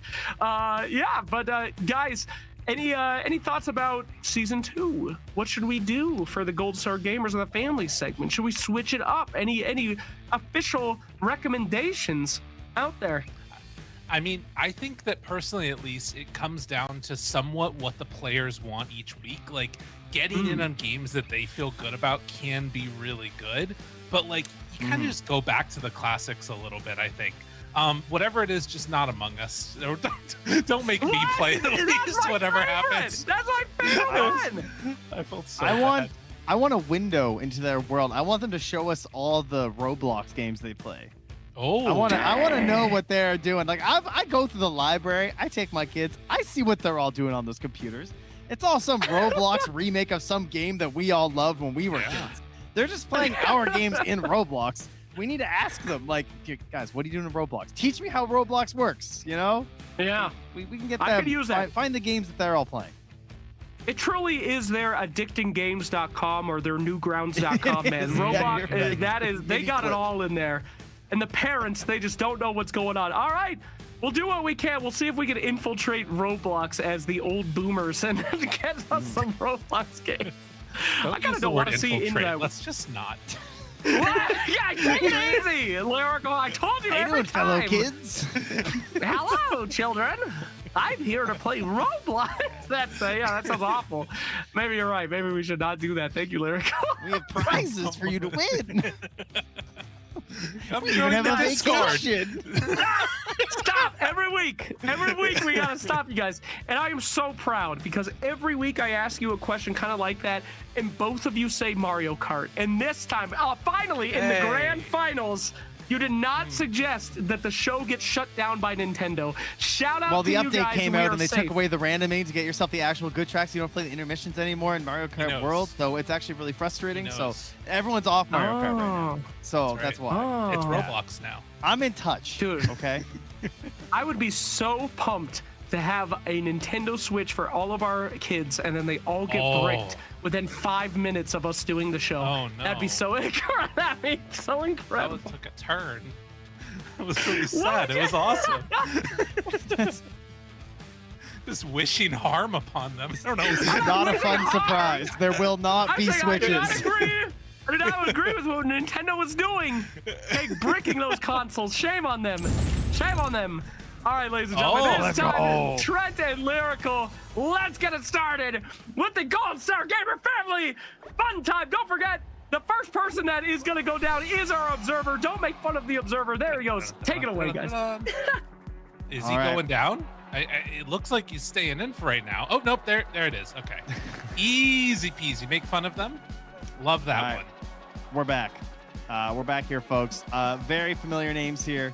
Many of our friends live in on a familiar game for us. I actually recently saw one of these in real life. Whoa, that's kind of crazy. They only used to have them on that was a close one. They only used to have them on like those TV shows that were on some like weird channel at 4 a.m. You know what I'm talking about? Oh yeah, The Castle. Yes, exactly. Yes, and then there was on Wipeout as Mr. Moose takes the win. Now they have them as like a bouncy castle setup. So there you go. So our kids here are practicing for the real world. That's right. That's what I learned. You need. Learning valuable skills for your future. Mr. Moose, that's what we saw. The jump around winner was just the small player list, but this is the thing to watch for is how far can they get? I'm assuming that if we're finding out like an ultimate final winner, that there's going to be like that scoring system that we sometimes see in the other games as well. Mm-hmm. And we're just getting warmed up here too, of course. Oh yeah, they're just shaking it out right now. And the absolute classic, it's Hexagon. That's right. Bo Geiring, Aldrezic, McPeevson. There he goes, right off the side, and that is the observer. That's our observer. Okay, that makes a lot of sense. There it is. Every time. We also every lost time. hit rats too, though. Oh, we only had to eliminate 2. Okay, well, we found out what it was then. Spectre Gaming moved on, interestingly enough. Okay. Yeah, Spectre Gaming was not the ops, turns out. Okay. I was informed. Yep. So there you go. Should probably open up our communications line off to the side as well so that I can see what's going on. But this one, again, another one of these classic games. You're going to be trying to stay alive as long as you can as this drum barrel rotates continuously. And they're going to be eating through a lot of these blocks as already trying to cut down that first wave. Spectre Gaming 25, making a lot of red hexes. And already it's over. All right, we lost Monoloni. We're knocking them out fast here. Yeah, we are. 2 at a time. So down to 4. Aldrezic, Stoppy Dude, Cappy Dude, and Mr. Moose. We're rolling through the hexagons here. Which one's it going to be? Hexaterrestrial. Wow. Final round. Oh, and this is the one where it's just one deep. So this is going to go really quickly. Trent, strategy? That seems crazy. I don't know. Make an island, I feel like. Try and make the biggest island you can and then run off. That seems like the play. Mr. It's Moose. so quick. Oh, It's he's so blocked quick. off a lot of them, but it's only one deep. Oh, he's blocking off more areas. Mr. Moose in a decent spot. They've already kept everybody alive. Aldresic tries to get over. No, Moose is gone. Spectre Gaming 25, finding his own area. Aldresic, this is a big cutoff here. If they can cut out another round. Oh, but it's like Snake. Yeah, they are coming back. Yeah. Okay, but the area But is it takes a also while. getting smaller too. So Yeah. you got to find the right angle. Can you cut somebody off while not trapping yourself? Cappy dude around it's the like side. Tron. Yeah. Oh, they lose him, and that's it. Down to the end. And that is our winner of this first round. Spectre Gaming 25, first out in the first game, but makes it through here. See, Very like I said, interesting. just getting warmed up clearly. Spectre then clutching after. Easy. So another round there. We're going to be keeping track of the score, I'm assuming, off to the side, and they'll update us as things do end up changing. But at least for now, you can see it's the same group of people that are playing for position. And it doesn't necessarily matter if you're getting like first continuously. It's like as long as you get it a couple of times, you're going to be in an okay spot. I say with no knowledge. Yes, as we don't know at all about the score. I'm like going through, like, where's he reading this? All right. Observer taking off here as we find our next victim to spectate and see their final fate. Spectre Gaming 25 and Cappy Okay. Dude, high-level gamers last time around. Can they do it again? On the other side, we're waiting for a few of these other players to make their presence felt. Oh, Monaloni 9 also just look very relaxed here. You know, everyone's taking a breather. Oh, some grabbing here. I like this. Whoa, Get a little whoa, physical. whoa. Yeah, don't lose yourself now. Are we down to, there's already a bunch eliminated. Are we going to the final one on this? There's 3 here people left now. It looks that way, yeah. We are going right to the end. Moni Loney would be big win here. Spectre Gaming 25, of course, would be huge considering they won the last time around. I got no Mr. Moose. I'm a believer. Mr. I'm a Moose. Moose believer. This is a biased caster right here that we've got Yep. coming in. Spectre Gaming 25 is gone. Mr. Moose, can he do it? Or is Loney? No, he's gone. Moose! Antlers up. You got him. Man, it's unbelievable. I've been here a while, you know. Another person with this Assassin's Creed logo up there top. I think, didn't he win the first time around too? Uh-oh, the gnome came through. He did. All right, so that's 2 wins in a row. Interesting. Very, very interesting. Dad bod all year. Damn, what a name. That's great. That's impressive. I like that. It's not easy to keep that form, you know. It's very specific. you gotta be on the line all the time, all right? Yeah. Hitting the buffet constantly. Oh, now let's watch this swan dive from our observer. Dun, dun, dun. Oh, he took one out. Oh, that was close. That's interference, actually. I don't know. That is, oh my God, what is happening Venom's over working there? on us again. Oh no, That not is not a Rivals dad night. bod all year. That is something different. Okay, so this is going to be the interesting way that this works is, are they going to try and drop down towards the bottom? It looks like people have not. Moose still playing, but Aldresic is going to be going down first to the very bottom layer. I think I saw Spectre 25 also that came down low, but not all the way. And they're trying to eat out all the rest of them. We're only eliminating one more as well. Oh, wow. On this one. I wonder so if that's Aldresic is gonna catch him off die? guard, but there's nothing down there. Yeah, that I mean, he might end up getting caught out himself. Is there any way that it takes them too long to cut through all of the other platforms and Aldresic just ends up taking himself out? No, look at the path he's making for himself. Surely. I don't know, man. He's speeding up the cut through. He's got to be getting a Oh, little they got him. They nervous. got There rid we of one go. fell. One fell. That was nice. That was nice. All right, well played.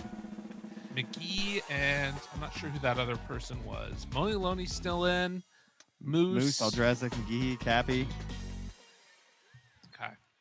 I want the rolling one again. Oh, are we getting terrestrial again? Oh yeah, the rolling one. Yeah, here we go. All right. This one is always a little bit tense for me, I feel like. Also, I wonder if we're going to see any races or if it's all going to be hexes. Yeah, I don't know. Maybe with the number of people we're hexing. The races feel like a lot. A first race, like first person that gets first place would be pretty hype.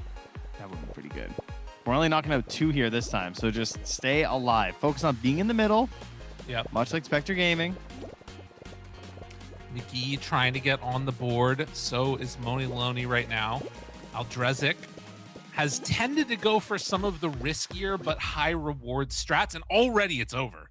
Oh, Moni Loney and McGee, they went down. Crazy. I mean, we're seeing a consistent group up here between these 4. I think this is what we had for a top 4 previously as well. Possibly the GOATs? Maybe. Are they in the conversation? A Mount Rushmore, perhaps, of Fall Guys? Fall Guys players for Gamers and Guardians Season 1, that's right. MVP? MVP? I mean, the winner, obviously. Clearly. Okay. Spectre Gaming 25 with 1 win, I think, and Moose with 1 win, or 2 wins, if I'm not mistaken. Trying to get a third. Cappy's due. Cappy, yeah. Yeah. Can they do it? Oh, things are getting dicey over there in that corner. The dude is due. Here's the thing. It's not just about staying alive. It's also about finding a way to play offensively and take others out. They took 1 out already. Spectre is still in. Aldrezic went down. Can they do it? Do they have a way to play a little bit offensively? He's trying to cut him off there to the side, but not quite going to work for Cappy Dude. Oh, wait. Maybe going to cut off Spectre here. Cappy calculating. He doesn't Don't want pay to too do much attention there, though, and then fall down to something else. Cappy is playing very safe right now, and I think it's just these 2. That's it. It's a one-on-one right now for a victory. And Cappy Dude, if he wants to sort of have a chance, I mean, look at this. Cappy Dude, they're literally just walking in circles for Spectre 25. I could tell they wanted to win it. Yeah, this is an easy cutoff. Cappy Dude trying to take away the areas that he can be and do it just a little bit faster. I think he's cutting him off. If he's got the inside track here, that should lead towards his success. But look at it spawning ahead of Spectre. No, look, it's starting to, but it's gonna, like, the trail keeps getting longer and longer, right? So if you hold the center, you should eventually be able to take them out. Oh, we'll see how this goes. It's getting really weird. The jumping is actually causing a lot of weird problems. Cappy Dude gets back on it. Need to find his way. No! He goes down. Cappy Dude, no! You were so close. I believed. Spectre gets another one. Well played. I think he needed to not jump. I think that's how you do it. I'm not sure, though. Oh, that was close. That was very close. That was good. That was long. That one can just keep on going. Yeah. I like the change in strategy as we were evolving through that one. First, like the inner circle, like the pinwheel strat into the jumping. Feels good. All right, Jump Club. We got another one of these. We'll see how many get eliminated on the first round. It can be a couple. It could be almost everybody, depending upon how they want to play it. I think if you're one of these other players, you'd love for it to just be like top 1 wins. All right, now they're only going to, okay. Okay. And there we go. Loney Loney. See you later. Okay, what else do we have? So McGee and Hitras. I think that's the right name. Are the 2 that are looking to break into this top 4. And we're gonna run it down to a final. We're going all the way on this one, on the Jump Showdown. Yeah, this is a big opportunity for the McGee and Hildress if they can make it the all McGee the way legacy. Through. Yeah, honestly. Because it, like, when you're going down to just like final 1 on a thing like this, anything could happen. Like, you just suddenly get grabbed and it's over. Yeah, we got some grabs happening. Moose is feeling a little frisky here, trying to mess some people up. I like it. Yeah.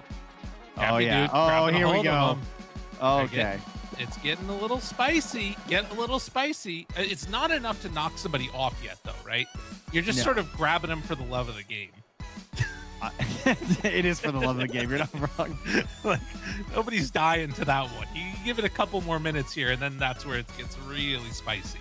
A grab could just be death at that point. Yeah, he's gonna pull like a Die Hard, where he's gonna pull them and they'll both die. You know, he shoots through himself, but as long as he dies first, it's okay. Oh. Okay, all right. That was a little bit scary. Yeah, Moose playing a little bit further back now.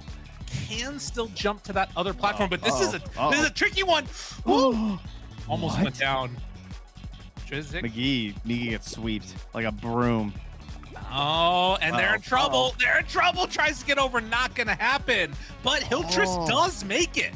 Now this is all right. It just depends on where the luck of the draw is. You're in a much better position for Cappy Dude Spectre Gaming 25, and now it's a 1v1. Who can make it longer? At some point, you got to think about a grab, right? I think so. Just outplay him. Oh, I definitely go for the grab. I let the beam push me. I grab them, then I jump. Yeah, I think that's the right play. If you can mess up their timing of their jump in particular. The other thing, Cappy Dude is like... Uh-oh. Oh, God. Oh, he's out! Oh, Cappy Dude. Now, tactically, Spectre gave themselves choices by staying closer to the beams. Yeah. And unfortunately, the further you are away, at the end of the land, you got no choices. You got less options. Oh. That's just tactics. Trent, the other thing is that, like, when you get hit by the beam, that's not good. That's like when you can fall down. And when you fall down, you get knocked out. To the slime. Yeah, it's rough. It's very tactical. Man, all right, we got Hexaring this game too, I think.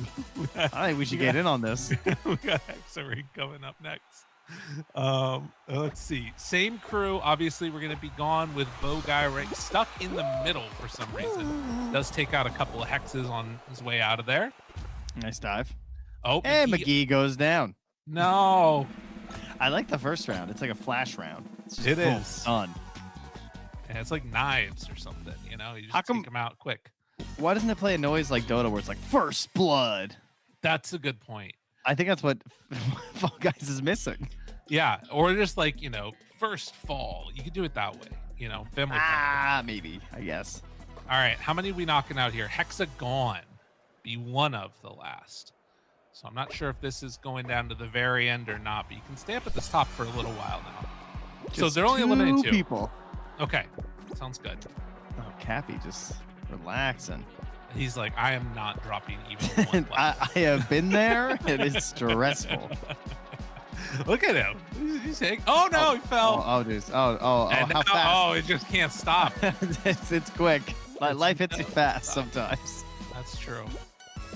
So the question is, do you try and make the most of your time up here at the top? Eldrezic does this every time. Every time. And it's just take out one entire half. He's just a sower of chaos. That's right. Yeah. Listen, if you're gonna sow something, you might as well make it chaos. You know, you're right. Certainly not corn. We got enough corn. I meant like sowing seeds. You know, I have been doing that. That's what the phrase is for. Yeah, you've been sowing seeds. That's all right. That's nice. Oh, Spectre Gaming 25. No, he missed off the top there. Always interesting too, when they drop down, they like start just running and destroying everything. But when they're up on like a couple of them that are left, suddenly they start daintily jumping. You know what I mean? Yeah, weird. very precise, you know? I don't know why. It's like, if you're just going to run around, destroy everything later. Okay, has Eldrezic finally bit off more than he can chew and going to get stuck somewhere with nowhere to go? He's going to start slowing down, I think. Actually, I think he might be in trouble. I think he might be dead down there. I think he blocked himself in. Oh, no, Eldrezic! Oh, God. Oh, Eldrezic, no! He did it to himself! This is what you get. Oh, it worked so many times until it didn't. Well, it's like my 7-year-old says, you get what you get, and you don't get upset. Oh, that's good. I like. Is he a rapper? Sounds no, like it. but he did hit me with that one day. That's and then good. Yesterday, my 5-year-old hit me with, Dada, you should think before you speak. Which, I had to wear that one. Yeah, that's pretty good. I like that. I did say something a little rash, to be honest. Well, to be fair, our job kind of is speaking without thinking. You know what I mean? That's what I said. I said, your father's on the internet. You don't understand yet. You will when you're older. All right. Only 3 layers and drops down quick. Already have lost Spectre Gaming. We're down to Mr. Moose, and finally an opportunity here for somebody not on the board, Hiltrus, to try and take down Mr. Moose, but barely holding on. They got to get over the edge. Got to get over the edge. Swimming in the riptide right now. Come on.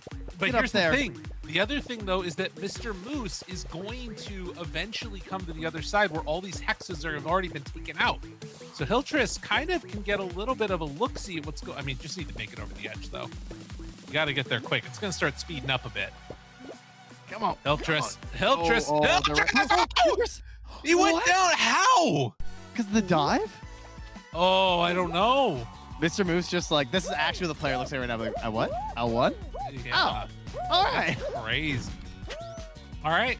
3 wins for Mr. Moose on just a spree right now. We have not seen a takedown like this in a cool minute, Trent.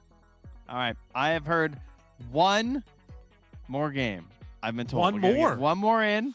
We need a tiebreaker because Dr. Zeno won that one. So we're going to do one more round. Okay. As we are tied, Spectre Gaming and Dr. Zeno, Mr. Moose at 3-3. Dr. Zeno. Oh, Aldrezic did say, me trying to be sneaky never works. Oh, no. No. Aldrezic was told that production said, oh, I really believed in that jump too. And he said, me too. I made my whole soul on that jump.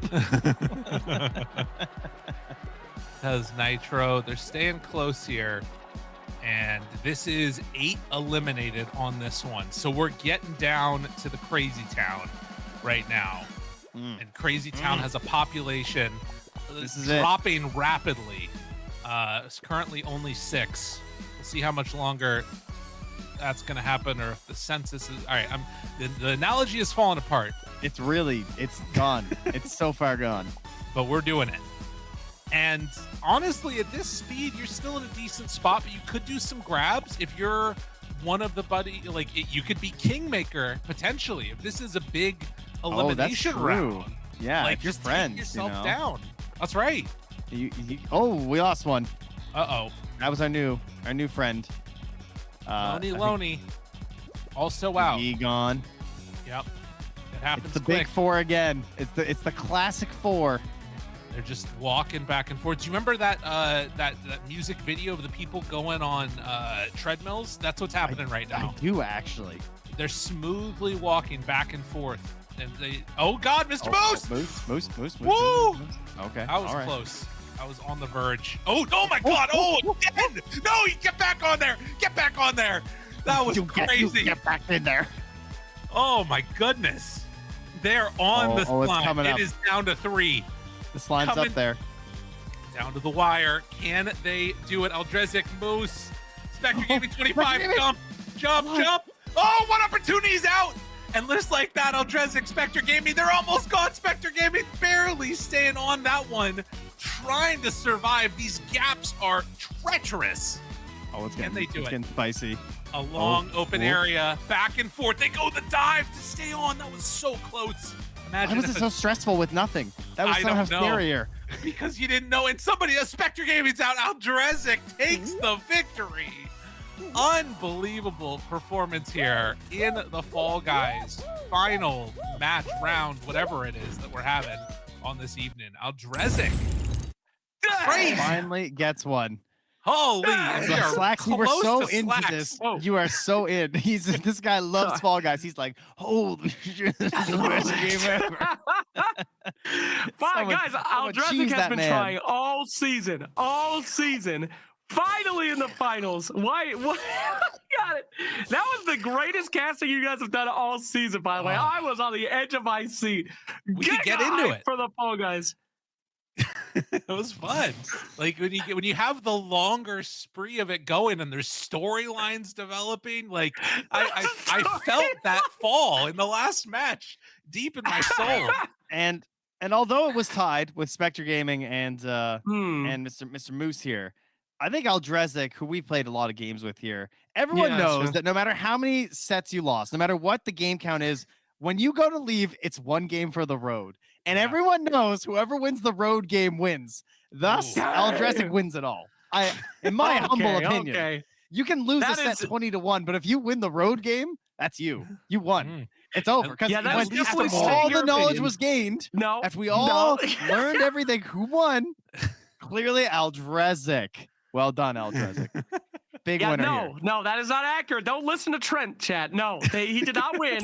Okay, we are unfortunately, as we go into the protective play of the game by Angel Arbor. This is our day's protective play. Let's see this protective play. Oh. Oh. Oh, that's how it went down. Yeah. Hell yeah. That was a big one. Fate protected that, man. That is a Oh. good play that we did see from that one. But no, they will remain rivals for all of eternity. We came here to find a winner, and we just cannot do it. I'm afraid Spectre and the Moose, that we just cannot. We cannot make an immovable object pass through whatever that saying is. They will remain family game night rivals for all eternity here on Gamers and Guardians Season 1. But gentlemen, what an incredible journey we've been on together through all of these. You guys, so many great memories, from screaming at that banana in Fortnite prop night to, griefing children in Among Us. We've really been through so much, and now it is coming to an end for Season 1. So I'd like to thank you again for the hypest casting ever of family-friendly games. Only you two could do it. Only the two sickest freaks in all of casting could handle this job. So I want to give you one last opportunity to say goodbye and let people know who have no idea who you are because they're not nerds and don't know about Dota. What you guys do and where they can find you. Trent, go for it. Sure, man. I mean, I don't really use Twitter anymore, but it's there. I mean, we're all there. We all know that. But I'm on Twitch as Trent. But anyway, I'm here because it was a lot of fun. It was really great. I had a great time with the kids. I really enjoyed getting to talk to them for Among Us. They were hilarious. They were having a grand old time. I love how they all ganged up on Slacks. That was excellent. Hey. And shout outs to all those kids because they were all really fun to watch and fun to play some Among Us with. So I'm glad that we had a chance to meet them. And you can tell that this program definitely gives them a lot of very good times with each other. So that's awesome. Right. I just gotta say, I'll echo what Trent said too about like getting in there, actually getting to play and stuff. As much as I did grief that game masterfully, it was still kind of great. And in a lot of ways for both of us, like we're both Dota casters, but we came from an experience of like in-house league games, which means playing with a community and like developing that community. And I really am excited by the community that's kind of already grown here. And no matter what happens, keep playing games with each other because you guys rock. You're awesome. It was really great. Had a great time. Thank you, guys. That was surprisingly heartfelt. Well, I appreciate you guys coming in for all of our games with the Gold Star Gamers at Family Game Night every single time. Yes, it's time to say goodbye. So let's take them out. Take them out. All right. Thank you guys for coming by. As we will go one last cheese for the road. Bye-bye. Bye. We're going to be going to an interview with some of our Gold Star kids. We got a mentor and one of the kids, one of our champions here from our very competitive family segment here on Gamers and Guardians. But if you guys saw that, go ahead and get in that interview. Hello! How are we doing? Hello. Now, which one of you is the kid and which is the mentor?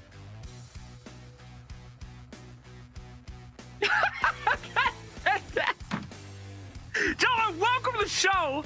How are you? It is time for our interview. Would you like to introduce yourselves? What are your names? Who are you? Go ahead, Sean. Hey, Sean, we can't hear you. Or at least I can't.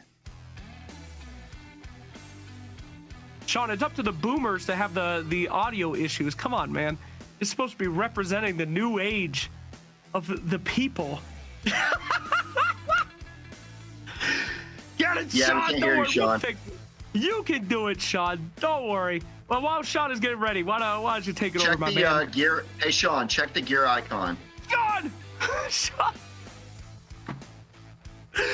Oh, no, Sean, my boy! Oh, dear. We love Sean. Oh, that's okay. We'll buy some time for Sean to be able to fix his audio. Cool. Don't you worry. We got this. All right. Who are you, my friend? Introduce yourself. Yeah, so Edgar McGeehee, mentor, been a mentor for quite a while, mentoring veterans, that kind of thing. But actually, Sean is my first kiddo, so that's kind of cool.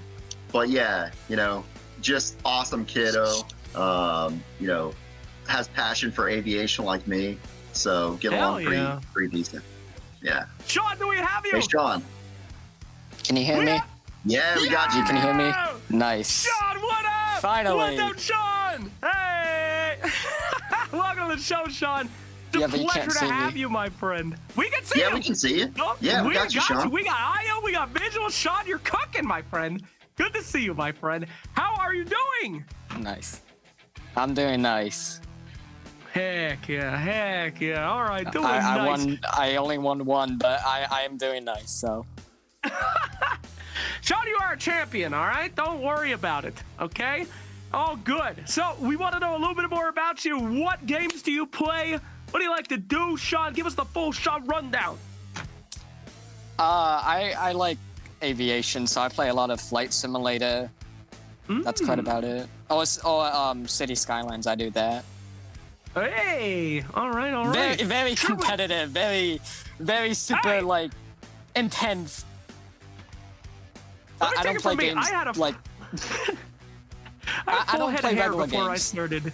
Yeah. I was in shape and had a full head of hair before I started playing competitive games. It will only ruin you. Okay, single-player games are the way to go. City Skylines, Flight Simulator, you're learning good habits. You're learning something that you can use later in life, and you're being a Giga Chad, okay? Don't be a loser like me, going and playing MOBAs and other cringe stuff, all right? You're doing it right, my friend. How was your season on Gamers and Guardians? Did you enjoy yourself?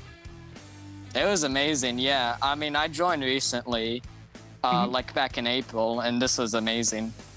I play with them almost like every day, so. Before that, I was really just playing by myself, doing my own stuff, so. I'm talking to people. That's great, man. We're so happy to hear it. Yeah, the guys over at Gold Star do such amazing things. What's the goal, Sean, by the way? Do you want to be a pilot? Do you want to like get into that kind of stuff, or you just do that Heck for yeah. fun? I mean, I'm in Civil Air Patrol, and I'm working to get my private pilot's license, so. I've flown a plane in real life twice, so. What? Yeah, That's I've crazy. actually What kind flown of a plane. plane? Like they gave me full controls. What? That's bonkers, Yeah. man. I tell you, video games make it happen. You got enough practice on the flight sim, you can do anything. That's my boy right there. Hell yeah. All right. Well, what do you think about this You're mentor also a guy? drone Is he- pilot, right? Hey, Sean, What? you're also a drone pilot like me, right? No, not yet. Okay, but soon. But you could dabble. Incredible. What do you think about this mentor guy? He ain't cool? He ain't good? Nah, he's amazing. Ah, Thanks, man. I We thought play you were gonna Fall go Guys. 100. That was awesome. You got me worried there. Fantastic. Well, how about you, sir? Are you a gamer? What's your experience with gaming? yeah. Are you also? Huh? Yeah, so I've done everything from classic games like Nintendo, arcade, old school stuff, Call of Duty Zombies. I'm a big aviation fan like Sean. So actually, behind me, I've got a cockpit rig that I'm trying to build right now. So pretty soon, Sean and I will be flying. It'll be pretty cool. Oh, that is sick, guys. Heck yeah. All right. Well, I ask every single time that I have one of you wonderful Gold Star folks on here what we should do next. This is our season finale. So we're looking for season 2. What game should we feature? What should we be doing? What's hot right now? Okay, Sean, what do you got? You know what I'm gonna say. Yeah, how can we do Flight Simulator, bro? Explain Microsoft it to me. You sell it to me, and I'll make it happen. How do we make that competitive? Are we landing at a specific airport? You tell me, and I make it happen. Oh, we lost the audio. Sean! We lost you, Sean. Sean, we lost you. You got too close. Sean, my boy. We lost the audio. Did you mute yourself? No. He got pumped, man. The man got pumped. Don't worry, Sean. We'll buy you some time. You'll fix it. I know you will. But, what suggestion do you have for us, boss? What do you think? I mean, I agree with Sean. I love aviation, so I mean, there's always DCS. You could do some dogfighting. Okay. Obviously, I'd have to get good with the F-16, so we'll have to see about that. I'd be a noob for now. Okay, all right. We could definitely get some dogfighting games in there. That'd be pretty sick. Sean, how we doing? Get that audio, baby? Oh no! Hey, Sean, disconnect your headphones and put them back in. See if it works. Yeah, I think you loosened them up. You got pumped up. What, Sean? Plug that in, Sean. We need you. Zedric coming to chat too. Yeah, we lost you, that's Sean. fine. Check the mic button. Do you hit the mic button by accident? No, Sean. we lost you, Sean. That's all right, Sean. That's try to rejoin. Hey, rejoin the link. Rejoin. Get back in here, Sean. All right, now I believe your online handle is the Wolfman. Can we explain this, Wolfman? Yeah. So I'm a former Air Force guy, aircraft mechanic. And so Wolfman was my call sign just because even in boot camp, I grew my facial hair like so crazy fast. Got chewed out incredibly for it. So yeah, I would shave like, 5, 6 a.m. And then by like noon, I already had to like, reshave again and like scrape my face and all that stuff. Yeah, crazy stuff. But anyways, it stuck with me as an aircraft mechanic and all that stuff. So, but yeah, I did 8 years, and now I'm actually with USAA, which I can't thank USAA enough. They actually give me the opportunity to, not only volunteer like I have been doing, but actually, give a little bit of extra time than I probably normally would have if I wasn't working with them. But yeah, just awesome. Hey, Sean, did we get you? Sean. No, we lost you, Sean. Keep working on Sean. Hey, we got you, Sean. Yeah, you came back. Yeah. Yes. That's my boy, Sean back. All right, Sean, I believe your name is Cappy. Does you care to explain, Cappy? Yes. It's a long story. I had that name since like I first made my account. So I don't know. I have the same story. It's quite. I made my name when I was 12 years old, Sir Action Slacks. I'm stuck with it my entire life. Okay, they're cringe.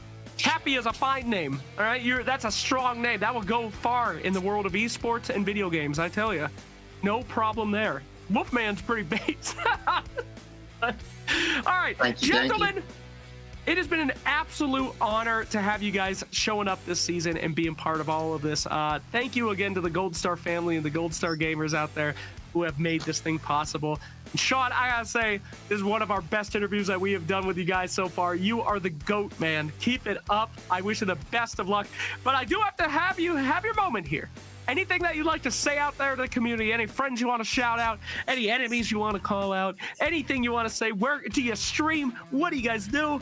Hit it up. Final words from each of you. Sean, I can say anything. Anything. You put me on the spotlight. I genuinely, it's the finale. You can do whatever you want.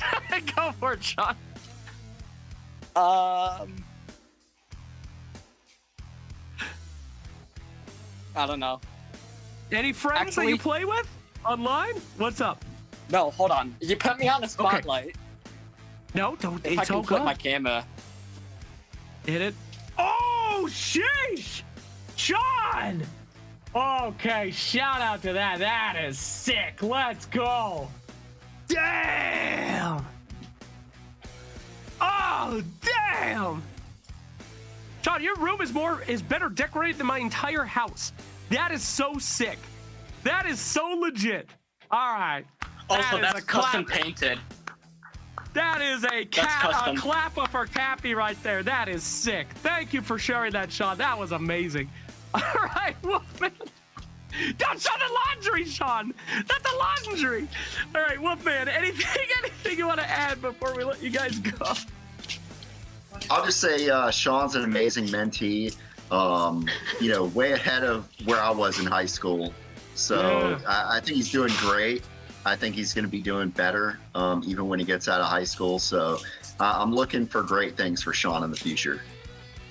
Well, we hope that we can see you guys again for our next season. Thank you so much for coming in. And don't forget, guys, if you're interested in what the guys do over at Gold Star Gamers, you can check them out on their website. You can check them out and get all the information there. If you know anybody that would want to be a mentor or could use a mentor, go ahead and stop by. But thank you guys so much from Gold Star Gamers. Thank you for competing. Join. I'm always on the calls. Yeah! Sean needs some people to talk to about airplanes, so get in there. But guys, thank you so much. Sean, I need you back. You're my favorite interview guy. I know this is our second interview, and they are the most based interviews I've ever had in my life, so you're the man. Thank you guys for coming in. I'll see you next time. Have a great night, guys. Thanks, GSG. Thanks.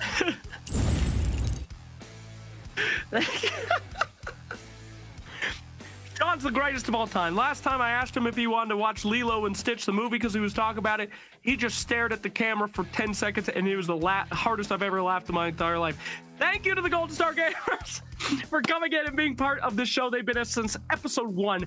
We couldn't ask for such better partners with such an incredible cause. So we're going to be right back, guys. Don't go anywhere, because Black Ops Grand Finals is coming up. Our 2 best teams going head to head to see who will get invited to compete in the Military Esports League coming up in February. Don't go anywhere. We're going to take a short break, and we will be right back to find our champions.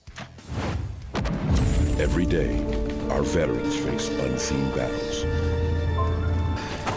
But no one should fight alone. Face the Fight brings people and organizations together to reduce veteran suicide. Every life is worth living, and every veteran matters. Together, we can face the fight against veteran suicide.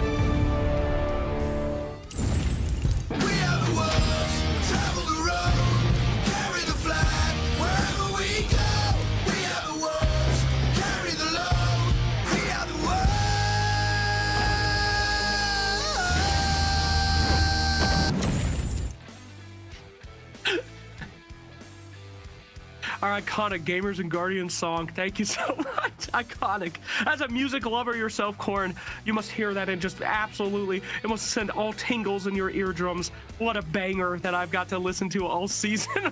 It's a beautiful transition music. Welcome back, my Call of Duty casters. Hope you had a good break. What you guys do on break since the, the casuals, and now we're here for the grand finals? Watching Call of Duty champs. I mean, I'm assuming that's what Corin was doing as well. Yeah. Like, it's on right now. Crazy first day, some huge upsets, a lot of stuff to make note of. So yeah, did some work and watched champs. It was a good couple hours. Yeah, exact same thing. Yeah. It was great. There was upsets galore within champs today. Quite honestly, up and down. Just a banger list of matches that we were able to see today. Hoping that we get something similar here for the Black Ops 6 final. Hell yeah. I mean, these are the winners of all of the different Black Ops 6 events that we have done, and now they are going head to head. Don't try to get away from it. It will find you. Embrace it. Yeah. We have 2 very, very talented teams. Now, one of the guys here is the Regiment Squad. These guys, the first time that Enigma and Dandro came on, they casted this, and these guys had a nuke in a competitive match. It was very brutal, but they qualified. And then they have an upstart they're really team. damn good. Corn's face of utter disbelief was, thank you so much for that. Yes, it was something to remember. They're up against what we can simply call as the other team. All right, these guys are the other team that has survived and continues to keep winning, and now they are going to go up against what some would call the God Squad. So a lot of our community said this might be a shutout. It is a BO5. We are going to grind the entire way and see what happens. However, I've spoken to the guys on quote unquote, as the community called them, the other team. They said they are ready. Thank you for this, in this moment of hype for that. Thank you so much, chat. They said they are ready to take them down. And I would like to remind you of the stakes. The winner of this does go to a LAN in February to fight against all of the competitive teams from all the branches of the military. Flights, hotel, stay, the whole shebang. You win this, you're going to that LAN that we talked about at the beginning of the season. So stakes are high. Gentlemen, Enigma, you saw this nuke match. Does other team have any chance? I mean, they're going to have to be absolutely perfect to get started. Otherwise, it starts to... I mean, we saw just with that Regiment Squad are. As soon as they get a bit of momentum about them, they don't take the foot off the jugular for very long. They are really on it. We've seen a couple of teams dominate in other matches, but they kind of like, you see them relax a little bit. They slowed the gears down. They did not. These guys were ruthless. So yeah, you got to be perfect other team if you're going to stand a chance here. Straight away, straight off the bat, I'm looking forward to lock things down. Hell yeah, hell yeah. Cord, any suggestions? I know these guys love watching the stream before they go in and absolutely dumpstering. You say you were just watching the officials. What can you tell these guys? What can you give them to make sure that they are cooked for this match? I mean, if I'm talking to the team that dropped a nuke the last time, obviously, very simply, keep doing what you were doing. That was the recipe to drop nukes. The last time I saw a nuke in a competitive setting was all the way back, I think, in Black Ops Cold War, when Justin Pistachio did it for UTD Texas in a collegiate Call of Duty match. Like, that was like way back when, and that was against one of like the bottom barrel teams within like the collegiate space. So the fact that they were able to do it the last time, pretty crazy. To the other team that's coming up against them, realistically speaking, there's only a few things that you really need to know going up into the matchup. Obviously, play the maps to your strengths more or less, but I'm assuming the vetoes have already been done. So, and taking that a step further, just make sure you're Commonwealth. Make sure you're hitting those 3, 2, 1. Small talk throughout the game is very important. Just make sure if you're going to push something out or you're going to hit a lane out, just make sure we're just communicating those little things. If somebody's hitting a route on a flank, say, hey, I'm going to hit this real quick. Make sure somebody's picking up this. Make sure somebody's doing that. Just get those little things under control, and slowly but surely the map will start to come to you. There we go. Actually, genuine advice. Every single time we have Enigma, he just griefs, he trolls. But general advice, of course. Hey, look, I gotta find some ways to make it interesting when a team nukes someone. All right, like that's difficult to cast over. So, but yes, Corn coming in with some incredible advice. Told you this guy was good, but yeah, nah, it's some great stuff. If you want to follow, if you are not looking, I think if you just don't get nuked, you've made great progress considering how much these guys dismantle everybody else. Absolutely. Now, guys, I would like to ask you about the kind of meta that's happening right now. What are the strongest guns? What are the meme guns? Give me the rundown. Because last time we did this, Enigma did ask them, guys, show me the snipers. Show me the worst guns ever. Win around like that. And they just did. So I'm interested if anything's changed or if, it's still the same. I mean, the professionals are still technically using the Amez and the Jackal, but obviously we see a very different skill set here that a lot of people are using. So I don't know. Last time I set the challenge of using snipers and they went out and still won a game. So Corn, I'm gonna pass over to you. What do you think these guys should use, and then see if they can win this whole thing? If I have to pick a meme gun to go off of, because I mean, assuming the competitive rule set is still going to be within the same realm as what we see across the board. As I can see the head tilt there, kind of gives me an inclination that it's not going to be exactly that. I would like to see a round one with. I'm trying to think of anything that could be viewed as memey, because everything in the game is pretty similar across the board. Just use maybe like, I don't know, I'm trying to think what they would even be able to like use this worse than snipers. Really? Yeah. I don't know if there's anything worse than maybe like an iron sight sniper that you could use or something like that, or like a thermal scope sniper. Something really heavy. Yeah, something that's going to take forever to ADS with, that you're going to have to sprint around corners and basically have something on lock already. That stumped me, though. That was a good question, because that genuinely stumped me. The thing is, like, we're asking up here, they'll come out with something that we're just not expecting at all. Like, this is going to be crazy. Like, I've seen some wild stuff already through this tournament. And some of it works really well and reminds me why the pros do all the GAing and rule sets that they do. Sometimes we moan a little bit, and then I come in and see some of them using, like we saw LMGs at one point, and a guy just, like, 4-pieced a team with, like, 100 rounds. Just spraying across. All right, fair enough. It worked. We learned a lot. That's Haggy BO2 vibes. The season. I can't understate, though, how helpful Enigma has been throughout the entire season, though. I mean, he's been with us through the beginning, and we've been absolute noobs when it came to Call of Duty. And he has personally put in time behind the scenes to be like, guys, you cannot allow people to use LMGs. This makes the game ridiculous. See, like, follow this rule set, do this thing. I would like to cast real games, please. And you've been such a goat. So, Enigma, I know I give you a lot of shit for fun, but honestly, this show could not have happened without you. So thank you so much for all that you have done throughout this season with us. You were absolutely incredible. Cord, you also came for the last episode. No, but thank you for coming. It was really good.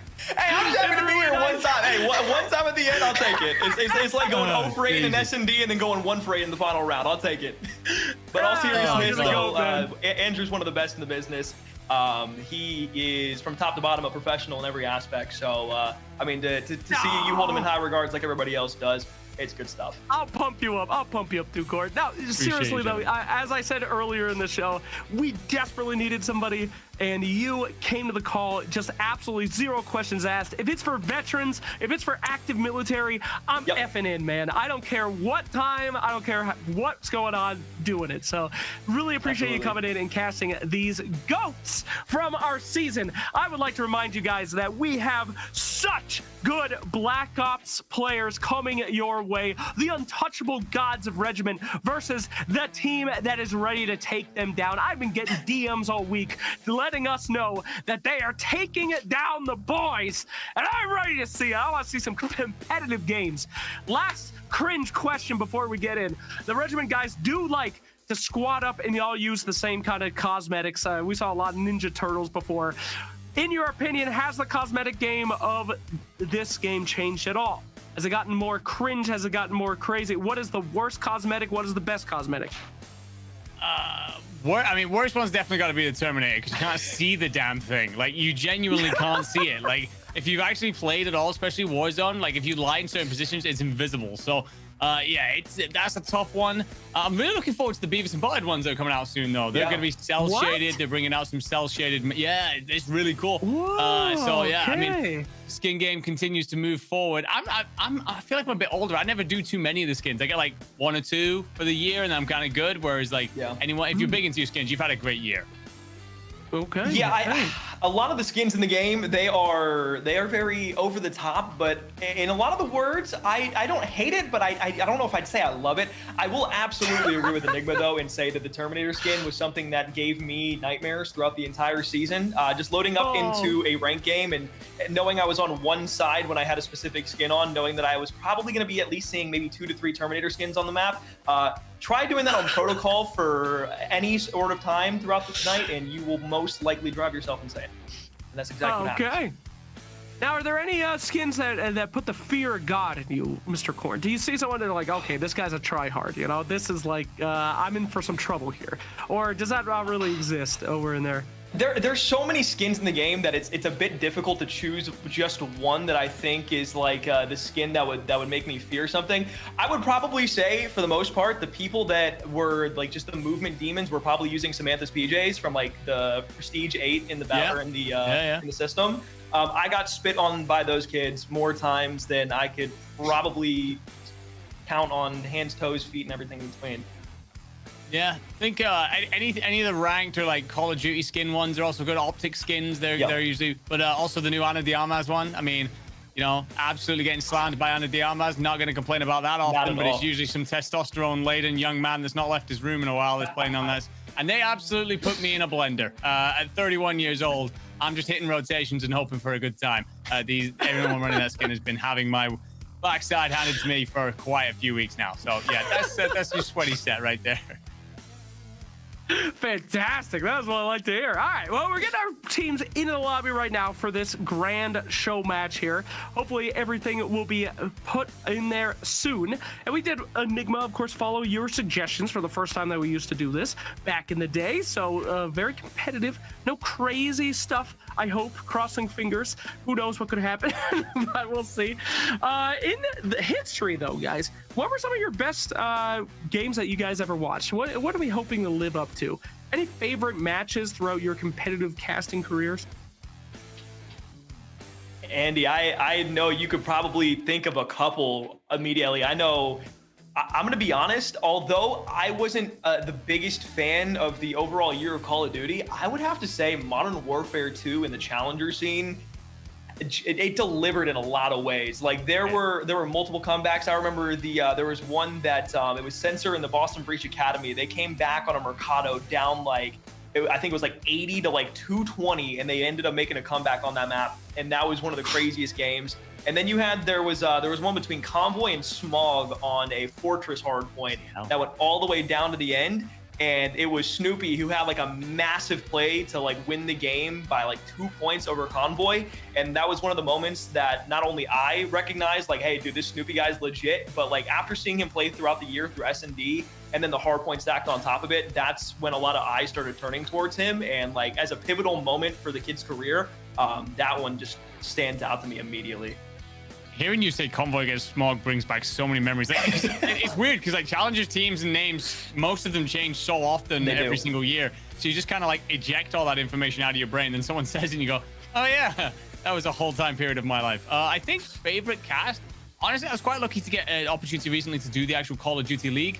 And I got to cast over the Falcons finally winning in a map at a major. Not a map, a series, sorry. They beat Cloud9. So that was pretty insane because we kind of went into it and like Falcons, if you don't watch much of the Pro League, they had like 1-2 games all year long and it was seen as like this giant achievement. Yeah, they were bad, really bad. And then they get to this major and I was casting alongside Studdy, who's an ex-pro player that I used to watch for years. And me and him just kind of went, should we try and build up a story here and pretend that Falcon's going to do something? We did. And well, it happened. It was kind of crazy. So that was, yeah, that's probably my favorite. All right. Cool to hear, guys. Well, I hope that we can live up to that here today. I do have some unfortunate news, though. We are getting into our Call of Duty game right now, but unfortunately, it seems to be having some server issues with the Black Ops 6. So we are getting that bad boy in. Do not worry. It is coming. What's laughing? What's up, guys? What's the problem? That's just the least surprising thing you possibly could have told us. Well, unfortunately, we have some. We're keeping up with our time. We're making sure that we're good, but we might have to potentially funnel this over to a best of 3 if the servers continue to give us issues. So that's a real bummer. We do love both these teams. We want to give them the respect that they have earned. So I beg you, Black Ops, fix your stuff for us now. And a shout out to the Call of Duty Endowment, however, that do support the show. We love you guys. So I'm not saying anything bad, but please, let's get that server going so that we can go to that BO5. With that in mind, gentlemen, did you guys ever compete, by the way? You guys pro gamers? Yes. In Call of Duty? Oh, yeah. I mean, I was good at ranked. Like I'd hit like the top rank in ranked, but like actually compete, no. I very quickly found out that I'd get my booty absolutely beat as soon as I'd get like through like maybe the first or second round, and then I started to come across players that actually like played the game, and I was like, yeah, there's a skill difference here. I'm gonna go to talking about it rather than actually playing it. You know, I made content and stuff for a while instead. I mean, genuinely, the fact that you were good and ranked is very impressive for a caster. Over in my homeland of Dota, most of the casters are absolute dog. Couldn't hold up like I could beat them. So absolutely atrocious. But so kudos to you. Shout out. Now, Cord, you were excited. As soon as I said, are you a competitor? You're like, yes. What's your history? What do you used to play? Give me the lowdown. Yeah, I mean, a lot of it just comes, like, the reason I get so excited about it is just because, like, I'm a competitive person in nature. And, like, I genuinely do miss competing, like, within the Call of Duty space. But there just becomes a certain point where you realize that, like, kind of like Andrew said, it's like, you get to a certain point and you realize that it's so deep into the tournament, you're just getting spit on. And it's like, I don't want to keep getting spit on over and over and over again, especially when I'm scrimming at, 18, 19 years old for 8 hours a day, like it's a 9 to 5. I just don't want to do that anymore. And when you realize that you have an opportunity to go into something like commentary and be able to talk about the game while still enjoying it in the same ways, it's more rewarding in that sense because you get to actually produce something that you're proud of while also being able to lend yourself to the same game. So it's, you start out in competitive, you move either to coaching or directly into commentary, and Andrew and myself both know that road very well. Absolutely. Incredible. And probably a little bit better there. than me because he wasn't that great. But whoa, yo, take it easy, young man. Yo. All right, first time working with him in years and last as well. Jesus, get out of here, like. Relax. Well, that's great. If we have problems with the servers, we can always have you guys 1v1. That'd be very, very good for us for the show. I'll be down. All right. So, holy shit! He just immediately said "sounds good" with a serious face. Oh my god, I'm quaking right now. Anyway, if we did have to do that, if you had to 1v1, what's the rules, boys? What are we doing? What's the CDL rule set? I think. I'd assume at least. Yeah, I mean, you could do. I mean, it'd be what like a hard point, Yeah. I guess. Like, yeah, I mean, you could do technically. People do them. So yeah, it's just a tough one because I know for an absolute fact we're getting put on an American server. I'm gonna be on 180 ping. 100. I will play on European servers if I have to. Oh damn. Okay. Wait, are you Florida? Yeah, I'm Florida, so it's not that bad. Oh, it's not bad. It's not bad. Yeah, Central Florida too, so it's even closer. All right. All right, my Floridians, let's get into the action. It is time. Take it away. We do indeed have a game, S&D. And Kimura is actually a player that I know very well. Cast over him recently in the Konus Championships. Very, very good player. Charms also another player that I know. Yeah, this regiment team is so stacked with talent. But that being said, you will have it tied for a moment until Charms does that. But tied again at 2 apiece in this round.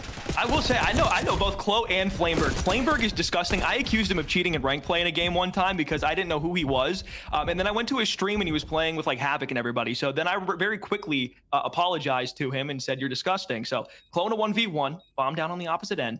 17 seconds, playing this quite well. Gets back to the corner, maybe a bit aggressive on the swing though. And I get you want to try for the check there, but yeah, the timing's not great. Yeah, no, that's just unfortunate. Put yourself in a position there where you're a little bit deep on the post plant. Means you've got to move, and Charms has got the SMG up close. It's going to win.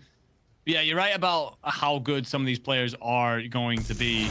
I mean, Chloe and Flameberg, the fact that you call that out is, crazy to see the playing with the likes of Havoc, legend, of course, in the space. But I mean, Charms and Kimura on the opposite side of things should make it very interesting. But that bomb defusal will come through. So Regiment, they survive a little bit of an early scare here. Charms with 3. A great start to this one. Keep an eye on him for potential progress towards an RCXD with that bomb defusal as well. But an opportunity then for Regiment to now pull off their own offense. Global watch over No Man's. An opening nade on a Dizzy is not the start you want to have here for Burgerland. And this Flames down low. Yeah, Charms will wrap all the way back. But you have completely opened up the B side now if you're Regiment. Straight through middle map. There was not a lot of pressure applied. You'll lose another body to 2v3 with a bomb down.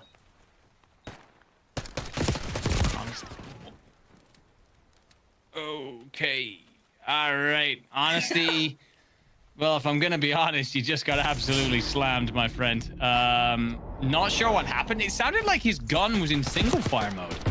I'm not sure if he's accidentally hit like the directional key to flick on single fire, because there was a moment where he just shot one bullet. And I don't know if you could do that on purpose if you tried. So, yeah, that's unfortunate, I think. But either way, Regiment won't care. They will go up 2-0. Charms now on a 4 spree. I can admit where I've made a fatal mistake doing that beforehand. Yeah. So I can't necessarily hate on an individual for doing it, but it's done check out towards No Man's. Chloe will drop directly down with Dizzy with bomb in hand. It's going to be a double stack down towards the bottom side of A. Only about 1 player is there for it through Spiral. So you look out to No Man's. You've got Jiren who's sitting there, but the bomb should be able to go down here. It's going to be a really tough retake here for Regiment.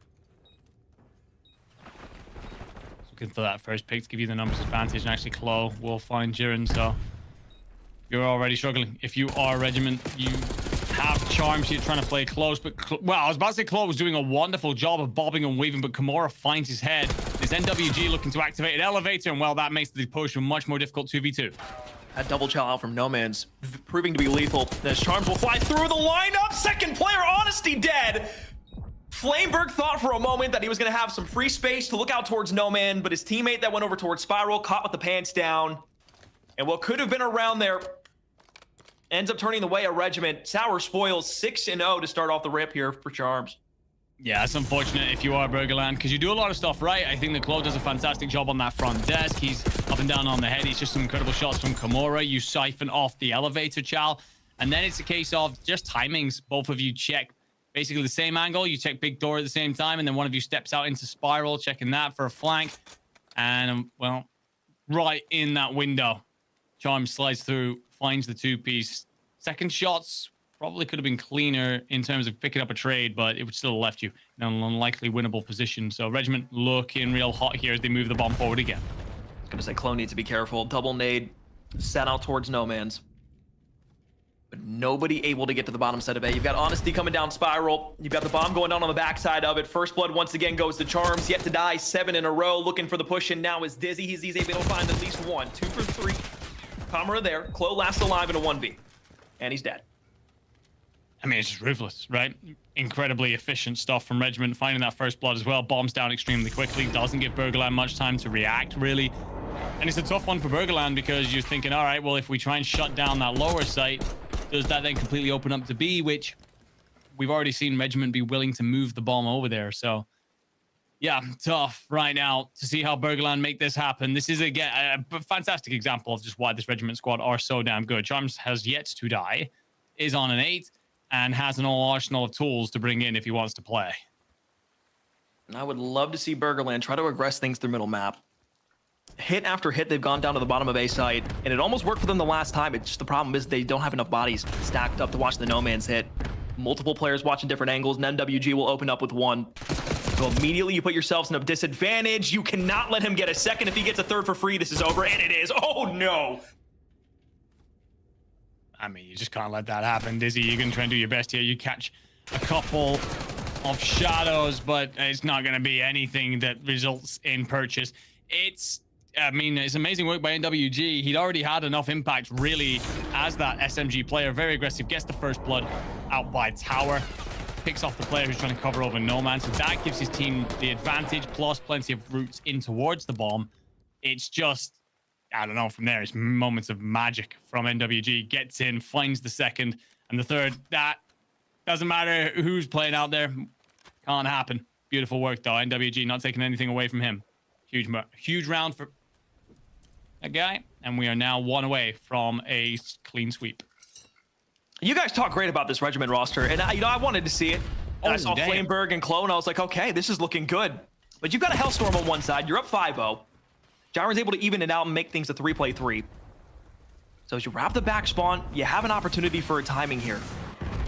But does Honesty get the better of it? Inside, Gyron pushes, knows that one's there. Good shots at first. The snap back over. Flameberg wins it, 2v2. Now in the back alley. You need Honesty to win the 1v here. Dances around, pistol swap out. MWG walks away with it. Still on 9 straight as Charms. Flameberg in a 1v2. What's your timing like if you're Flameberg? Do you get to the chopper and spotted? The answer is going to be no. Or what? Oh, wait. No, you do get there, incredibly. Oh, and some great shots, but NWG will slip away just quickly enough. But Flameberg's right there. It's going to meet in the middle of the map. Big fight, and NWG makes it simple. 2 huge rounds to end things off and make it a clean 6-0. And yeah, I mean, I don't think there's too many things that Burgerland are getting wrong, really. No. It's solid fundamentally. It's just a case of that extra bit of talent the Regiment bring. Unstoppable, undeniable, and well, damn well untradeable for a lot of this as you finish off 6-0. And that scoreboard, well, it's really on one side. Yeah, it's very telling, and I will say this: that wrap to middle, I thought Flameberg absolutely was going to go for a 1v. Yeah, Slack, it doesn't seem like you you maybe fancy what you saw there. I'm not. I don't know if that's a look of discontent. Maybe you're scared of it. What's the feeling right now? Jesus, Jesus. I love you, Burgerland. I'm so sorry, Burgerland. I am trying. It was a good attempt by the Burger Boys. Good try, Mr. Burgers. Well, hey, you know what, though? Jokes aside, guys, very 2 talented groups coming together, and that is just as awesome as it is to see those Burgerland guys come in and do it their best. These are cracked players. You ever see one of these Burgerland guys in a game, they are going to smoke you, okay? These guys are super good. Can't confirm. But those Regiment guys are just unreal, just genuinely unreal. Yeah. So that was absolutely crazy. Any thoughts, gentlemen? Just even little moments, like, for example, Charms popping off in one of the rounds early on. You get NWG with that 3-piece in round 5. It's just little things like that you can't account for. You can play it really well. Like, you could put me, Corn, yourself, and a buddy in there, and we could play the game fundamentally very well, do a lot of the right things. And just, like, there's moments where you just suddenly have to stand back and go, all right, you're just too damn cracked to this game. I can't keep up with that. And when NWG's walking into bomb sites for free, picking up 3 pieces, it's hard to then sit there and look across at your boys and go, yeah, we've got a chance in this game, so it's going to be tough from this point forward. It was very decisive with what Regiment was doing, and I think that's the main takeaway that I had. The first round where I was like, yeah, this is probably over, was the retake where they were all outside of the A site, and then they were going back down on the defensive side to get the retake on a post plant. And when it was outside, it was Charms with another teammate out there. Forgive me for not remembering exactly who it was, but it was the initial challenge on the top, like the top little heady that's in there. And then somebody was creeping down the P2 staircase. And as they creeped down the P2 staircase, they had the crowd shot on the headshot, and it was just a team play there to find that first blood. And once that opened up, everything through No Man's just was gifted to them. Because on the opposite end for Burgerland, again, I wanted to see communication. It felt like once that first blood was off the board or that first player drops, everybody was just kind of scrambling to find either a trade or find that next person, while the other side in Regiment, they were either just containing and corralling on a certain point, or they were getting one and getting out their lives. That was about it. Yeah, that was that was something. But hey, that is the skill level of these players. I do like to remind you that everybody in here is a military veteran or an active duty, guys. And if it's your first time seeing these guys compete, you might have been questioning yourself, how good really are these guys? Maybe they're just in here because, it's only selected to them. Absolutely smoking. So these guys are very incredibly cracked. So very cool to see. But gentlemen, any advice for the COD players? Because that is by far one of our biggest community here on Gamers and Guardians. Love Warzone, love Black Ops. Every single time we have anything, they are signing up for COD in droves. What advice would you give them to be even better players? Because you guys would know better than anyone in the world. Isn't like the general COD fan base here? All right, Sure, okay. yeah, I mean, honestly, I think that like a huge thing that is overlooked because most people find it boring is VOD review. It is to go and watch your gameplay and see what it is that you were doing, because I guarantee you were not doing the things you think you were doing. The amount of times I watch my gameplay and my aim, because the gun model is like large on screen, I have this bad habit of lowering my gun model down so I can see more of what's in front of me. Well, if I've got to react to a fight, I've got to get it up and then adjust to where the headshot is. The amount of time, and then I'll watch my VOD, I'll go into my next couple of ranked games, I'm frying because I don't have to go through that initial reaction time, which is difficult enough when you're old as hell compared to most of the players in the lobby. So it's one of those things, like, go watch it back. You'll sit there and with an open mind, just sit there and go, okay, these are the mistakes I'm making. These are things I'm going to fix next time. You will go leaps and bounds in half the time. Absolutely. No, I mean, like earlier when I was talking about like scrimming for 8 hours a day, you can scrim for 8 hours a day, and that's fantastic. I'm glad that you're able to sit there and you can mentally do that the entire day. It's tough to do, but again, that extra step for VOD review is a perfect nail on the head right there. If you're not VOD reviewing, you're not going to be able to tell where a block for a spawn out is. You're not going to be able to see where the split spawns are coming from. You're not going to be able to understand where, hey, if I'm spawning here or this person's making this route here, where am I on the map and how does that relate to the push or the hold that we're making? And those intangible things are what make you individually a better player, but you have to be able to read those not only to yourself in game, but then communicate that to your team. And if everybody's not on the same page, you're going to lose. So that, like bar none, was a perfect thing to hit on. All right, fantastic. Well, that is only map one out of our best of three here coming in. So where do we go from here? What is it? Do we want to tell the Regiment guys again a little bit of a chat? You got a issued challenge that you would like to give to them to have a little bit for the Burger Boys, get a little bit of more of a, I won't say a chance, but something else, Any challenges for the Regiment guys? The only thing I can think, because the thing is, snipers in S&D actually would be overpowered. Like, if you had 4 snipers, that would be insanely good. All I can think is, like, pistols only. Do we get down to knife fights only? Like, where are we at here? Like, what's going on? So, it's tough. I think if you're Burgerland, I'm just looking for them to come out, like Corin was talking about, communication, be on the same wavelength, stuff like that. Like, that's how you stack those odds a little bit more in your favor. If we're playing ranked and we see a couple of guys in the other team are technically better than us, we just go, all right, well, what we'll do is walk around hand in hand and make it so you got to fight all of us at the same time and just make it as difficult as possible. That's what we've got to see. Okay. Corey, do you agree? Any other suggestions for the boys over at the Regiment Squad?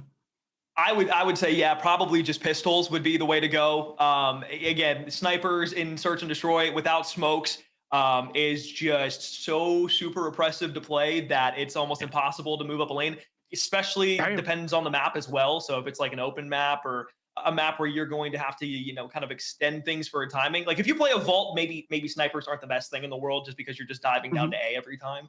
But if you're playing like a more open map, like a protocol at times, like when you're trying to play for that B retake or something like that, or playing over middle map, yeah, it's tough. So I would say just pistols, just run around with a Strider and just hope for the best, and then maybe walk that way. That's about it. All right, That's all all right. I can think of. That's what I like to hear. Okay. All right. Well, we'll see if they listen to our demands here. And I would like to shout out the Burger Boys. A lot of these guys from this squad were from our original pilot episode of Gamers and Guardians. When we started off to see if we can find any partners or anything, they flew out to LA on a whim. They played against the Ukrainian military guys that we flew out from Ukraine, their official esports team representing the U.S., and they put in a hell of a match. So those guys on that squad are absolute the GOATs. They were with us from, I would say, a lot of guys were here at episode 1. They were like Enigma and Dandro. They were here from episode 0. Where before we even had episodes, and those guys are absolutely fantastic. So we love them. We hope you guys can put up a fantastic fight for us, Burger Boys. But the odds are against you. I, for one, stand with you, my Burger brothers, and I hope you do too, chat. If they need your energy, get it out there, please. Okay, they're just putting in Borba bombs. Is that supportive? It appears to be. Let's get into game 2. All right. First blood to Dizzy. Charms looks over the top. Got a nice game of control directly in front of us. MWG will continue to pick up where he left off. And as he drops down into the A zone, this is a nice push in from Flameberg. So at least you're trying to flip the map out just a touch on the offense. You at least aggress the map far enough forward to allow yourself to get on B. We'll stick some cheese on it too for good measure. Well, and Grenade will also go off top plat, finds nothing. So NWG then retakes and starts to clear that tick of progress. Dizzy's not going to check his corners, and that's why you always should, ladies and gentlemen. A couple of kills answered back. Burgerland at least trading blows. No progress, though, towards the point. And with 45 seconds on the clock, I become concerned quite quickly here. That being said, you got a lot of control over towards B if you wish to take a hold of it. Regiment looking to play through the halls instead. You got a second fight coming up with your Charms. Bad timing as Flameberg comes through on the pinch, but his Kamara back end defense holding strong here. Line has not been broken through. You'll finally get somebody onto the B zone. As Honesty looks up top, Dizzy gets good help. Now you have to watch for the flanking player in through Secret, but you hop out to the top side of Plat. Charms, good shots down low, head ripped off. 2 lives of separation. Burgerland first take locked in at B. Stars paying attention to Jeff for a second there, being cradled by the Hulk. So many questions. But yeah, good progress coming through. 1.5 ticks. Charms, though, going to try and activate in through the backside. Finds 2, finds 3. Dizzy's going to be the only one to answer. And can you win the fight? You do. It's not only going to be a little bit of a reprieve, though, because, well, you're seeing that tick of progress. It's still there at least, but the second one fading away. Only 13 seconds on the clock. An important wave of gunfights now for Burgerland. You can get Flameberg on the zone to hold down the play from the left-hand side. You might just walk away with this. Second tick of progress going to get locked in. Charms on the back end. Push into tin. It's a 1-1 trade. Flameberg, though, slips the back net, able to get through. Still has another gunfight he has to take through. Top flat, 39 HP. Will back all the way down with 6 left. It's a wallbang shot that touches in, but there's still another teammate here. Trying to find that final player on the zone. They're going to go ahead, take it back down. 9 seconds still stalled out, but they hopped on A. It's basically all back to spawn with 7 seconds left to dive bomb on A. You just got to go in touch. If you are Flameberg. Well, that's going to be all... Oh, no, wait, you get on. Oh, 0.0. There's always the hope, right? The dream that is going to come through. You just see that sometimes. You go on, make it happen.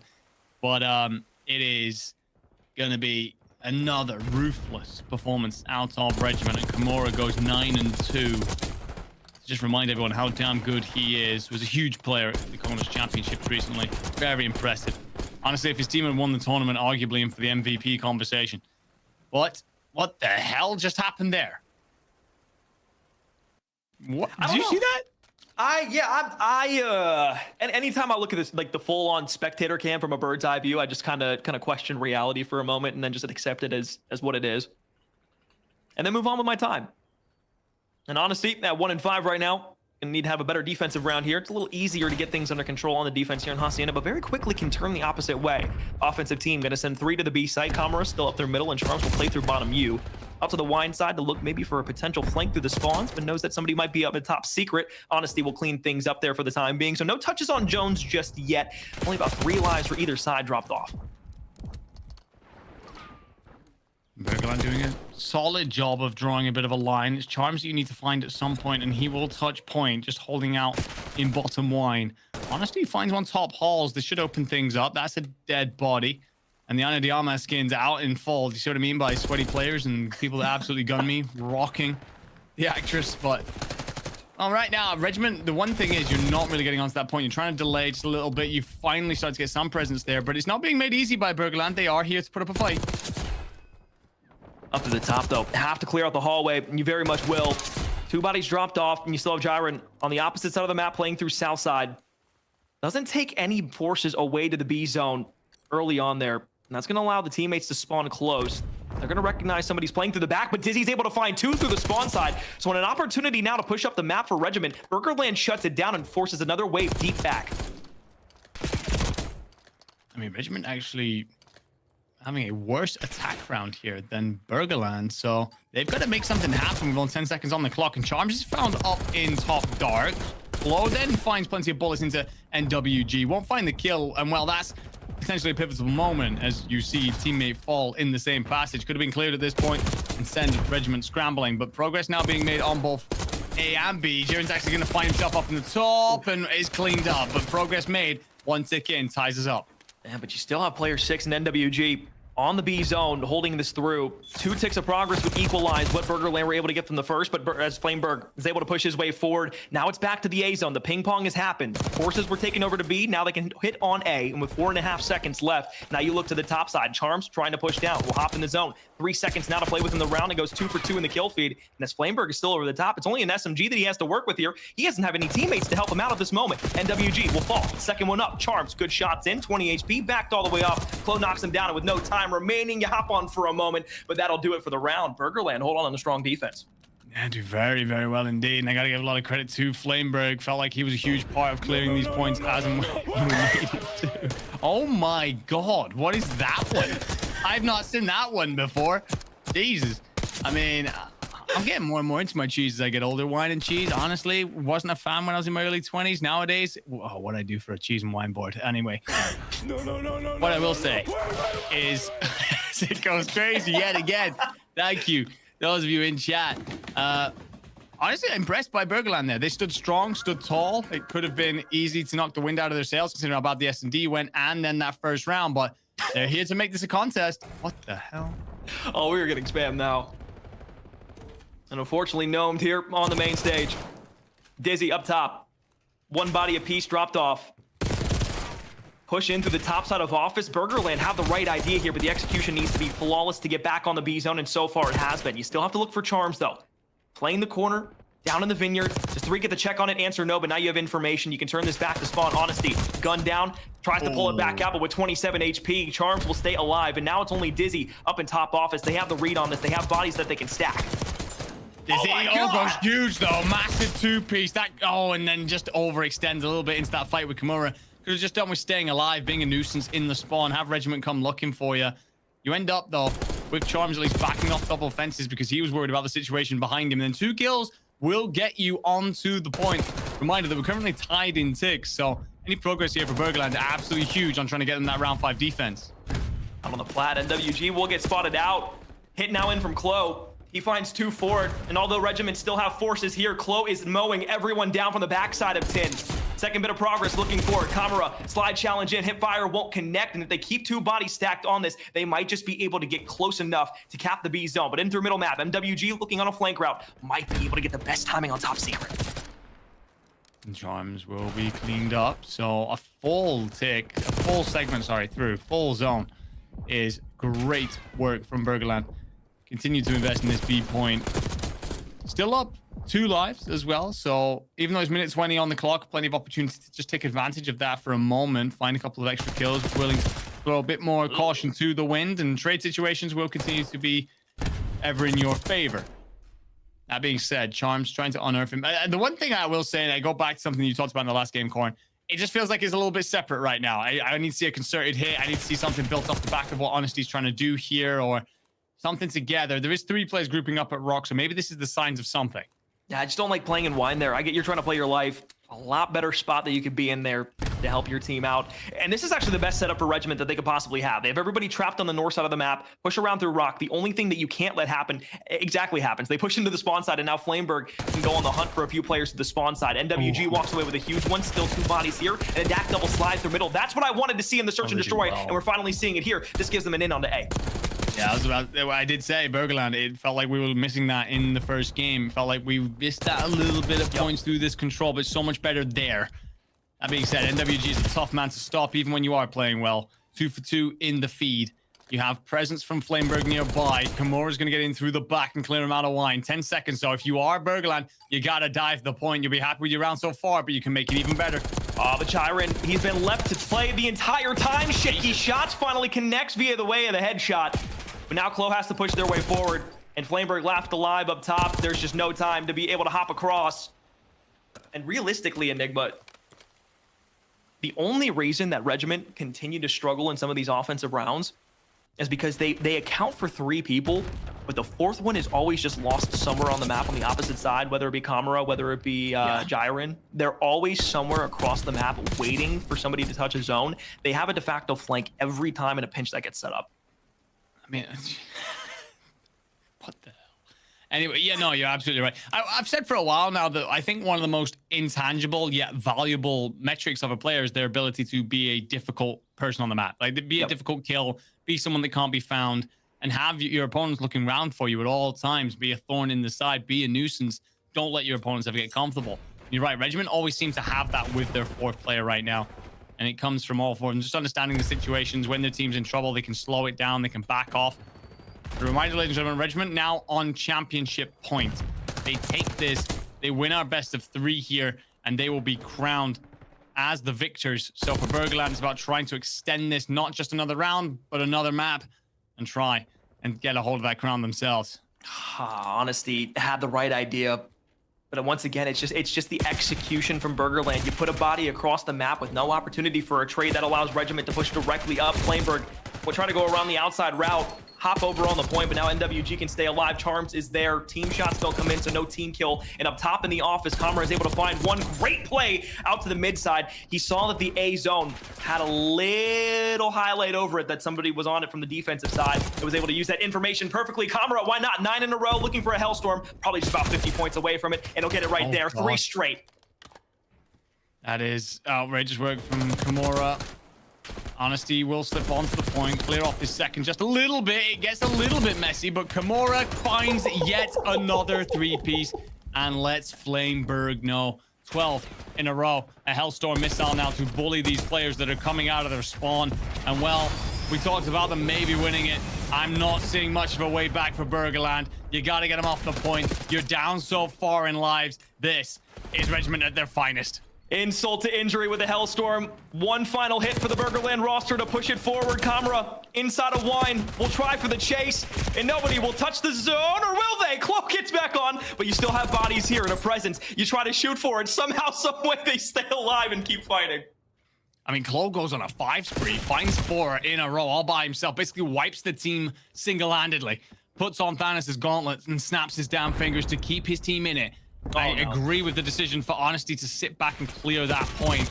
But that being said, you lose so many of your teammates that it's just nervous at all points here. 8 to 17. Regiment still in complete control. 80 seconds. You got to hold all these bodies and an onslaught of Regiment players. I will say they have a really good map spread. They're playing the north side of the map well in through P2. But the problem is everybody's inside of middle map, so those players will have to walk directly into the funnel. I thought for a moment Kamara walks away with that final kill, but it's a double stack on the zone. Now looking for all 3 players to hop onto it. They're trying to punch their way to the Military Esports League, and they'll do just that. They'll be playing on LAN in February. Beautiful work yet again from the Regiment boys. Again, Burgerland bring plenty to the party. They look good. They're clearly a very solid team. It's just something extra about Regiment. When they need to step up in certain moments, they do. And well, do indeed drop a bomb on everybody through the tournament and blast their way on through to the Military League in Feb. tell you what, impressive stuff again. But Kimura, god damn, that guy's good in this game. He turns up there in that final round. Absolutely tore him up. But that is what I wanted to see. Burgers put in some fight. They put in some pepper on that last one. So I was smiling. I was praying for the boys, repping them. Hey, chat, be nice. Yes, they are rip, unfortunately, the Burger Boys. But so good to see them. Let's go ahead and head into the ID.me highlights for that series. Anything stand out to you guys? I mean, realistically, he had your recipe for success in both your round-based, life-based respawn modes, right? In the search and destroy, not only was it kind of just a team effort of being able to play around each other, but Charms has almost undeniable game when 9-1 against this roster. Then you can flip around, you can have Kamara doing the exact same thing, just in a different style in a respawn on Hacienda. But when everybody puts it together on this regiment team, they just, I mean, are undeniable. As you guys were like kind of leading up to it, I was kind of like apprehensive, being like, well, I mean, you know, you can talk a lot of game, but I kind of want to see how it speaks. And I can very much say it spoke to me in a lot of ways.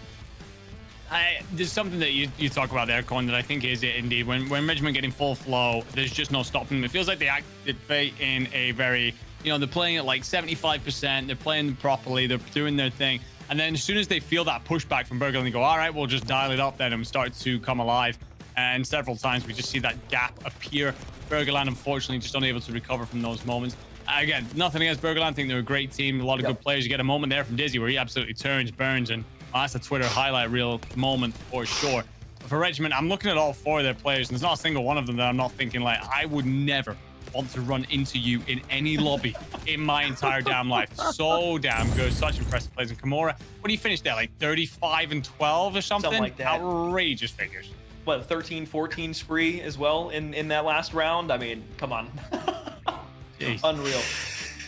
Outrageous indeed is a great way to wrap it up. But hey, shout out to both of our teams. You know, those were the best that we had for an entire season. Regiment just absolutely goated so hard, but I am impressed with the Burger Boys. Thanks for putting up a good fight, guys, and showing us the competition that we have between this veteran community. So absolutely fantastic. Congratulations on making your way into the Military Esports League LAN next February. But gentlemen, the time has come. We've done this many times, Enigma, throughout the season, saying goodbye, but this is the end of season 1 for all of our fantastic Call of Duty games that we have done together. Thanks again to the Call of Duty Endowment for letting us do it, of course. But Enigma, any words out there for all the people that you have made such a special moments for throughout our entire season? Any final words there from us at Gamers and Guardians to the viewers from you? Just an absolute pleasure. Amazing thing to get to do alongside yourself, of course, all this way. Dan for the vast majority, but of course bringing Corn in for this, and of course Nick in the back. But all of you guys who took part, whether you was watching, whether it was playing, thank you for being a part of something special. It's been incredible to do this for you guys, with you guys. And yeah, you've delivered incredible moments, whether that be cheese bombs on screen at important moments in matches, or whether that be outrageous plays in grand finals. It's certainly been something to remember, and thank you very much for letting me be a part of it. Thank you, bud. And Cord, thank you again so much for coming in last minute, absolutely dropping everything to make it happen. It was such an honor to have you, and we really hope to see you again for our future endeavors and the future seasons. But any words out there? Thanks. Every time I'm doing the emotional giveaway, god damn it. But Cord, anything to say out to this community? I know you're a first timer, but we'd love to have you again. Any shout outs, call outs? What you got?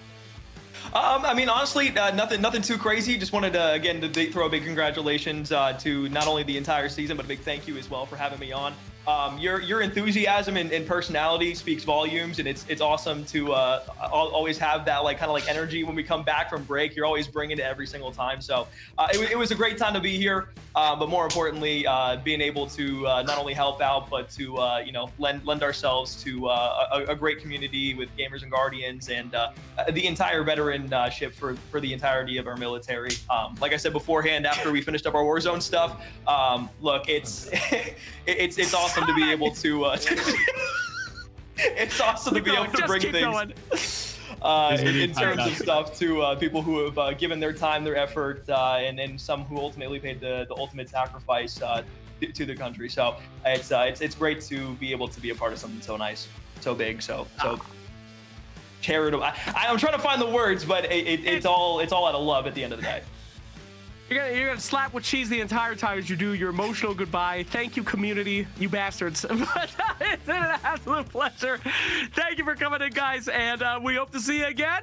And again, Daniel couldn't be here. He's at an event right now, but he did want me to send his condolences as well and his appreciation for all you guys playing. He's awesome. Hope to see him again soon. Thank you, Core. Thank you, Enigma. We'll catch you guys later. Have a great night.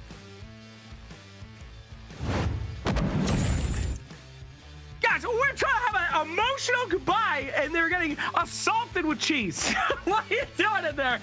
But congratulations. That went the way that many predicted, that the Regiment squad would demolish. But I have to say, straight up, thank you to the Burger Boys, all right? We've seen Regiment calling nukes on people before. You guys put up a hell of a fight. So respect to you guys. We hope to see you Burger Boys again for Season 2 and get that rolling out there. But congrats to the Regiment Boys on their free ticket to the Military Esports League. Guys, Call of Duty has always been such a huge part of this show, from Warzone to Black Ops to even the fun modes that we've been doing. So a big shout out to Call of Duty Endowment for supporting us, and a big shout out to all of our COD players. Now, if you saw that and you weren't terrified and you're thinking to yourself, yeah, I could probably beat one of those guys, no worries, because you can join us next season. Once someone wins, they're automatically seeded into this final. So we did not have to get our butts spanked by the Regiment Boys all season long. They only won once or twice, and then they were seeded. You were good to go, and we got to have more games to make sure that we could include everyone as balanced as possible. So that's Gamers and Guardians for Season 1. When it comes to Call of Duty titles, what an awesome adventure, and what a great ride. You guys kept voting for it. We had so many votes, so many signups every single time for COD, and we cannot wait to feature COD again. So congratulations there, guys. That was so fun. But as we move on to our final game of the night, usually these streams are about 4 hours long. We went for the full swing here. We are probably going to be ended out about 8 hours or something. I don't know. But we have Marvel Rivals coming up soon. It's going to be pretty hype as we have two very good casters coming your way for our 3 games. A best of 1, a best of 1. Winners of both of those go into a BO3 to find our Marvel Rivals champions. Now, we've talked to you about COD and Apex, constantly having great signups. You guys voted on what games you wanted to play this season, and we included them. But as I said before in the broadcast, Marvel Rivals was not even on our list, and you guys kept voting for it, kept showing up, and it became one of our most popular games. So I'm super excited to see all the people that won this season returning for our grand finals to play some Marvel Rivals against each other and get our most skilled veterans and active duty military members back together to go ham. But before we get there, we do have an opportunity here to thank some of our wonderful partners that have made this show possible, and I would like one more time to go through our list. I mean, we have had so many guys from the beginning. Gold Star Gamers was with us at our very first episode, and they've been here this entire time. You guys saw them in the family segment. Such a great organization, so thank you to them. Onward Ops, since the beginning as well. Organization all about that transition from active duty military into civilian life, providing housing, jobs, hobby activities, literally anything you can think of, from going from service to civilian. They are your boys, so good. Face the Fight, of course, such an incredible partner for us to have, that provide resources for people that are out of the military, looking to face that fight of mental health together with other people that have been through that. If you or anybody that you guys know could use a service like that for Face the Fight, head on over to facethefight.org. They are so incredible with what they managed to do. Also, of course, ID Me. None of this could have happened without them. They make sure that every single person that you guys are watching is a military veteran or active duty participant or their friends and family. So shout out to them for allowing us to use their service and being such a huge part of the show. Angel Armor, of course, with our protective play of the day. Not only do they make good hats, but have plenty of other fantastic products over there. And how could we forget Westgate Resorts, baby. Every single episode, these guys are giving away free vacations and a special deal. During the entire run of our episode, you can go to their website and you can click on a time to take a vacation. If it's green, it's $99, but if you are a military member, you get a $100 gift card. They will literally pay you $1 to take a vacation on them. If it's not a date in green, it's still about 80% off. So don't you worry about it. That is westgateresorts.com. You would like to visit them as well. Last, though, of course, we are always getting new wonderful partners. And this week, for the first time, we have the Wounded Warrior Project, who are co-streaming with us right now. Wounded Warrior Project, such an incredible name that I'm sure all of you guys have heard of before, helping out those wounded warriors from their times of service, making sure they have everything that they need and they have the ability to continue with fruitful lives, going in not only with physical stuff, but with mental stuff as well. Such an incredible organization. They're over on Wounded Warrior Project's Twitch, where they hold a ton of different games. They have meetings, they have podcasts. Go and check them out. If anybody's from Wounded Warrior Project in the chat, feel free to drop it. Wee! They're not French, but yes, finally, we've been bombarded by Rivals memes all night by the hungry Rivals fans, and we are about to get into it, my friends, for our grand finals on Marvel Rivals. And one of the games I'm most excited about, because the meta has changed with a big new patch. We've had a lot of discrepancies between skill levels, and now all the highest skill guys are coming back. So for our final, God damn it, for our final segment, we are going to have that bad boy coming up here. So thanks again to all of our new viewers. Oh, and I guess I might as well say, shout out to the VA for showing us off and giving that email out to a lot of people. We had over, I think, 600 new people sign up to be part of this episode from a blast that they did last night. So many new members that we extended the show by 2 hours to include them. We're so happy to have you guys. Gamers and Guardians is every Thursday starting at 4 p.m. We play games, only active duty military members and their friends and family. You win a game, you get a cash prize, you get a vacation from Westgate Resorts. It's a hell of a show, and it's been a really fun time doing our first season with you guys. So we are going to get into Marvel Rivals soon, but if you've seen this show for the first time, you feel like you missed out on the action, don't worry. We hope to come back for season 2. You're already seated in if you signed up this time, and we will make sure that we will get you, your friends, and your family playing games for cash. It is that easy. So thank you all so much for being part of this show and coming in here today as we get this lobby rolling, my friends. Right now, we are on the way, baby. Getting these peeps in here and starting. All right, so before we get in, as we get our casters in, let's introduce at least one of them. Let's show you one of our surprise casters for the night. Kenobi! Hello! Kenobi, welcome back, my friend. Yes, it is so good to have you, Kenobi. Well done returning to us. How have you been, my friend? Very good. How are you? I'm excited to get into this Marvel Rivals action. You know, it hasn't felt like the summer here today. It's been like 100 degrees, and like today was like 65. And I want some heated Marvel Rivals action to really get me going. You know, that's what I'm interested in. I want to see things heat up. Heck yeah! All right, what are you spamming these days? Because there has been a new patch. You know, we've talked about last time you guys were on. We got to see for the first time some Jeff Nadeau action and stuff like that. Yes, we did. Things have changed in the meta. Tell me about the Rivals meta, all right? How are things adjusted? We had 2 other fantastic casters on earlier today. They gave their opinions, calling it some kind of flame meta. What's your opinion? Well, what's cooking over there? I think Punisher is really good still. That's the one thing I've learned is, as someone who can't aim, and I've been playing this in like ranked, I'm just like, I can play Punisher and I feel like I'm doing something even though I'm just bad.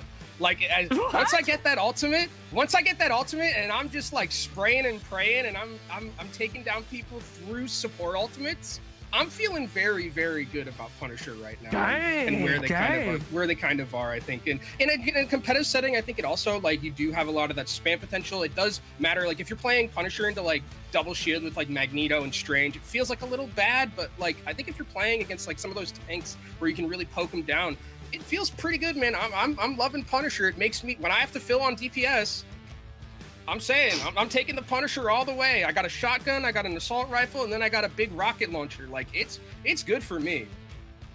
Damn, bro, what has changed? I've tried Punisher so many times. I'm absolute ass. Did he used to be good? Was I just wrong, or has something changed? He used to have the team up with Rocket, which was the infinite ammo, which was really strong. I mean, it made you feel like God when you were just sitting there. You had that infinite ammo, you didn't have to reload, and you were just like shooting down the way. It was like fantastic to be a Punisher player at that time. But I still think he's really good, and the fact that he's able to take down people with his ultimate through Strategist ultimates is like nuts to me. Like, you just get those off the field immediately, and you just win fights that way. Like, I think Punisher is really fun right now. I'm waiting. Like, they keep like buffing Thor, and I'm waiting for that moment where they like buff him one too many times, and it's just gonna be only Thor meta. I'm waiting for that too. Like, we're like so close to that being a thing that's coming. Yo, I got a shout out to Calypso here. Been here since the beginning of the stream, heading off for the day. Thank you so much for hanging out with us, Calypso. You have been an absolute banger to be chatting in the chat with. So thanks a lot. Get some rest, buddy. You're missing out on Rivals, but we don't blame you, man. You've been banging it all night, so appreciate you. And it appears, I'm hearing, that we do have our reveal of our second mystery co-caster. Perhaps we can bring her out one more time. Yes, it's Kim! Lemon returns! Welcome home, Lemon! Oh, it's good to see you again, Lemon. That's right, we have not seen you since, I believe, your disgusting Oblivion character that graced our stream last time. It's been horrific. But how have you been, Lemon? What's new? Good. No, it's been a busy day. I hear we're busy here too. A lot of signups for this. I see you're still getting cheese. Woo! Do we still have that going? Yeah. We still got that, you know? Yeah. Hell yeah. We interviewed a general earlier, and it was so cursed. It is I want the French. cursed. We need the French Venom. We need the French Venom back at some point. I want to see that. French Venom is unbelievably loud for some reason. Yeah, we have included the ability to cheese all of our guests now, so thank you. But no, it is so good to have you back, Lemon. Yeah! Yeah, French Venom. Fantastic. We are Venom. So today we have had so many fine. Oh, they even gave you. You've been graced, my friend. Enjoy your cheese. But yeah, we've had so many great prizes today. Of course, Apex got some cash and got to get a invite to the Military Esports League. The Black Ops team that just won is competing in the Military Esports League. And now for Rivals, we're doing cold hard cash for our winners here today. So very excited to have these guys come in. All of the best players from our entire season coming here today for your viewing pleasure here, my friends. Are you pumped to see it? Yeah, we had a lot of talent here last time. Kenobi missed like all the crazy comps we would have. And I think like the best one is Captain America. Nothing says, you know, a good Gamers and Guardians event, like literal Captain America is running it down in a good way. Do we still have that Moon Knight player that was walking around with his ultimate as like a tactic? Do we still have that? Yeah, of course we got. Is that still okay? I'm so ready. I'm so ready for that. I'm so ready. All right. You missed it, Kiwi. I don't believe that you got to witness our God Moon Knight player as Leg Day and Kenobi has. We have a player here that loves to just brandish the ult and farm aura. We love him every single time he's on screen. It is so incredible. But we do hope that we get to see him again here tonight. I can't believe you remember my man Kenobi. How could I forget? There's no way I could forget something like that. That is seared into my brain somewhere in my frontal cortex. It's never going away. Fantastic. So last time we chatted with you guys, the update was new, it was fresh, but now it's had some time to settle. Some new metas have developed. Give me the rundown in Rivals Land. What are we gonna see here from the tryhards? What's the current meta? How do we get good at Rivals? I'll start with just Jeff isn't a crime anymore. I know he was like spotted once in MRI, and now he's gotten reworked, and he's really, I would say, kind of good. Kenobi, what's kind of interesting in the meta for you? Yeah, I think Jeff NATO is definitely something as we get the eagle, one of my favorite memes that we do have here. The eagles landing on top of each other, very, very, very good for that American. But Oh, we're just in. Okay, well, we got something to talk about now. Well, yeah, take it away, my There he friend. goes. Thank you, Jeff. All right, let's go for game 1 and see who is going to be winning. Take it away. Holy flyers, Kenobi too. Yeah, I've been that's- looking forward to seeing some Ultron Iron Man? and a triple support. Hell yeah. I mean, Iron Man with that team up, it's something that I think has like lost a little bit of priority, but it looks like it on this map in particular, where you have a lot of that geometry to fly around and kind of use that natural cover. Feels like they want to play it on this map. Oh, I love me some right-click Iron Man. The tracking feels so good, and you don't even need a team up to still do work with them. So are we hoping to see like a proper hit scan out of the defense to deal with this Iron Man? I guess when you're just a better flyer, that's all you need. Fight fire with fire. And this defense is keeping this choke point on lock. Yeah, weirdly, it feels like just the Iron Man and the Ultrons are just going to be battling it out mano-a-mano, as actually it's going to be the Psylocke Ninjas to take down that Iron Man in the sky, so that means the Flyers are not going to be there anymore for the defense, and that's going to be a wrap right now. This Psylocke doing wonders at the current moment for pushing past this defense. This Psylocke quite crazy. I'm like thinking you need like a proper shooter, but I guess you just need a ninja lady with some shurikens to deal with these bots in the air. And then we got our favorite Emma that just gets to drop kick people in the face with Groot locking things up. I really like this offense comp. Yeah, and already, I mean, you can see that the Psylocke has taken down the Iron Man twice already, and that means it's going to be a 5v6 if the defense even wants to try and recontest here. Are they going to be able to do so? It's going to be a very difficult fight for them if they try.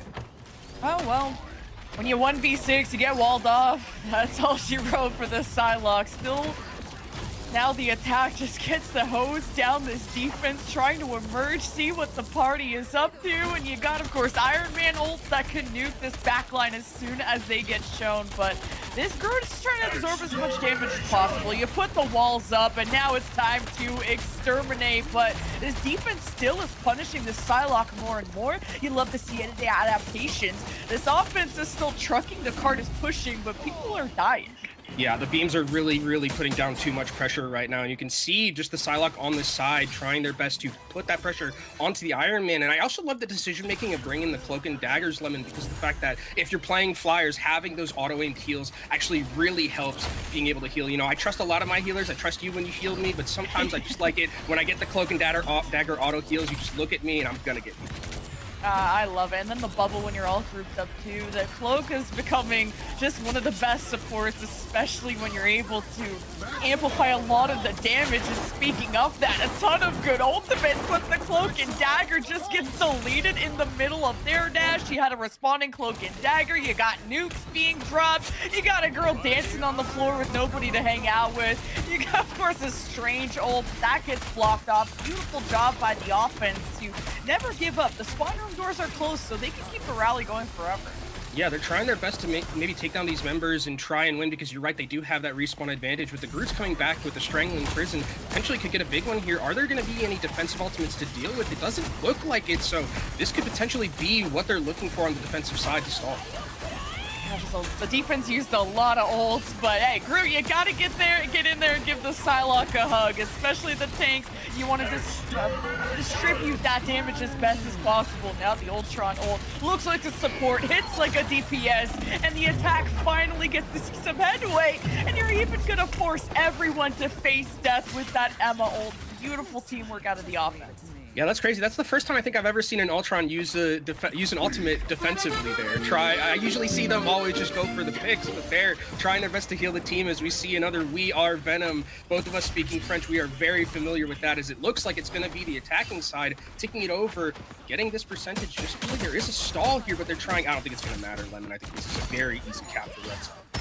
Oh my god, Psylocke is an absolute team, just assassinating the backline. This poor Groot is not going to get help from this Emma, and you're just staring into the darkness. Where is my second tank? It's everybody's fault but mine, and the offense just has not stopped trucking. Oh, yeah, I mean, this right now, Fatty J is playing so well on this Psylocke. Has another Dance of the Butterfly. Had one before this fight even started. Oh, that's just, you could see it. They were trying to go in with that dash. We're going to use that ultimate to stop right at track. You can cancel the ultimate like that. That's sick. Now the defense can finally just stabilize for a second, especially keeping the offense at this choke point. It's going to be such a pain to get through. And an uncontested Iron Man is going to top frag every single time. So I'm looking forward to seeing how Brown Muffin's going to place the giant nuke. Of course, as soon as they feel a little shaky, you can stabilize with the cloak ult. So gotta be careful though. That other Iron Man is scary. Yeah, and something you mentioned about those cloak ultimates, when there is an Iron Man ultimate on the other side, that's really when they get scary. As Fatty J gets taken down again, and the focus has been really good on the Psylocke in these past 2 fights, and that's just going to be another fight win here for the defense. Yeah, if you're not looking at Fatty J, you're probably going to die very soon. So very good awareness from this defense. Brown Muffin overextending a little bit, but man, he's been one of the best players that we've had at this Gamers and Guardians. We've seen him before. You know him, you love him, but also the offense would love to see subtraction. This Psylocke has only so many doorways they could creep through. Oh my god, they're also committing ultimates just to try and take down the Psylocke. This Psylocke has been bullied the last couple of times they've tried to engage here, as now some of these ultimates are going to start coming through. Oh, this cloak is going towards the back line. Okay, didn't get walled off. That's good. Oh, well, doesn't get to just prance away like that, but a nuke for a nuke makes the whole world blind. Cloak ult just to, for vibes, you know, aura farming, potentially trying to help this Psylocke get out, but this offense is gonna stall out, but it doesn't look like the defense has much left either, so they're gonna have to give up that space. Yeah, Agamotto is going to be the thing that you're going to be looking out for, and with no shields for the attacking side, it is something that the defense can kind of surprise them with in this team fight, but oh my god, that is an obliterated Brute. Stood no chance. The Psylocke ult is dancing away, getting everybody low, and there's some good teamwork from the offensive side. They have the man advantage. You are dying. This defense is dying. They're dashing away. That's when you know they're in trouble. But a chance for, of course, this Doctor Strange ult to be the one. Can he make it happen? The 3-man stun and getting one of the supports is everything. And the offense will just have to depend on an Ultron, and it's just simply not enough heals. They will have to reset unless Fatty has a miracle going, and he ain't got much. He's the backline kind of soloing the entire team. The defense, this has respawn advantage, so it's just a matter of time, right? No way! Yeah, they're trying their best right now. There's still the Iron Man coming back in with that nuke available. Actually, the Rooster went off the map. Oh no, it's a disaster, Levin. That's so unfortunate. Oh, there's walls right there. I thought the Iron Man was going to take himself out. Yeah, honestly. I was so worried. You can't die to the enemy, so take yourself out first. You love to see. Fatty made that winnable when that should not be mathematically possible. But now Brown Muffin gets to just farm up the ult, does have that, and there's only 15 seconds left, so the offense has to make a mad dash. Yeah, this is the last chance they're going to get, and also respawns. The TP comes in, strangling Prison onto 3. Oh, you hate to see it when you TP in to try and get a touch on the cart, you just walk into prison. No key, no hope, until Fatty with an Ultron ult 2 is kind of keeping this alive for as long as they can, but there is no Strange ult. There's just the power of friendship from the side of the offense. It's still a deep enough push, I think. Almost getting to the end of the map says a lot. I mean, these looked uncontested for the first 2 points, but the real challenge was getting through point C when they lost that momentum. I still think this is a winnable position. Yeah, 100%. This is one of those maps where it's like, if you complete the map, you're feeling good. If you get past second point, you're feeling good. Because I've seen a lot of attacks just die at that first corner or even at that second corner where it's like you're just holding potentially by that gate at the very end of point 2. So I think it's an interesting decision that we're actually going to be able to see what was held and what was banned here. Hawkeye getting taken out, Storm getting taken out. I mean, Hela being banned always kind of makes it like, okay, hey, guess what? We can play Flyers now. And it looked like they were really, really all in here on the defensive side with the Flyer composition. It's working out well for them. Oh, just the duel between, I was gonna say Brown Muffin and the other Iron Man, but we're seeing some switch ups. I love me some Penny. I thought there was some kind of disease going on in ranked of everyone banning Penny, but this is the only justified place. This is the Penny map. It is Spider Islands after all, but I'm surprised we haven't seen Jeff though. This is also like one of the best Jeff maps. But I guess if Storm's not being played, then Jeff is a slightly more throw pick if Storm is not in the vicinity of the game. I love Jeff, but not when he's on the other team. Unless you're like also picking Jeff and you're like teaching each other how to do like those roles or whatever. Yeah. You're making friendship. You know, oh, look, this is a disrespectful minefield. Is anyone gonna fall for this cheese? No, they're Surely. we got When some you we put got some the big extra brains. net, We've got Yeah, some when big you put- brains, yeah. You put the extra net on top to make sure that the mines are double covered, double coverage, but not enough. Eventually, this offense breaks through, and what a beautiful Groot wall to get these tanks from the defense stuck in, and that's where this Iron Man just gets to melt the faces of the enemy. Yeah, well, base player is cranking 90s right now on this group. Those walls were immaculate, and even though the res beacon was there, it's not going to be able to help as Brown Muffin is taking over this lobby. Already has the Iron Man ultimate available. I don't even know if the defense is going to be aware that that's a possibility. Oh, this is the matchup. Can Penny maybe get some stuns to get these flyers nice and humble, but pretty chonky. Oh, the wall is letting you down.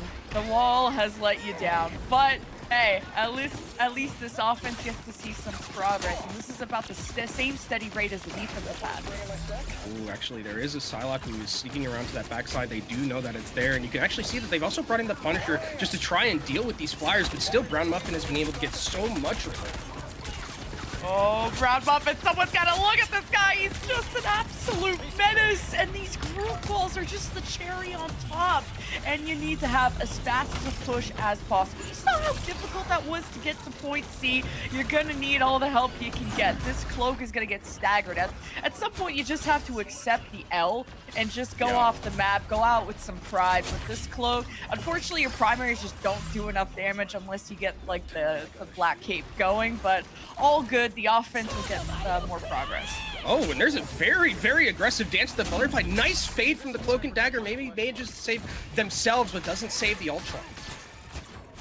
Man, this is some mistakes being exposed by the defense, but you take anybody you can get, but it's just one of the supports. You still have a Cloak and Dagger roaming around, especially with an ult. This is momentum that carries through. You just don't even need the ult. Being able to keep a strangling prison, you got a flanker, not a problem for someone like Obey Slayer.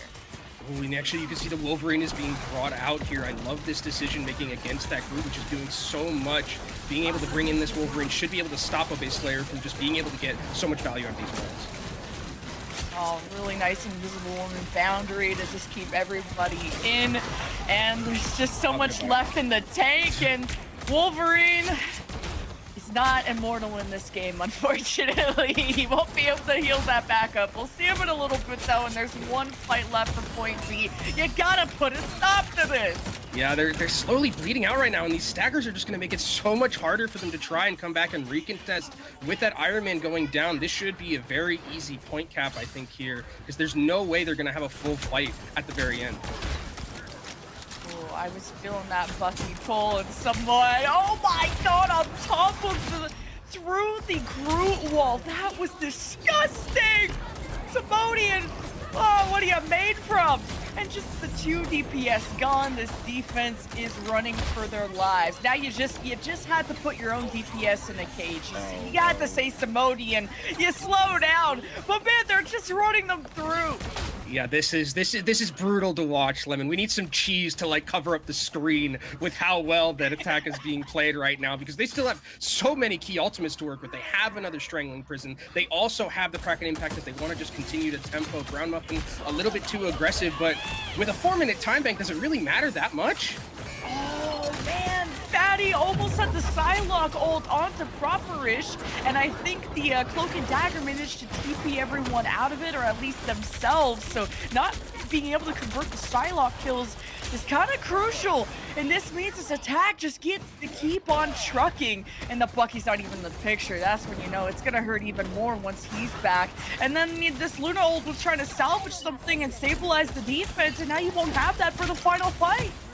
Fatty J is trying to get something done, but doesn't end up figuring out how to get the rest of those kills, and it's still just Blue showing up in that elimination feed. Oh, there is a swap though. Brown Muffin does end up going down. That's a lot of damage that's lost, but with the Kraken Impact and with Rodster in here from this Bucky, feels like they can just continue to push. Strangling Prison just to farm the supports, and you send Bucky on the execution prowl. Still some people contesting the card. I like that delay. Potentially the defense response could get back together one last time. I think the attack has noticed the Psylocke lurking around, and this Venom is buying as much time as they can. Unfortunately, we'll have to twerk in heaven while the attack hopes to build up towards that box of victory. He's twerking in heaven now with his ancestors, as it looks like the blue team is going to twerk their way to a victory here at the very end. Oh, it doesn't find anything, so there is that Cloak and Dagger ult that's still on the point, doing a lot. Doing as much as they can. I can't believe the defense has been able to stabilize, and that's all thanks to that Cloak and Dagger ult, but now getting stunned and peppered and marinated and not just cooked all the way through. That Iron Man just got cooked, and it's Cambo versus Fatty, and it's a support you would think, but this Ultron is saying a lot. Still 2 minutes left though, although it looks like the offense is struggling. It's Cambo that's being able to run away with the rest of the squad. You don't want to get staggered or lose too much more time. Fatty getting taken down low, and actually gets taken down completely as, looks like we're having some shenanigans with the portal here. Samodian might just teleport them on into that back line, catch them by surprise.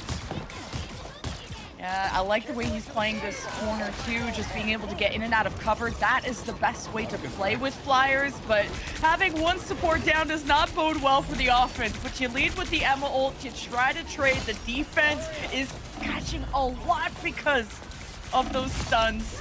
And the Iron Man almost got to finish off a lot of kills, but ultimately not enough gas in the tank for this offense. I mean, they're trying their best, but if they continue trading like this, it's going to be ending up working out great for the defense because they have those closer respawns. As you can see, every time that these picks are going back and forth, there's always just a little bit more gas in the tank for that defensive side because they have that respawn advantage. And now the Venom here going in, diving, seeing what they can find, taking down low, and there goes the Iron Man. The dance with the butterfly is beautiful here, Lemon. This defense is killing so much time. I felt like the attack had several minutes to get this done. They had the defense trailing. They had them scrambled like eggs, and then they somehow managed to stabilize off of respawns, but the offense have at least built up towards a lot of ultimates. And look at this strangling prison. Unless some support ultimates come online, there's the strangling prison, and the nuke, the cherry on top, say goodbye to this defense and maybe a hello to a victory very soon once this Venom is removed. Yeah, I mean, there is a dance floor coming in relatively soon here, so there is a potential chance for Luna to continue to try and stall. The walls aren't there enough. Oh, just a few more meters away, and just only one K-pop star is gonna be a thorn in your side, but Dr. Strange ult has stunned the front line. The defense still manages to get a touch, and now can protect their supports, and they have to build up towards some ultimates, but really right now it's vanilla gameplay. The Cloak ult is still there for the defense. They got a lot of heals out of that, but apparently it doesn't matter with the teamwork that this attack has, and with only a few seconds to spare, a few more meters to go, they won't be able to cap this unless this defense just continues to be annoying. There we go. At the end, it's a marathon, it's a sprint, and it's a win for the offense. That offense, that defense made them work for it, Lemon. I mean, they had, I think, at like 4.5 minutes after they capped second to get to that golden box of victory at the end, and it was in overtime that they managed to do that. We talked about how difficult it is sometimes to push all the way through a map like this, and you saw it right there. Brown Muffin was someone who I remember last time when I was here, played fantastic, gets MVP again, but whew, that was an absolute barn burner at the end. Absolutely, guys. And when that when that series first started, I was like, oh, I wonder if I have time to eat a burrito. Okay? I don't know. They were getting destroyed. And then I went and ate a burrito.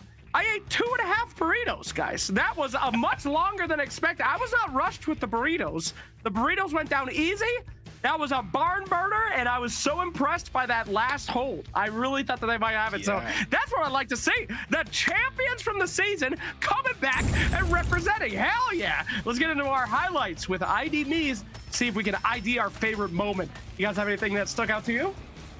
Oh, Fatty, of course. I mean, yeah. I know my buddy Kenobi here is a Psylocke main too, and I think you got to see you got to be really inspired by this guy. Yeah, 100%. It means I don't have to play Punisher against, like, the Flyers. I can play some Psylocke maybe a little bit. Also, that one strangling prison at the end comboed along with the Iron Man ultimate when everything just blew up, that was just chef's kiss. Obey Slayer had a lot of fantastic plays on this route. Definitely one of my favorites. I just kept getting the Iron Man and the Ultron confused with like the similar black-looking skins too, but it's also because the Ultron cosplayed as a DPS.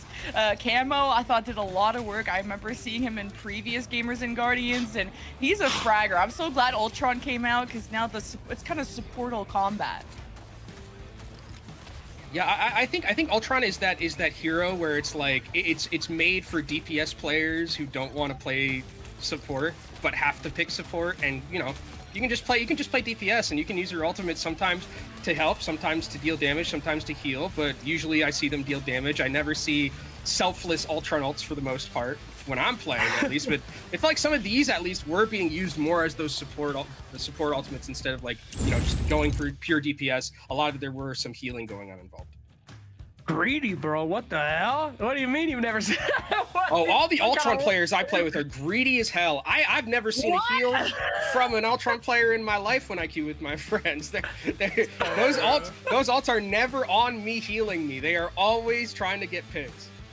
Oh, well, what can I do? Fatty, well done. That was very fun to watch. GG's indeed. Well done. Good job. Big Pun as well. Big Pun says we got wrecked. Ain't no way you guys got wrecked. Ain't no way.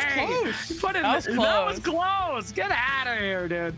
You did amazing. So well done, everybody. But we will be heading in very shortly to our next series. Don't forget, the winners of that one will face the winners of the next one, and they will go into a grand battle at the end of our show here today for that cash prize. Now, you guys saw some things. However, I noticed there was a lot of talk about, our Johnny Storms. There was a lot of talk about this flame meta all day. Where's that at? Huh? I ain't seen much of that. Where's the meta picks, eh? He did get kneecapped pretty hard in the patch notes. I mean, he was like really strong like a couple of patches. I think he's still viable like if you have the team up, but I think he's definitely not as strong. He was like a problem like a couple of patches ago. Like, he was really strong. It makes your eyes bleed more than your actual hero. He's kind of just a lot of visuals. It's very pretty, not very deadly.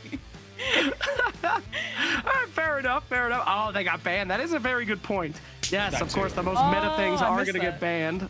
Right. So very good. All right, cool. I still am.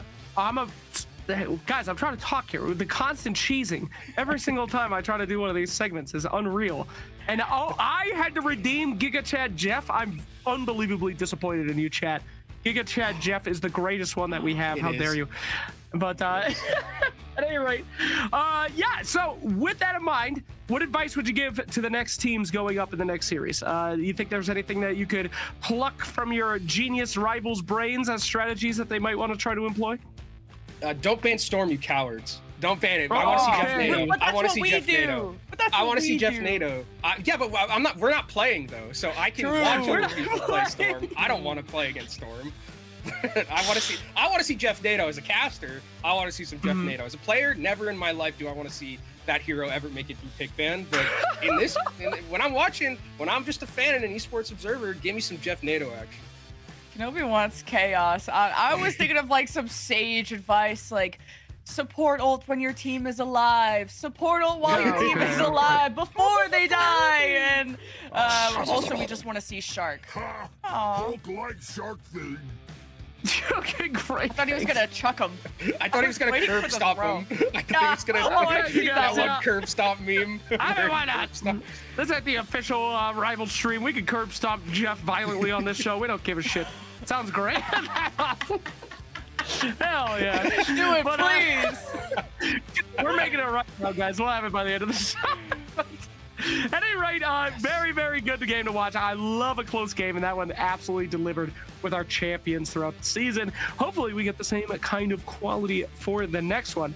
Now, is there a big loser right now that we're definitely not going to see tonight in Marvel Rivals Land? Is there a hero that is absolutely not going to be making an appearance? I want Widow to make an appearance because she's so fine. Yeah. But she's also fine in Spawn and not on my team. Yeah, I think she's there is that one team up she has with the Punisher, but I think Jen Lemon's right. Like there's there is no hero that's probably worse off right now than Black Widow. I think she is probably the she's in need of some buffs, I will say, if she's going to be played ever. That's okay, Lemon, though. this We guy's hate been- one-shot metas. Yeah, it's hard to balance the sniper character, right? I mean, what feels good for them feels miserable for everybody else, but that is 100%. the joy that I like in video games, 100%. Lemon, this guy keeps talking about Punisher. He won't stop talking about Punisher. What's up with this guy? Is Punisher even a big deal right now? Shooty guy. He's the shooty He's guy. just a He's built like an upside-down Dorito, and if he shoots good enough, power to him. That's it? Punisher. The review is just He's just a It was Dorito, bro. purely It's all cosmetic arm day. Dorito talk. I mean, is he actually good in your opinion now, Lemon? Or what's the deal? I think so. I thought Bucky was better Okay. because he has more utility, because he has the pull. Punisher just kind of shoots and gets away.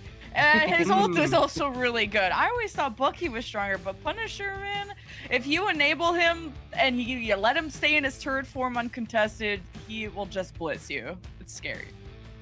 Absolutely. I thought you said his turd form, which I was very You know what? interested. It depends how But good you no. shoot. Sometimes you're turret, Yeah. sometimes you're turd, When I'm playing him, he's definitely his turd form because I instantly die as soon as I get into the turret. So not good indeed. But anyway, as we were getting into that next lobby now, guys, should be any moment. But if you're watching this Marvel Rivals action and you're thinking to yourself, I wish I was playing, don't worry. We will be back for another season with even more rivals and our wonderful casters here again. I will surely join us. I do hope so, indeed. But yes, our action is always happening. If you are tuning into Gamers and Guardians for the first time, this is a show for military veterans and active duty military members to play video games together every single Thursday. They got something to look forward to. They got some friends to make. They got some cash to win. Thank you for the cheese. But when you play and you win, you get cash to you as well as other special prizes. Right now, we're giving away vacations to people as well for winning games. They get put into a drawing for an all-expenses-paid vacation. So we are here every week supporting the military, veteran, and active duty community, providing resources with our fantastic partners, getting people in on the action, and of course, giving them cash for playing the games that they love. Marvel Rivals, not even included when we started this bad boy. It was just Apex and Black Ops, but the vets and active duty guys said, give us the Rivals, it's the hottest, hypest game around, and we tended to agree. So we had so many winners. We have all those winners from our, I think it was like 16 weeks coming here today. Yeah, boy! America! I love that the tank is pulling burgers. That's my favorite part of that. That's what we about here today. All right, looks like we're in for number 2 series. Take it away, my wonderful casters. Thank you so much. Yes, we have another series to see who will go into the finals against Mr. Brown Muffin, the Iron Man, and the squad. We got to come up with team names very soon. Yeah, but we got a I like domination Brown happening. Muffin in the squad. I like Brown Muffin in the squad. That's a good one already. I really like that name.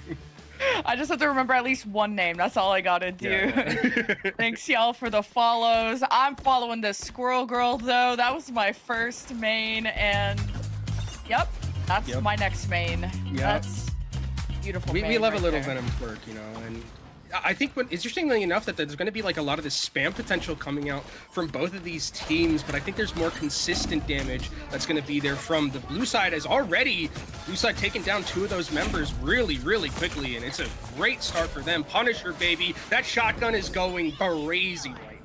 Yup, that's the power of Punisher, Dorito Man, and you hate to see the Squirrel Girl get first to be rezzed by the rocket. Yup, we're taking the red team on one of them boxes, but it's not YOLO. You actually get to live multiple times, but we get to see some initial progress out of this blue team.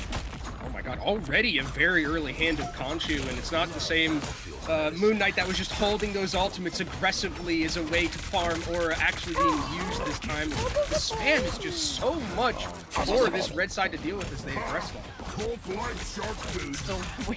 I feel like this Hulk is about to dropkick that Jeff the way this blue team's kind of dropkicking the red team, because you got the early Moon Knight ults, but wait, the shots coming out of the red team. That's the first blood. Another ult. He's farming those like crazy. He needed more buffs and maybe he doesn't need any more. Vitality is crazy. Someone shoot the squirrels! Respectfully.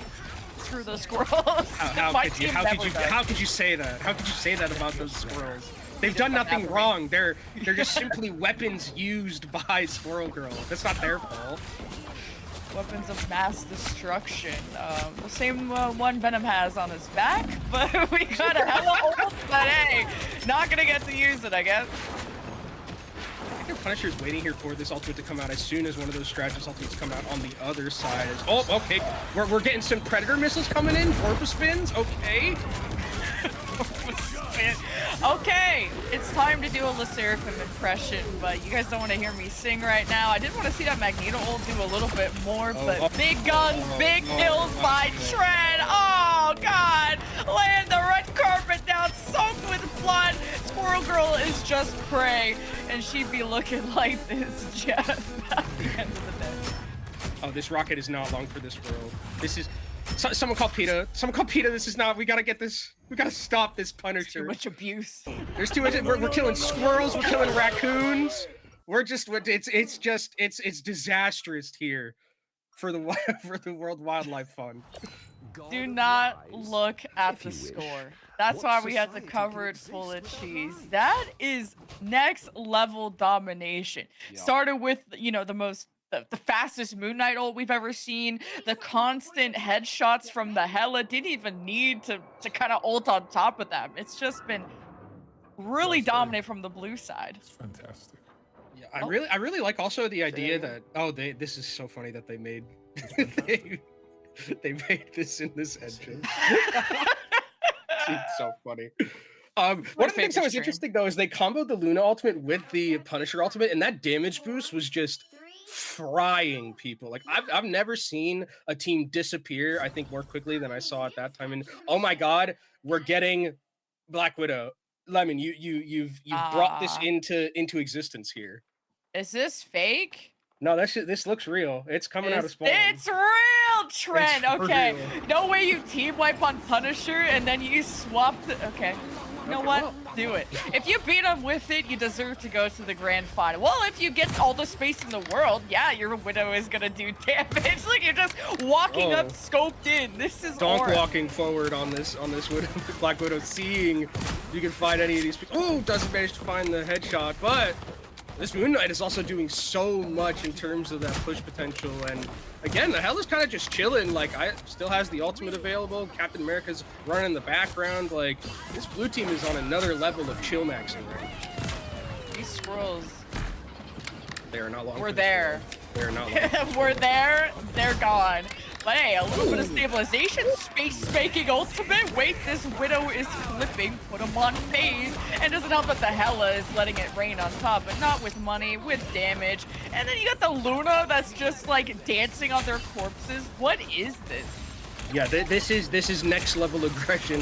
What I'm seeing right now is it looks like, oh, that was a Kraken impact that was going to be used to get out of there. That was a defensive Kraken impact. Not sure I've seen one of those in a really long time. That's just how much fear of God has been put into them by this blue team, as they are just holding strong right now. I was expecting the Squirrel Girl to get a lot more value, because when you're in choke points like this, it's really hard to miss. And somehow you miss a Moon Knight ult, but you know, you got time to walk away from it. And let's see if this red team can stabilize. You do not want to get 200-0'd by a team playing Widow, but Trent is unstoppable, it seems. Just having all the space in the world, but with a CC, with the stun, with the Squirrel Girl, with dinosaurs. Oh my God, what is happening? It's not even a Luna ult. What the hell? Wait, I can't tell if the red team actually was able to get a couple of picks. They're trying to get back into this one. It's just this Emma Frost, but Captain America is still standing strong, and the res comes through, so the Loki's back. And even though they're able to take down the Black Widow, they're still on this blue team holding strong, and we're in last fight territory. The Punisher's gone, and Lemon, this is looking very dire right now. Bro's trying to touch spawn, but also the teamwork. You're putting the shield up when your friend got stunned by the Squirrel Girl. You didn't even get to Emma ult them into you. Couldn't even force the blue side to be in front. This red team is stopped. They're already dead. Trent, I don't want to be in a YouTube video. That's not yet. Are we yes, the Moon Knight copy, yes! At the very end, we saw the double Moon Knight hand of Conchu, and it's gonna be blue team. I would say sweeping Hell's Heaven right now, Lemon. That was a very, very convincing performance from them. Very anti-animal, it felt like as well, but you know, we'll put that to the side. If a Loki is copying if a Loki on the other team is copying my Moon Knight and raining it down on me, I'm logging off for the night and I'm finding another hobby. There's just, if I'm losing to a Widow, same thing. I don't know. That's tough. You can't say this. Hey, you know what? Conchu chooses his favorite son. What do you want? It's true. What do you want? Sometimes it's the Loki. All right? That's what happens. That was hype, though, eh? We got to say, Lemon, you have power. You say whatever you want. They'll make it happen. You know? Say whatever insane crap you want, like pick a Widow, and they will do it. What else you got cooking up there? Apparently. I wanted to see Venom Torque. I didn't get that, but I got to see the second best thing, which is Widow. So I'm down for it. All right, well, a little bit different than our first series, I have to say, but still pretty fun to watch. Did enjoy being able to see that, and again, all these guys are super high skill. I know sometimes you watch one of these games and you're like, oh, wow, this guy's got stomped. Well, I challenge you to go in a lobby with them. Again, every single player that you're watching is either active, military, or a veteran playing these games together, and these are all of our champions throughout our entire season for the season finale, and thank you. These guys are cooked. They are good.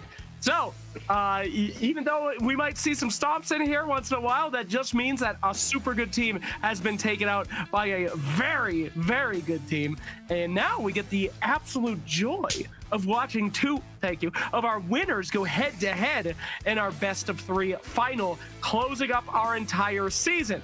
Now, are y'all excited to be seeing that? Lemon, any suggestions? Oh, wow, we're doing the full 3-man cheese. That is a rare cheese. Thank you for the cheese. Thank you very much. Cheese Kenobi, everywhere. anything? Do you think we're going to see new picks, Kenobi, or are we going to see the same heroes that got us here in the first place? Does anyone dare to Black Widow in the grand finals best of 3? I mean, with how it was going, maybe. You know, that Black Widow is probably one of the best Black Widows I've seen in a while. Like played. I mean, I think you could potentially play it, but I would expect probably like more of the standard stuff to come out in the grand finals more so than anything else. You know, we're gonna see probably that Groot. I mean, we saw Punisher. Punisher was very good. I just wanted to point that out. That my boy. You and Punisher. What is this? What is this? I think the character's so broken, and we're like, it needs to be fixed. So Kenobi's campaign starts today. Yeah. Is it all right? Sure, whatever you want. I thought there was a lot of good hit scans in our last match from those our second winners. So against the Flyers of our first winners, I'm kind of favoring. Maybe it's a recency bias. Maybe I just like Black Widow, okay? But I'm kind of thinking this hella Black Widow squad's got it. I gotta ask, what happened to Hawkeye? Wasn't Hawkeye goated for a bit? Wasn't that crazy? I think I would wager to guess he was banned in both of those games as like the first game. Oh, okay. Because that character is also very, very strong. That is with the Luna team up too, that goes through shields and stuns you and does like half your health. It's pretty. I would not want to play against that ever. Great. Thank you. Yes, so much. Yeah, I'm serious. I really love, we talked to production about potentially shutting off this literal insane shit that our viewers are able to redeem for the grand finals, and apparently we've only made it worse somehow. As we're now, it's made it cheaper. More burgers. Yes. I believe this is gonna get into our best of 3 grand finals soon. You paid it, you bastards. Thank you. We've been using that every time to get into games, but chat has now baited me, so wonderful. Thank you. Can you please unsoup? This is a very serious moment. Thank you. And Borba licks are coming out. Fantastic. Okay, so just checking if you have anything in your teeth. No, I'm not gonna do that. We're gonna get the wrong kind of viewers on this stream, all right? This is for veterans. We're shouting out charity event for veterans and active duty. Oui. Thank you. But let's go ahead and talk about this final series somehow. Please save me, guys. I cannot keep filling while these goddamn things are constantly being spammed. I've been doing this for Oh my God, that's a 12 new one. weeks. There's so Okay, great. many of them. There's so many of them over the course of our entire season. But yes, again, I'd like to tell you guys about the stakes. Winner on Gamers and Guardians of our full veteran and active duty player base does win a cash prize. We play every single Thursday, 4 p.m. We are completing season 1. This is our season 1 wrap up. All of our winners have come home, and we are hoping to start up season 2 very soon so that our vets and active duty guys can play every week for cash, and all of our great partners here today. So, with that in mind, can we talk about some other maybe non-sung heroes that we haven't seen very often? Where is the Venoms at? You know? Where are the other boys Right? at? What about Do you miss Hulk? anyone? Yeah, no Hulk. I miss Hulk. Okay. No We Hulk saw and some Hulk Namor. earlier today in our newbie stream. We had first timers that signed up thanks to the VA. We had about 600 new people join in, and we saw some pretty good Hulks. It was pretty hype. Ooh. So yeah, I mean, he's not forgotten. He's just not being used by our Giga pros here in our grand finals. Why not? What's wrong with Hulk? I think it's I a like setting diff. Honestly, as someone who enjoys some Hulk, guys, look up the settings to make Hulk easier, where you can just tap to like load your jump. You have it ready to go. I swear, changing your settings can make all the difference. And also just knowing that you have to just int. You know, there's just some heroes you're gonna have to int on, and Hulk is one of them. Shift when things get scary. When you hear the tiger noise, start running away. Maybe it's a lion. And that's all you need to do to play this game. One of the most expert I think- descriptions I've ever heard. Thank you, Levin. Maybe it's a lion or a tiger or something. Just run. Great life advice. Well done. Sorry, Kenobi, hit it. No, I think Levin's right. Like that is a hero where it's like it's hard to just pick up and play. Like you need to know like the what's what about that hero if you're gonna be bringing it to a grand finals setting like this. So I think that there are probably, I mean, some players that we have here with what I've seen them play on other Vanguards. Like, oh, we can definitely see Hulk unless it's getting banned, and then like people don't want to play against the Namor squid because that is also really, really strong at the current moment. No res comps, which is weird to me because I feel like I've seen those a lot, and then we're just not seeing them that much here, like the Adam Warlock and the Mantis stuff. That's a lot of licking going on right now. All right. Well, yeah, we've been bombed into our first game of Grand Finals. Before we get in there, Icer won. He's been here every single week since we started. He's heading off. Fantastic games here today, Icer won. Thank you so much for coming in, and I will leave it to you to get us in to our best at 3 Grand Finals. Grand finals time! Look, we said Hawkeye. We get Hawkeye. Leave Made it this through one. bans. Do it. You have the power, Jen. I think you just like. I think it's you. I have the power. Also, no Jeff Nato, so I guess you have no power. Haha. Yeah, I just don't have any. Unfortunate. We got ghosts on the screen. Oh man. I think All right. it is interesting though. We did see the I think blue team banned out Brute, so they don't want Obey Slayer to play it because Obey Slayer in our previous series was, like I said, cranking 90s with those walls. So I think just taking that off the table definitely makes sense, but does leave you open to leaving up a Hawkeye, leaving up something like the Luna. But it doesn't look like we're actually going to be seeing that team up. It might be a little bit of res composition coming in from that attacking side, something I was super interested about seeing if we would potentially see. No Mantis though, because I think Mantis has been nerfed a little bit into the ground, unfortunately. Oh, that is a great kidnap, and that is a dead Doctor Strange.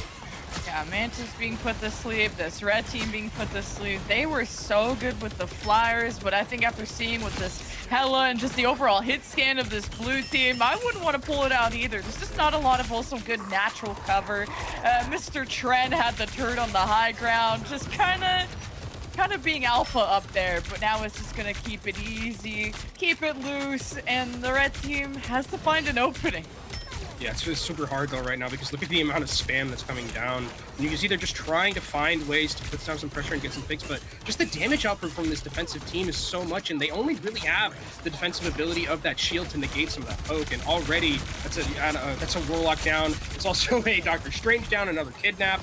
Warlock's gonna come back, but it's not gonna matter too much when you don't have that Doctor Strange in front of you. There's so many servers on this blue team, like having Emma that can just flip somebody in front of the Punisher. You have the Wolverine that can just kind of lay someone down nicely on a bed of roses in front of the Punisher. In turret form, I think this guy is turreting because he is frying this red team.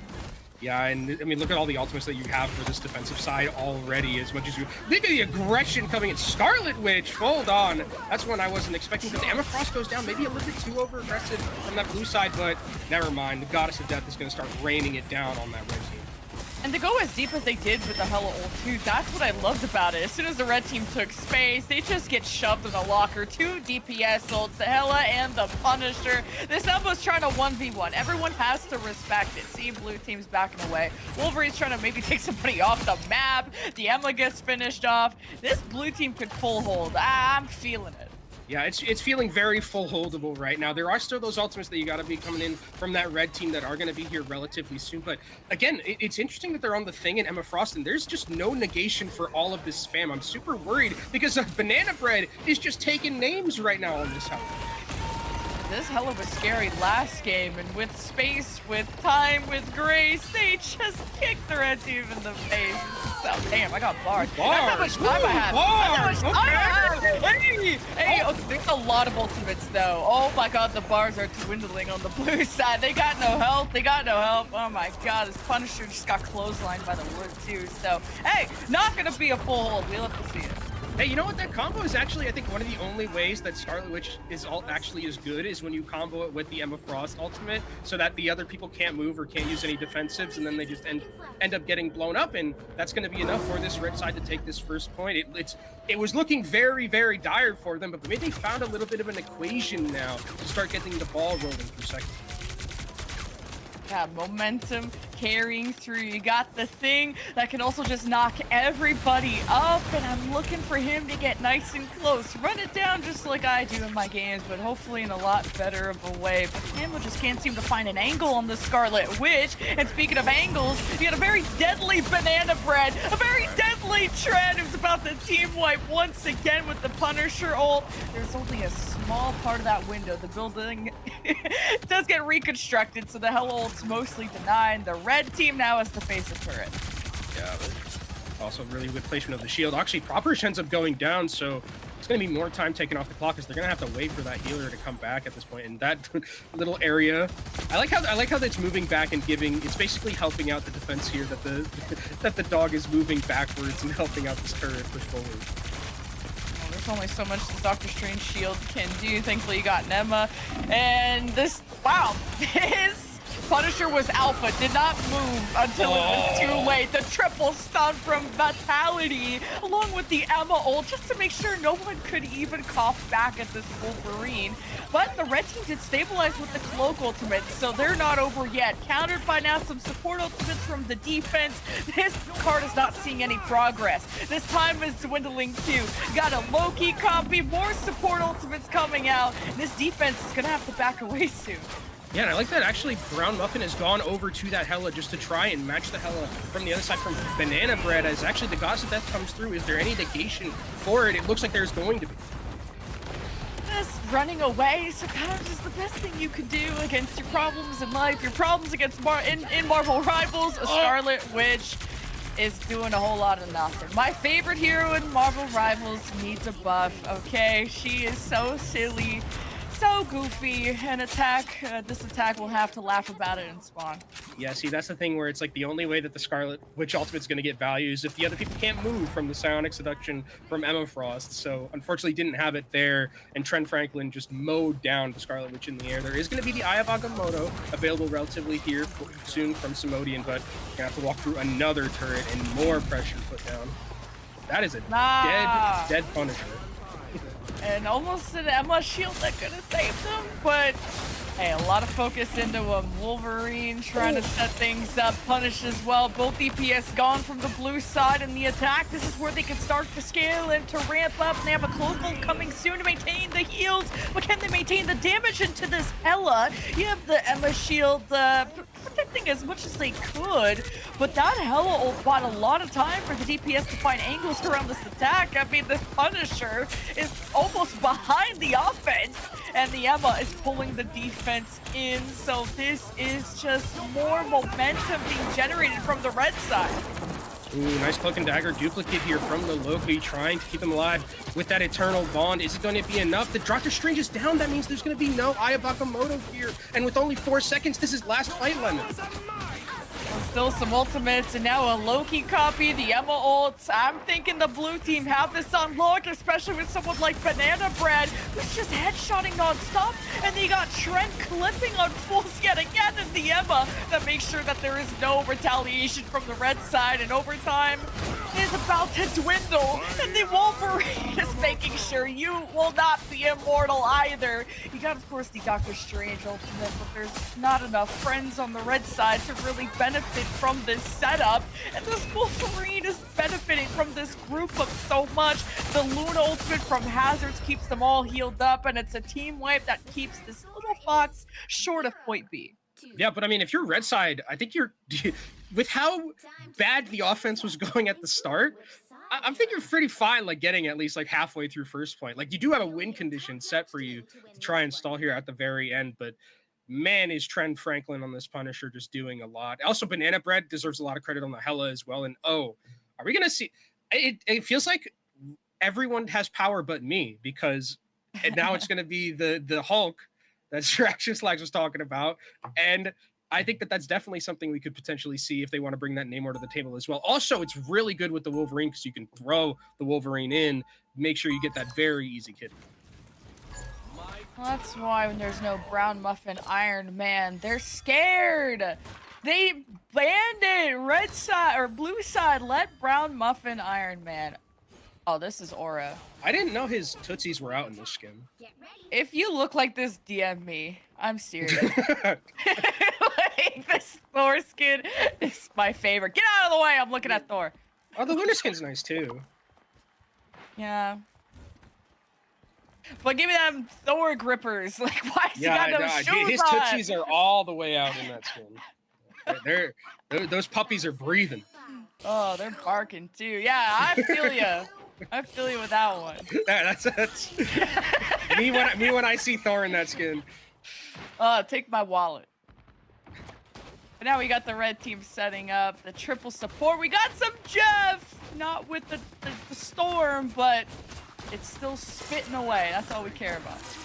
Oh, we also have the Hawkeye team up, which is something that I talked about a little bit at the break, which is so strong. Being able to use that freeze and that stun, basically going through all of those shields that I mean, even like a Doctor Strange shield isn't going to be able to do anything with it, and a Emma shield neither, so we'll see if that's going to be able to get some picks in the interim as we have this poking fight. But again, I feel like the poke just favors here this attacking side with how much they have. And the Jeff heals like Pierce now, so you're just able to keep everyone topped up with the triple heals, and then maybe spit some people off the map. If Campbell's got such an interesting hero pool, I gotta say. The Ultron, the Jeff, I think a DPS number. The Warlock, that was the one. But hey, got some dashing, some prancing, no Santa Claus, no blue team, and a defense that holds. Yeah, they're holding strong here. There are going to be those ultimates available for that red side, but there's still some really good ones available for the defensive end if they want to continue to take these fights. And one of the things that is going to be interesting to see is how are they going to utilize this Jeff ult, because there's not really a place to take them off the map, but taking them out of the fight just in general might be enough. Jeff doesn't have a jawline to Giga Chad. It took me like 5 showings for that to make it look like a Giga Chad, and he's aging over there. This Jeff needs to see some action, and it's the Thor stepping up to kick him in the teeth, and oh man, this blue side, all thanks to these tanks, all thanks to this Thor. I'm a little biased, as you can tell, especially for someone like Trent. Every time he ults, everyone dies. So hey, we're not gonna get full health. Yeah, now it's going to be a pretty hefty time bank for them. And they're going to try and get these picks at the very end just to try and push their tempo and take space even more right here. See what they can find as they want to just use all of this time to move forward. Nice shot by Vitality there. And now as all of this high ground has the ultimate to work with too. And this is just going to be this blue side really pushing the pace. Oh. Well, you got your power, you got the Hawkeye, and the clones are just target practice. This wall it's just a nerf. But hey, shutting down this Punisher is huge. And you can't let Vitality be uncontested for this long. The red side has to do something about it. 1 HP and a Dream Samodium puts him to bed. But this offense can just depend on Bat. Hey, you know what? You know what? That's just getting them out of there. You know, they didn't want to make sure that they wanted to make sure that they got out of there unscathed. That's what that Jet Vault was for right there. It's just a nice little reset. Now this Hella getting in position for the ult, doing so when the backline is so disgusting. All the focus needs to be on them. Focusing on Loki clones ain't gonna do it, at least if you don't find the right one. The Emma Shield was very good too from Brown Muffin, but the Hawkeye, that just let him be uncontested while the Hella ult was going on. So Vitality got some huge picks. Insert got him low enough with the Venom ult, and this red team is scrambling. Oh no. Oh, Trent Franklin and Vitality are just taking over right now with these DPS. They are pushing the pace, and it's... is there even a way for them to try and contest her? I think they will be getting one last chance, but this is going to be a great turret setup spot right here. Oh, well, never mind. You know, Trent Franklin's like, I'm not going to use the turret. I'm going to use my shotgun like a true man, you know? And a victory screech, but not from the Jeff, from our blue side. Holy heck, the power of Tren, a Hella, and good tanks is all you need. But that was still a very close game, I think, at the end. But it's just been about being able to carry momentum, and just all the different angles the DPS were able to do was super sick. And you don't even have to get creative with it. You can just get your favorite Punisher guy, just run it down with the ult. All right, the power has now gone over to Kenobi. Now you are making the calls with the Punisher God. That's the first Punisher MVP screen I've ever seen, by the way. Pretty basic. Well done. But yeah, impressive first show, and that's what I'd like to see. Let's go to our highlights from ID Me. What stuck out to you guys for that series? I did really like the idea. I like that the red team kind of brought out the Scarlet Witch Emma Frost combo, because I think it actually, like, it is very, very strong, especially if you can get, like, you guarantee basically that Scarlet Witch's ultimate is going to get value, which you can't really do ever at any other point unless you have that combination, because the ultimate's just bad.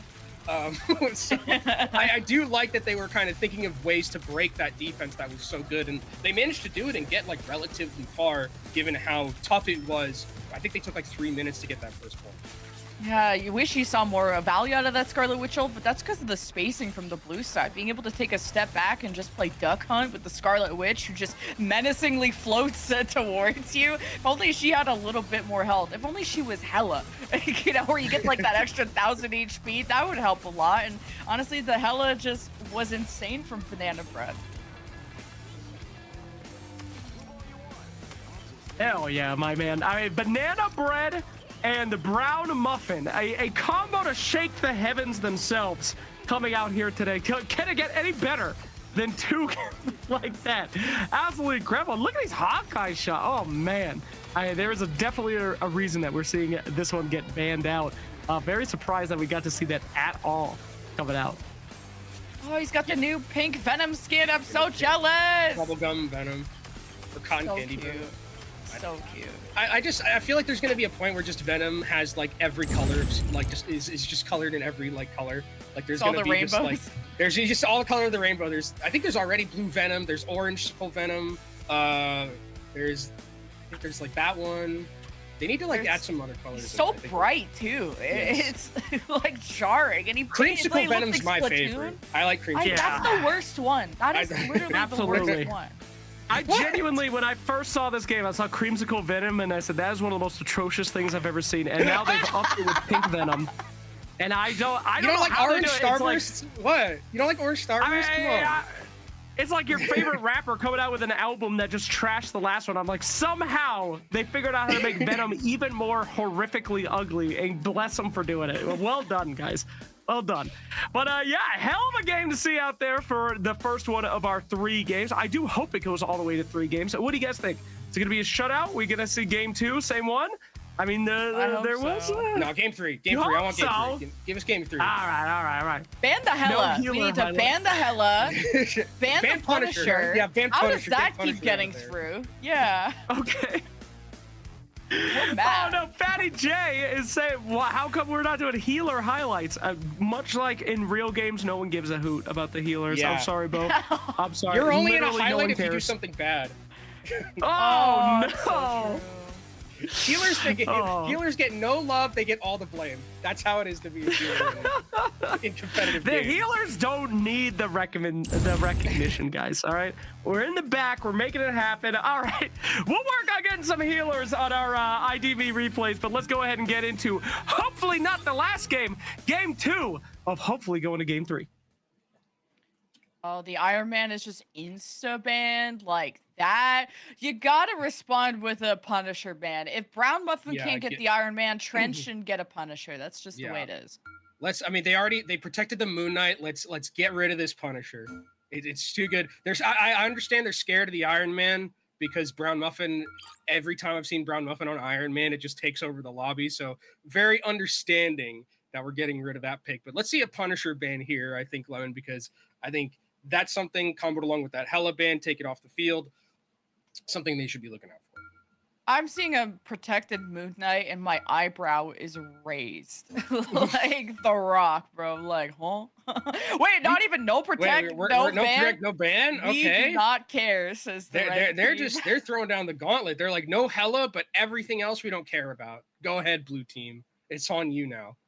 That's insane. Don't let Trent get the Punisher again. Or maybe they got some secret sauce on how to deal with it. I don't know. You tried to bring out the double shield of both, like, what, the Doctor Strange and the Emma. And that could only do so much. We just have 3 no bans. So we might have the whole breadth of hero pools to talk about here, Lemon, when we get past this pick ban phase. The Hawkeye's still on the board. Jeff Nato is still on the board. So that's something that we could see. Haven't seen that yet. Storm has been banned, I think, pretty much every game so far. Is it happening? Are we just going to get no bans for the... Is this just like a handshake here? The imbalance is cooking me, though. Like, at least red team get a second ban. Like Spider-Man, like something stupid, you know, do a me and get rid of Spider-Man Panther. I can't with those guys. Oh, yeah, those are the words. You and me just hate them. Just cannot stand them. Cannot.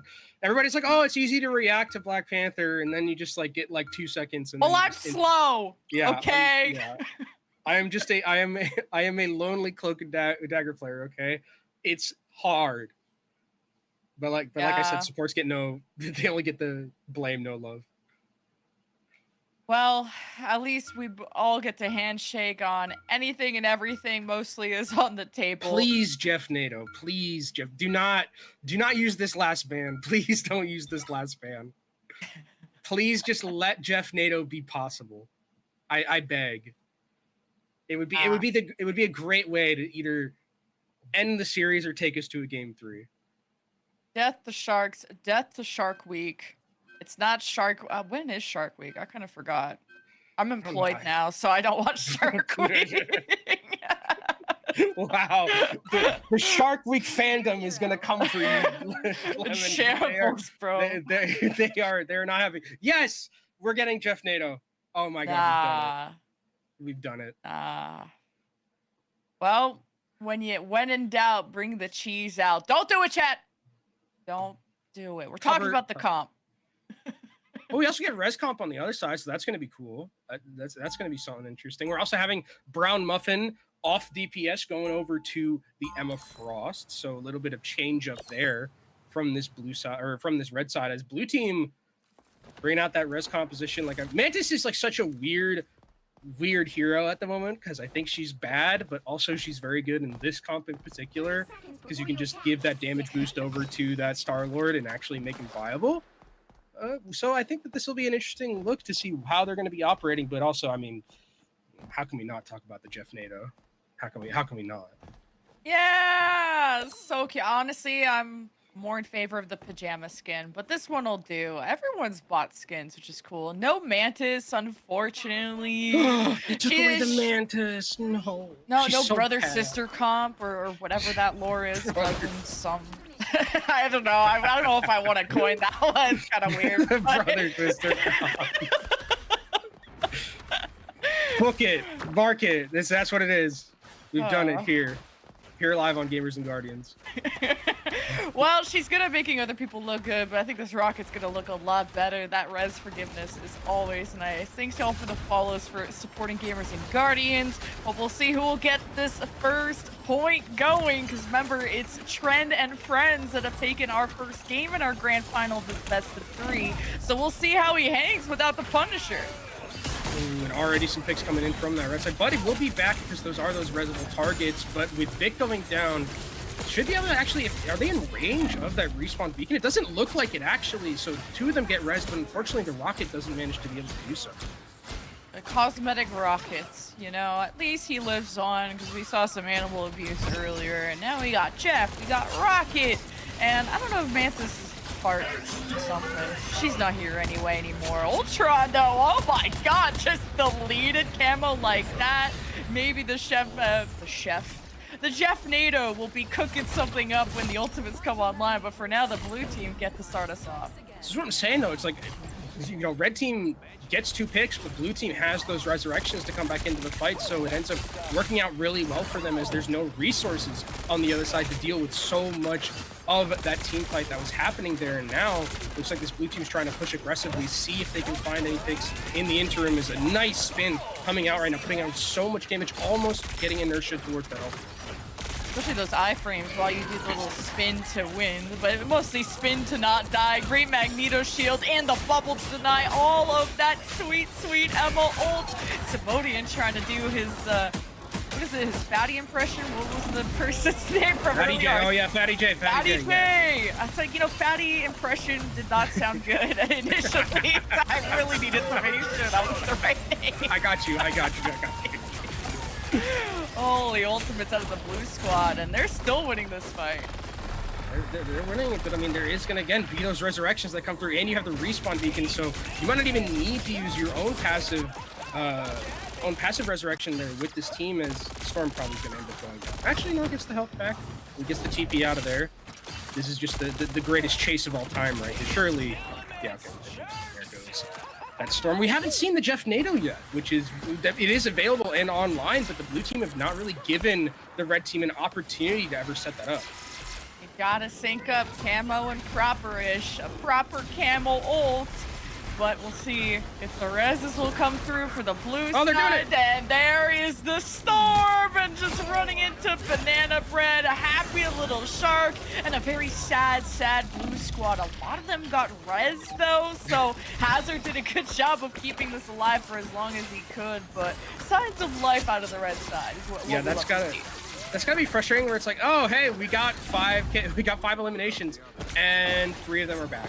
Oh, and it's like, okay, well, what do we do here? And it looks like blue team actually is still going to be able to win this. There is going to be a dance with the butterfly that's going to put down a lot of damage. The soul punch is not going to be enough to cover all of that. Looks like here's Simodian trying to doesn't manage to find it. That's unlucky. Wait, that is some crazy choke. Wait, it's 67 HP? They can't hit you if they're stunned, right? No, it's so cooked and so over. Wait, Vitality also kind of DC'd, but hey, that's kind of aura if you win the round while DC'd. So, is there anyone to touch the point? There is. That's aura. Aura. Or, I mean, they want, so hopefully we'll get Vitality back in time to come into this game. But that was, I mean, again, the Resurrection comp worked out really, really well. Like the Jeff NATO came through, got 5 picks, 3 of them come back into the team fight, and then again you have the Adam Warlock resurrection if you need it. Like, I like the decision making here from the blue side. Yeah, Kenobi is a knower. He said, what, they kill a lot? Okay, just go res, lol. Yeah. And kind of Hazard won them that fight and salvaged this whole round for the blue squad, who managed to farm back up some ultimates to retaliate. So really great job out of the supports. You know, you guys wanted to see more credit for the supports. Well, there's a nugget for you. Hey, I mean, sometimes it's just as simple as not dying. Like, so true. You know, as foreheady as that sounds, if you can't die, it's going to work out a lot better for you. As Vitality is going to be back in this game in time, so we do have that Magneto player back in. No switch-ups from this blue side just yet. If it ain't broke, Lemon, don't fix it. You know, we're pretty fine with where it is right now. Going to be looking out for Obe Slayer specifically, who's got that Eye of Agamotto. Can it find the key members in that back line? So we see another Chad Jeff.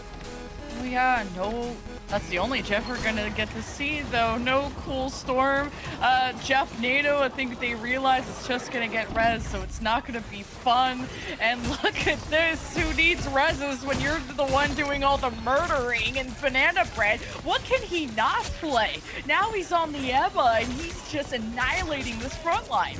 Yeah, this is someone who has an extreme hero pool. It feels like this is someone who I'd love to just like play ranked with. And it's like I can play pretty much everything, and it ends up working out for them. As looks like this blue team's going to start pushing aggressively here, trying to take all that space away from that red sides, who are looking a little bit lackluster. It feels like here. Yeah, you just can't go out like this. We wanted to see a game 3, but they're just the shields. Banana Bread putting the other ammo on her back, and the body block from the escape. Some next level tech, and now you're about to touch the spawn room doors. I like that cloak and dagger TP, but it doesn't have enough mileage on him. Yeah, we got to get those those resurrections. Unfortunately, aren't going to be there in time for that red team, who are trying to just basically play the same composition, but might not be playing it as well as our blue team here. Rocket kind of just doing what Rocket does right here, just chill maxing, playing as far away as possible, shooting those little orbs out. They do a lot of. Okay, I could like this angle from Camo, and maybe this is the hero for him. Oh wait, the other guy has auto shoot, so you just want to run away. No, you just couldn't counter him in time. You thought you could get the jump on insert, but Camo gets humbled, and this blue squad could be flawless, and it's an ult to bait everybody in. But does the blue squad have enough damage? They got stunned on their own, and Simodian kept them healed with the Mantis ultimate, and she makes an appearance, but for really how long? Just kicked him to the dirt. Pushed into the wall with Riz right there from the Emma Frost, as the return ultimate Psionic Seduction comes through. But unfortunately, again, the red team just does not have the gas in the tank to be able to deal with this. They're coming back into this from Karmic Revival relatively soon. Eye of Agamotto, what can it find? Finds only one. That's not enough. These tanks from the blue squad are insane, and you know what? Yeah. I just got serenaded, but this is a winning tune from the blue side. Tren and friends coin it, because friendship beats everything. They're about to sweep in this round and in the grand final. Heroes playing heroes, and man, do they hurt. That is a great performance from our blue team there. What a way for that resurrection comp to finally come through at the end. Really liked what I saw, because I mean, again, it's like, hey, if they're doing if they're just having those ultimates that are just super reliant on just securing kills, what if we just said no? As I forgot what the name of this character is in Apex, but I don't feel like that's an actual emote that Zempic Teabag is absolutely frying me right now, and during the winning screen is diabolical. That was genuinely diabolical. In agility, I can see who did that. You are a sick freak making Remnant Teabag the victory screen. But so sad. There you have it, ladies and gentlemen. The 2-0 will happen, and we will see the end of our fantastic Marvel Rivals series. But guys, we had such an incredible time having Marvel Rivals join in with us in Gamers and Guardians, and we have had so many amazing memories with you guys. And these two casters have been absolutely amazing coming in. First time that they've been together, but it absolutely slayed it. So thank you so much again for being such slay indeed, girl. Slayed. Okay, I've actually never seen this one. Okay, great. Well, thank you. Anyway, so let's go ahead and have your moment, folks, where we can say thank you and goodbye for all the amazing things that you have done for us over the season. Rivals, again, was a late ad. You guys were so kind to come in so many times for us and make our players, these veterans and active duty military guys, feel so special. So with that in mind, Lemon, I'll let you go. Any plugs, any shout outs, call outs? How can people support you? Where could they find you? Anything you want to say? I'm just a bunch of fruits. I just love coming here and hanging out with you guys, and these veterans kick butt, and they're so talented to be good at this game and be full-time and be such hard workers and be inspirations. I love coming here and supporting this cause. So thanks for having me. I hope everyone had fun. You are amazing. Thank you so much. And Kenobi, you have joined us many times. I really appreciate you coming in for this one. Anything to say out for that community? Any shout outs? How can people support you? Yeah, the Twitter that was right there is definitely a way to support me. Also, make sure to support everyone here who's working production, all the other casters that have been here before me. It's a great cause. Love coming in here. I know I was a little bit of a late addition in the season, but loved every minute that I've been here so far. So many fun moments, so many great players that I've seen, and honestly was kind of shocked with the level that we saw from a lot of these players. And like Jen mentioned, it's crazy how good some of these players are, and I really, really enjoyed every single moment. So hats off to everyone who's been involved. Thank you guys. All right, it was an absolute pleasure and honor to have you. You guys are amazing. We hope to see you again for season 2, and thank you so much. Well, I'll let you go. Have a great night. See ya. Ladies and gentlemen, that does it, man. We have done it all. We absolutely went bonkers on this final show to wrap up season 1 of Gamers and Guardians. Thanks to the VA coming in clutch last night. We got a ton of new members, so we extended the show 2 extra hours to accommodate all those new members.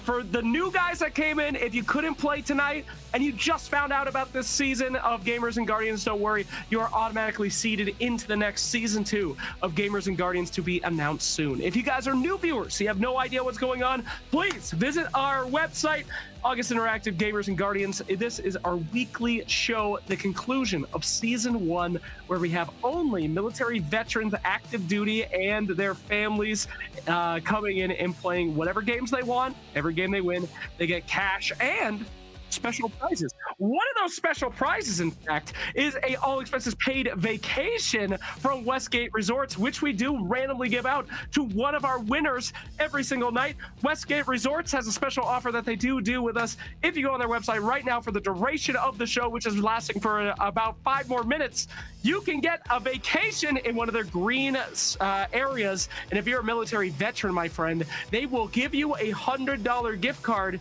or a $99 vacation. They will pay you $1 to take a vacation. You got about 5 more minutes at the end of season 1 to do it. But we do have a free drawing for one of our winners tonight. We put it in the wheel, and ladies and gentlemen, the winner of the free vacation from all of our games tonight is Banana Bread!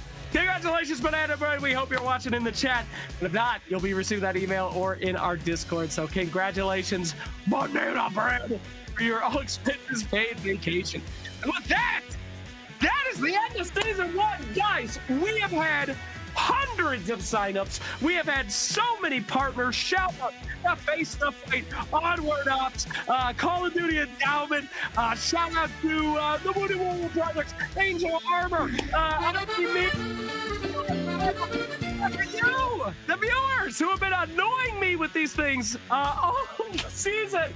Thank you, everybody who has made season 1 possible. We love you guys. We love giving back to our community of veterans and active duty. Yeah, bring it out, baby! 2,000 booty! Woo! And thank you to the Wounded Warrior Project as well, our newest partner in this next bad boy. So it has been an absolute honor and a pleasure to bring you guys Gamers and Guardians season 1. Hope you'll join us for season 2. That announcement is coming in soon. If you're on the Discord, don't go anywhere. We will get that information to you shortly. It's been a pleasure, an honor. Thank you to our players. Thank you to our viewers. Thank you to our partners. Thank you to WePlay. Thank you to August Interactive.